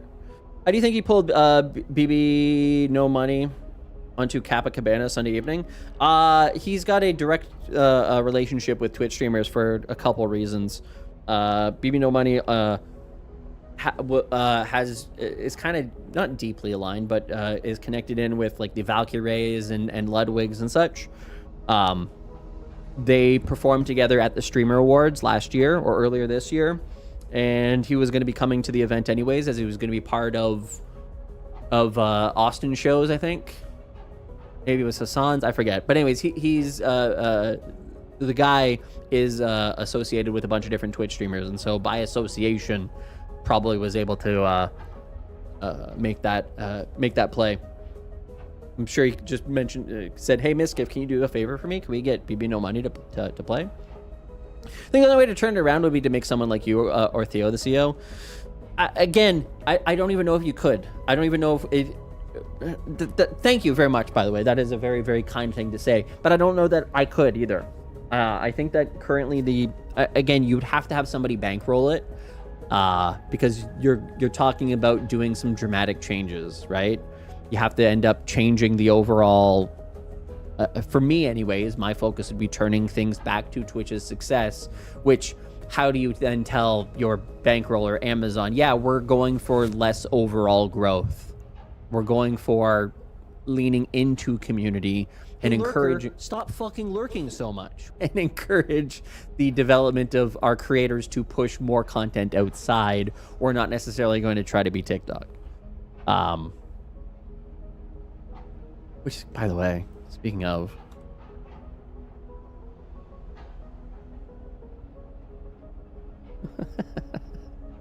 he's even said slow growth should be okay. It's like, what are we doing?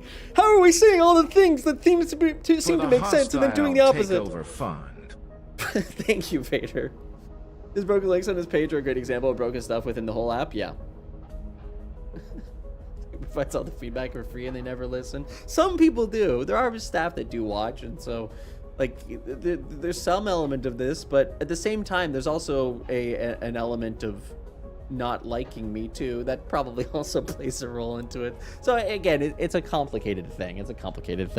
I don't have the same level of relationship with the overall executives the way that like a Colin and Samir do with YouTube. Colin and Samir, YouTube sees that, like, or even like this guy. You guys know Muaz? You guys know him? He is he calls himself a daily creator motivation, but he does like a lot of stuff related to YouTube and like encouraging you how to be successful and talking about the overall platform. But he does a lot of like YouTube news as well, sharing features and functions. So somewhat similar to what I do. Again, not exactly. Introducing YouTube communities, introducing YouTube VO. Hey everyone, YouTube partner. I'll be live tweeting tons of updates coming to YouTube Spaces in a bit. He talked about how the new play button is actually smaller. So that was disappointing. Like, so he doesn't necessarily have as much critique for YouTube as I do, but he does critique. He does offer critique. Yeah. YouTube resized the 100,000 and 1 million subscriber play buttons. They're way smaller now. Below are the new ones laying on top of the old ones. Old ones were way bigger, man.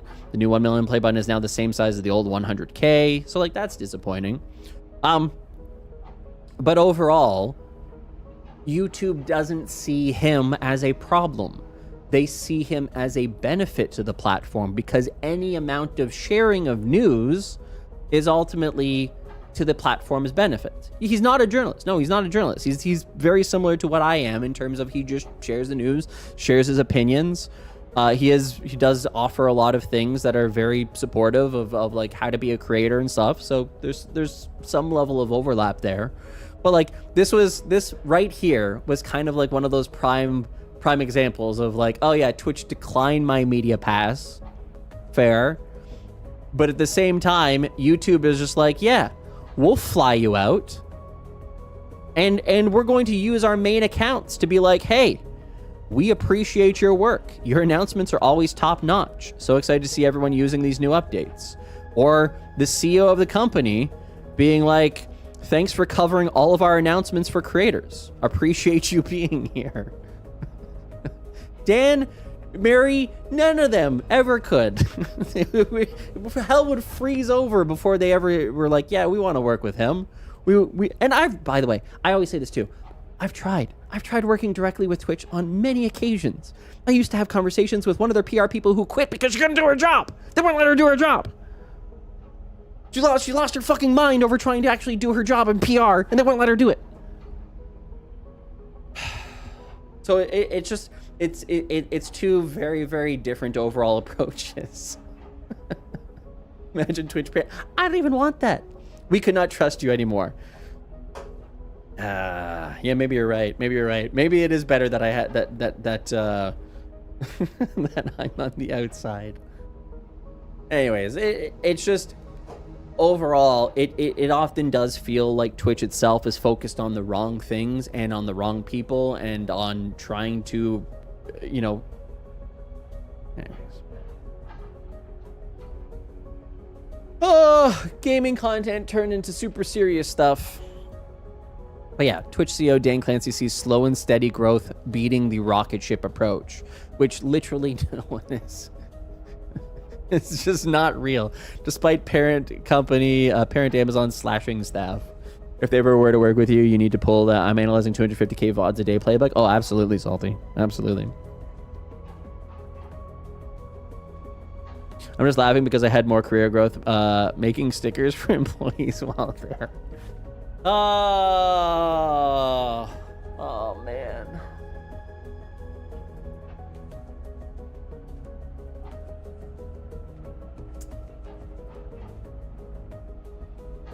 Yeah. Anyways, it's one of the reasons why I talked about this. I think maybe it was last week when I was doing my TwitchCon coverage. But it's one of the reasons why I am slightly shifting my overall approach. I am actively going to be a little bit less focused on Twitch directly and more focused on creators overall. I think I can offer some additional value in that respect, in that, you know, I have a pretty good reputation among creators, but I also have a pretty good reputation among brands. And so I think there's a lot of things that I can do related to those two things. 1 second.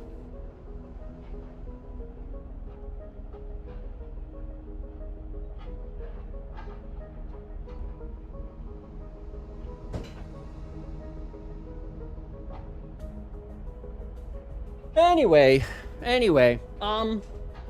yeah. So there you go, guys. My gaming stream turned into a very serious talk about Twitch in the future and where things are going, and who really knows? Who really knows? See, ultimately, this is that's kind of the interesting part. They know how to chop you off at the knees after hiring for your brain, then making you sign a non-compete. Are you speaking about yourself, Addy? I like the new approach. Twitch will never bleed purple again. Correct. Yeah. So no, Lava, exactly that. Is that the thing that has made Twitch successful?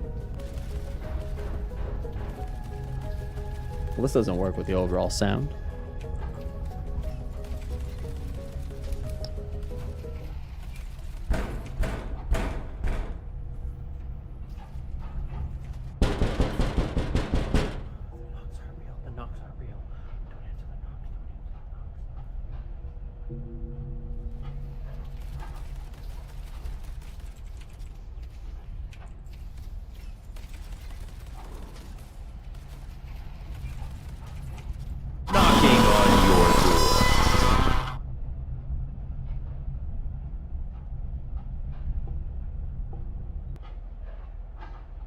Thing is that they're trying to innovate in the same thing over and over, like the guest star, yes. What makes us stay here over going to a competition that you are trying to copy? And this is coming from a Twitch diehard person who even worked for the company. I'm not going to give up hope on them actually talking to folks and getting their input for innovation. Twitch is owned by Amazon, but Twitch is its own thing. They have goals for it, but then sure, Twitch doesn't get to say when Andy is there, Dan is the boss. Don't know how, but then slipped in there. Yeah, they had completely separate offices and employees that were trying to set up in Culver. Yep. I could say so much right now, but since I worked one-to-one with Andy way too often, I'll keep my mouth shut on his character. Dan is another beast. He has the spark of Emmett, but he is wickedly worried about keeping people interested and engaged in the platform. That could be a great culture consultant, waiting for Twitch to utilize you, if only. I'm just laughing because I had more career growth making stickers for employees while there. They know how to chop you off at the knees after hiring for your brain, then making you sign a non-compete. Glares, maybe, slinks into the shadow. Shutting a stream together stream. It was a bit clunky, but nice. Open up, Dan wants to collab. Yeah, anyways, so, yeah. At the end of the day, I again, the thing that made Twitch successful in the past is its creators, and the things that will continue to succeed regardless of any decision that Twitch or YouTube or TikTok or anybody makes will be creators. Creators will be undefeated because the fact is that you're always going to be evolving and looking into different opportunities and change and how you create, and you can move faster as a creator. So, what is this? Twitch is nuking everyone's favorite Binding of Isaac emote. The Binding of Isaac is deeply embedded within gaming culture, so much so that it has inspired one of the most familiar and beloved emotes to ever spam a Twitch chat, Bible Thump. It's the roguelike hero head screaming, sobbing, frequently deployed to communicate complex feelings of horror, empathy, and sarcastic crocodile tears. And the Amazon company says it will soon be deleted from the streaming network. 1,000 Bible thumpers could be immediately felt entering the chat. Terrible news, wrote Twitch streamer Christina Tina Kenyon. Small indie company can't afford licensing fees for a single emote, wrote VTuber Flipsy. Game designer Edmund McMillan, who co-created The Binding of Isaac, simply responded with his own barrage of Bible thumps. For those who are wondering what happened, he wrote, blah, blah, blah, blah, blah. For anyone who hasn't spent time in Twitch chats, the Bible thump emote, blah, blah, blah. So why is Twitch getting rid of the iconic symbol? Some critics have blamed it on the company being cheap amid reports of declining revenues and a lack of clear direction. But Twitch also has a policy against emotes that include unauthorized use of another person's content, brand, or image, or other rights. Could be that the company is looking to purge its repository of anything it doesn't own the rights to itself, or doesn't fit in the future brand deals and marketing plans. Whatever reason, it sucks and seems easily avoidable. Twitch's announcement of the Bible Thump emote Apocalypse now has a community note. Edmund McMillan, the company has till the end of the month to save crying baby Isaac. In the meantime, rival streaming platform Kick is already teasing its plans to add its own Bible Thump emoji in Twitch's stead. Yeah, we saw the emotes. Edmund sucks though, to be honest. Fair. Guys, I actually have to wrap things up there for today. This was an unexpected 4-hour stream. I did get to play though. But yeah, I enjoy the emotes. A new follower. The crying onion is kind of cute though. I like that. Yeah, I guess. It's all right. Again, ultimately at the end of the day, I'm not going to use it anyways. I never really use this. I don't have a dog in this fight really. Other than I just find it interesting where Twitch is going. But yeah, I was never a Bible thumper myself. So for me, it's somewhat of a moot point overall. But for lots of people, that is another one of those cultural things that made Twitch what it was. Like Twitch quotes. Like when you see people posting.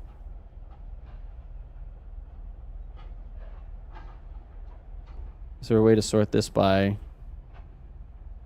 popular? Yeah. God damn it. Popular?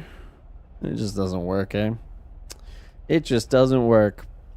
The vast majority of things that streamers do is so cringe. Yeah, like this stuff. 2015. The spamming in chat. My belly is huge. My brain is delayed. You guessed it right. I'm from NA. Cap outdated. PogChamp overrated. Long have we waited. Now we debated. Which, does anybody know what the hell debated means anymore? Anybody new? Probably not.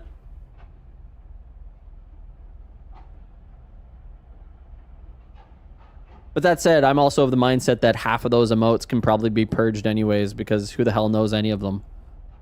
Half of those faces I've never seen. I don't know who they are, and I've never seen it used before. Hey, you can't do this one anymore. You got debated. You got debated. You got debated. Classic.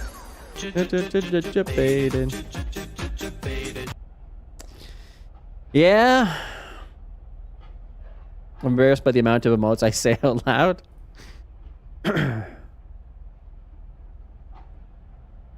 Ascended invisible spam. Just a memer. Aw. What if we all send the same message? Just a different time. Just a different time. But times come to an end. So at the end of the day, changes change. And so it has to kind of happen to some degree. It just, yeah. See how it all goes. History of Global Moats needs a book and then a proper funeral. Addy, I agree with that one. The biggest problem with emote culture is that all the hype emotes they keep adding, we have too many options. Yes. Give meaning to any new ones. Yep, Lava. That is something that I continue to say is that emote inflation has gotten out of hand on Twitch. Both from the perspective of global emotes, but also from channel emotes. Like, when you... Again, I understand why they would add more, but it's kind of a diminishing returns thing in that if you... When a channel had 10 emotes, or you're a partner and you maxed out at 60, like, there was, like, something pretty compelling about that. And I understand why they would give more. It probably results in more people subscribing to find that perfect emote. But now, again, I get gifted subs. I subscribe to like 3 people, and I don't know half of their emotes. Like Marcel, I can tell you like 3 of Marcel's emotes, and I've been subscribed for 80 months.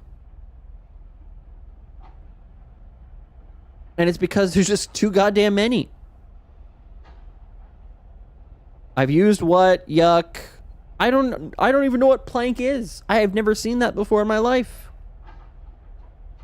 Really? Glare, jammies, flirt, bop, hype, haha, hug, pug, dance, take RNG, nug, pickle, golden D, lemons, lie. But like, robe, like, this robe one has so much historical context to it because Marcel used to always wear this goddamn robe on his streams. He doesn't wear it anymore, but he used to. The new Jinxie I don't know, Fumi. I have no idea. It's not available yet though, so I don't know what they did with it. My guess is that they didn't actually have the rights to use it. That's my small guess. That's my small guess. Again, I don't know for sure, but it's weird that they haven't uploaded it. So yeah. But yeah, like again, you then go into all of these emotes. I'm expected to know all of these people's emotes. When am I ever going to use Pharaoh Bit? No offense to Ferocia. Love Ferocia. Cozy maybe. Dis? Never going to type it. Breh? Never going to type it. Fifi's her dog. Snipe. D. Like. And then we get into Twitch. And then we get into Twitch. And then you get into pages and pages and pages and pages. And pages and pages and pages and pages and pages and pages and pages. And it's just kind of like, what have we done here? There's no, again, historically these things had value. I don't know what People's Champ is, remove it. I don't know what Grammar King is, remove it. I don't know about Anel, remove it. I don't know about Kippa, remove it. I don't Whole Wheat. Again, that's obviously DJ Wheat. Does anybody new know what DJ Wheat is? Does anybody use these emotes? Like, Bible Thump at least has, like, a very clear... And same with, like, Resident Evil. Like, you understand what's happening here. Turtle. Remove it. Dan's Game and Swift Rage are used because you kind of understand Swift Rage is Rage, but, like, Dan's Game... Anyways, it's all just kind of like emote inflation has ruined the overall cachet or cultural value, and everything just feels like it's ruining the overall cultural meanings of any of the things that occur on Twitch. But again, as I said, it's meant to happen. Things that are of the past are meant to die, and so I would not be opposed to them. Again, the same way that I'm not opposed to them removing the overall Bible Thump.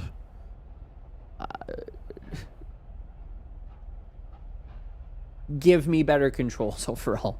Kill off 90% of these, and then allow me to throw out some of the rest. It's overloaded. There's too many. Resident Evil. I never make use of any emotes unless it's going to make sense in chat. Now imagine your woe with Nair. Well, Nair's a different character. Yeah, I don't know how he enters it. I blame 7TV. Yeah. All right, guys. I should wrap up. We should wrap up. Twitch tier list. If it isn't in a tier, it should be gone. Well, again, it should be data driven. It should be like, hey, Twitch community, there's about to be a purge. We are going to get rid of, we're going to take our 100 least used emotes and remove 50 of them. And the only way that you can save them is by using them in chats for the next month. And then the 50 that get the least usage overall get nuked from orbit. And they do that every year to get rid of a whole bunch of nonsense. Global emote tier list? Okay. All right. Well, hey, I can do it. We can do it. We're not doing it today, but we can put it on the list. We'll do it in October. Because October's almost here. All right. With that, though, guys, I am going to wrap up for today. It's almost 7 o'clock. I've been live for 4.5 hours. Unexpectedly. Was planning to just... actually, you guys know what's funny? I almost did this on alt. I set it up to stream on alt. And then I went live on main. I'm like, fuck it. we're here. Playing a game.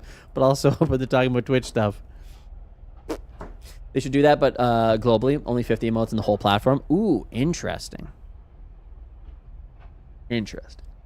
But yeah, guys, thanks so much for being here. I really do appreciate it. Thank you very much for the follows, the raid, the resubs, the gifted subs, taking advantage of that, whatever things that, the bonus round. Thank you, guys. I appreciate it. Tell me you're burnt out without telling me you're burnt out. Well, not really burnt out, but I just wanted an excuse to play a game. And so I did. Yeah. All right. Let's find somebody to raid. Let's find somebody to raid. Oh, I can't find somebody to raid. Oh, yes, I can. I was going to say, if you notice, I no longer have a sidebar because I had to disable the entire fucking sidebar to get rid of the goddamn call icons. There's no way to individually remove them, so I just removed the entire sidebar. And I got really mad at Dan Clancy. There is a clip that they could probably upload to Blurp where I'm just like, fuck you, Dan Clancy, you piece of shit. You're a fucking asshole, Dan. I hate you so fucking much. Because I was so annoyed.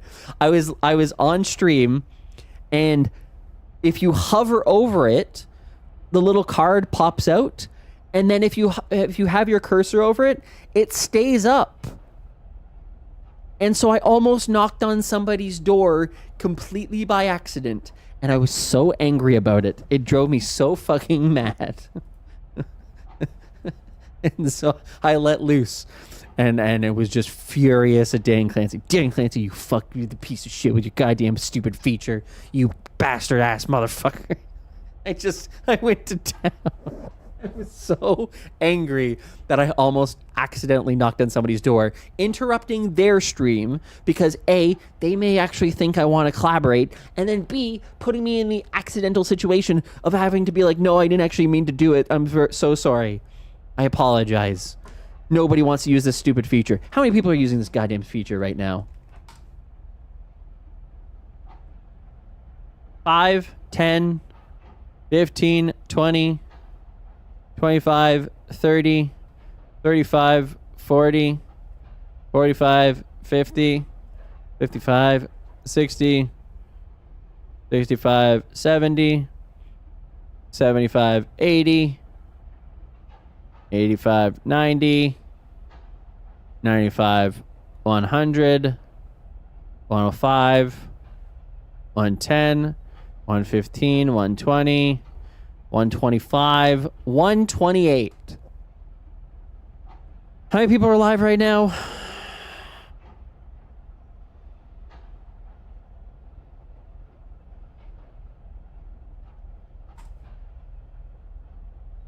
$104,000.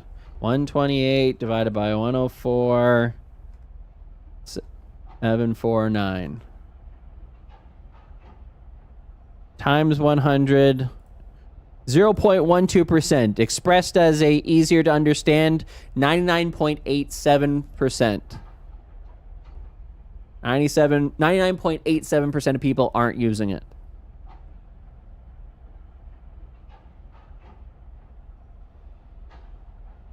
Yeah, let's make that the future of the platform.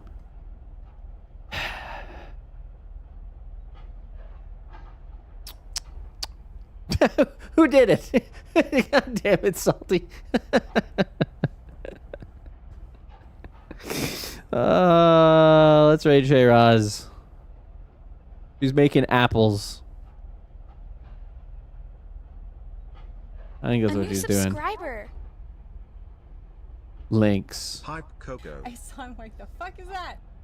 Links, thank you very much for the resub. I appreciate it. How are you doing? Hope you're doing well. Angry Zach on guest star. Shaycon, oh no. Are you painting apples again? Still updating Monster Hunter, or is it a new one, like a secret? I need a Sure-Jan emote, but it's Sure-Jan. That's not bad. That's not bad. When Kiki Cannon won the cosplay contest in 2000 and Are you painting apples again? She might be literally. Hi, Zaddy. Oh, she isn't. Look, I'm in a video game. Look, it's me. I'm in Monster Hunter. Are you painting apples again, Why are though? you, wait a second. You fuck. Explain yourself. Oh, shit. See, this is the better guest star. Today's pumpkins. Yeah. Okay, they're not. Those aren't apples. Those do look like pumpkins. The last time that Sheraz was painting, apples, or sorry, pumpkins, it looked like an apple. Dude, look. Okay, hang on. This is the better version of guest star, by the way. Those aren't apples. Those do look like pumpkins. Right beside your name. Yes. You can't knock. Apples, or sorry, pumpkins, it looked like an apple. You're not wrong. See? Where is that thing? See? No, This is the better version of guest star, by the way. Do you see beside your name it says knock? I do see that. Yes. Earlier, I thought that like you can't knock. For like a moment I was like, oh, he has it on. But no, it says you're unavailable. But we spent a lot of time thinking about how fun it would be to figure out how to undo that for you so that I could knock and we'd all annoy you and it'd be great. Sounds about right. Hey, Sheraz, take my audience. Take my audience. You have to entertain them now. They're your problem to deal with. So I hope you enjoy babysitting them for a little bit. And my chat, go enjoy Shayraz's stream. No, I just told you to go. But They're your problem to deal with. Wow. So I hope you enjoy. My problem, Zach. Your chat is wonderful. Your chat is wonderful. Why are you like this? Yep. Does that mean I knocked him out? Yes, Addie, I always knock Zach. Thank you very much, Baby Pat, for linking the Discord. If you're not in the Discord, join the Discord already. We're so close to 1,000 members, which I think we can apply for Discovery at that point. It's all designed as a campaign to sell more pineapples. Yep. Big Pineapple in Spain has currently been overtaken by the cartels, and they're operating a underground human trafficking operation designed around a dating app using TikTok to spread the message to ultimately increase the amount of people that they can actually. I've seen the documents, folks. I've seen the documents. I think she took it off of her stream, so we didn't get to play that on her stream, but that's okay. Guys, thanks so much for being here. I really do appreciate it. Join the Discord if you're not in the Discord already. Sign up for my TOS.GG newsletter, TOS.GG. That's easy to remember. Sign up for every single Monday. You get a nice little recap of everything happening in the streaming and creator space. And yeah, guys, thanks so much for allowing me to just kind of chill and play a game today. I do appreciate it. Have a fantastic day, and I will see you guys all in the next one. Go say hello to Shayraz. Go to say hello to Sheraz. Bye, everybody.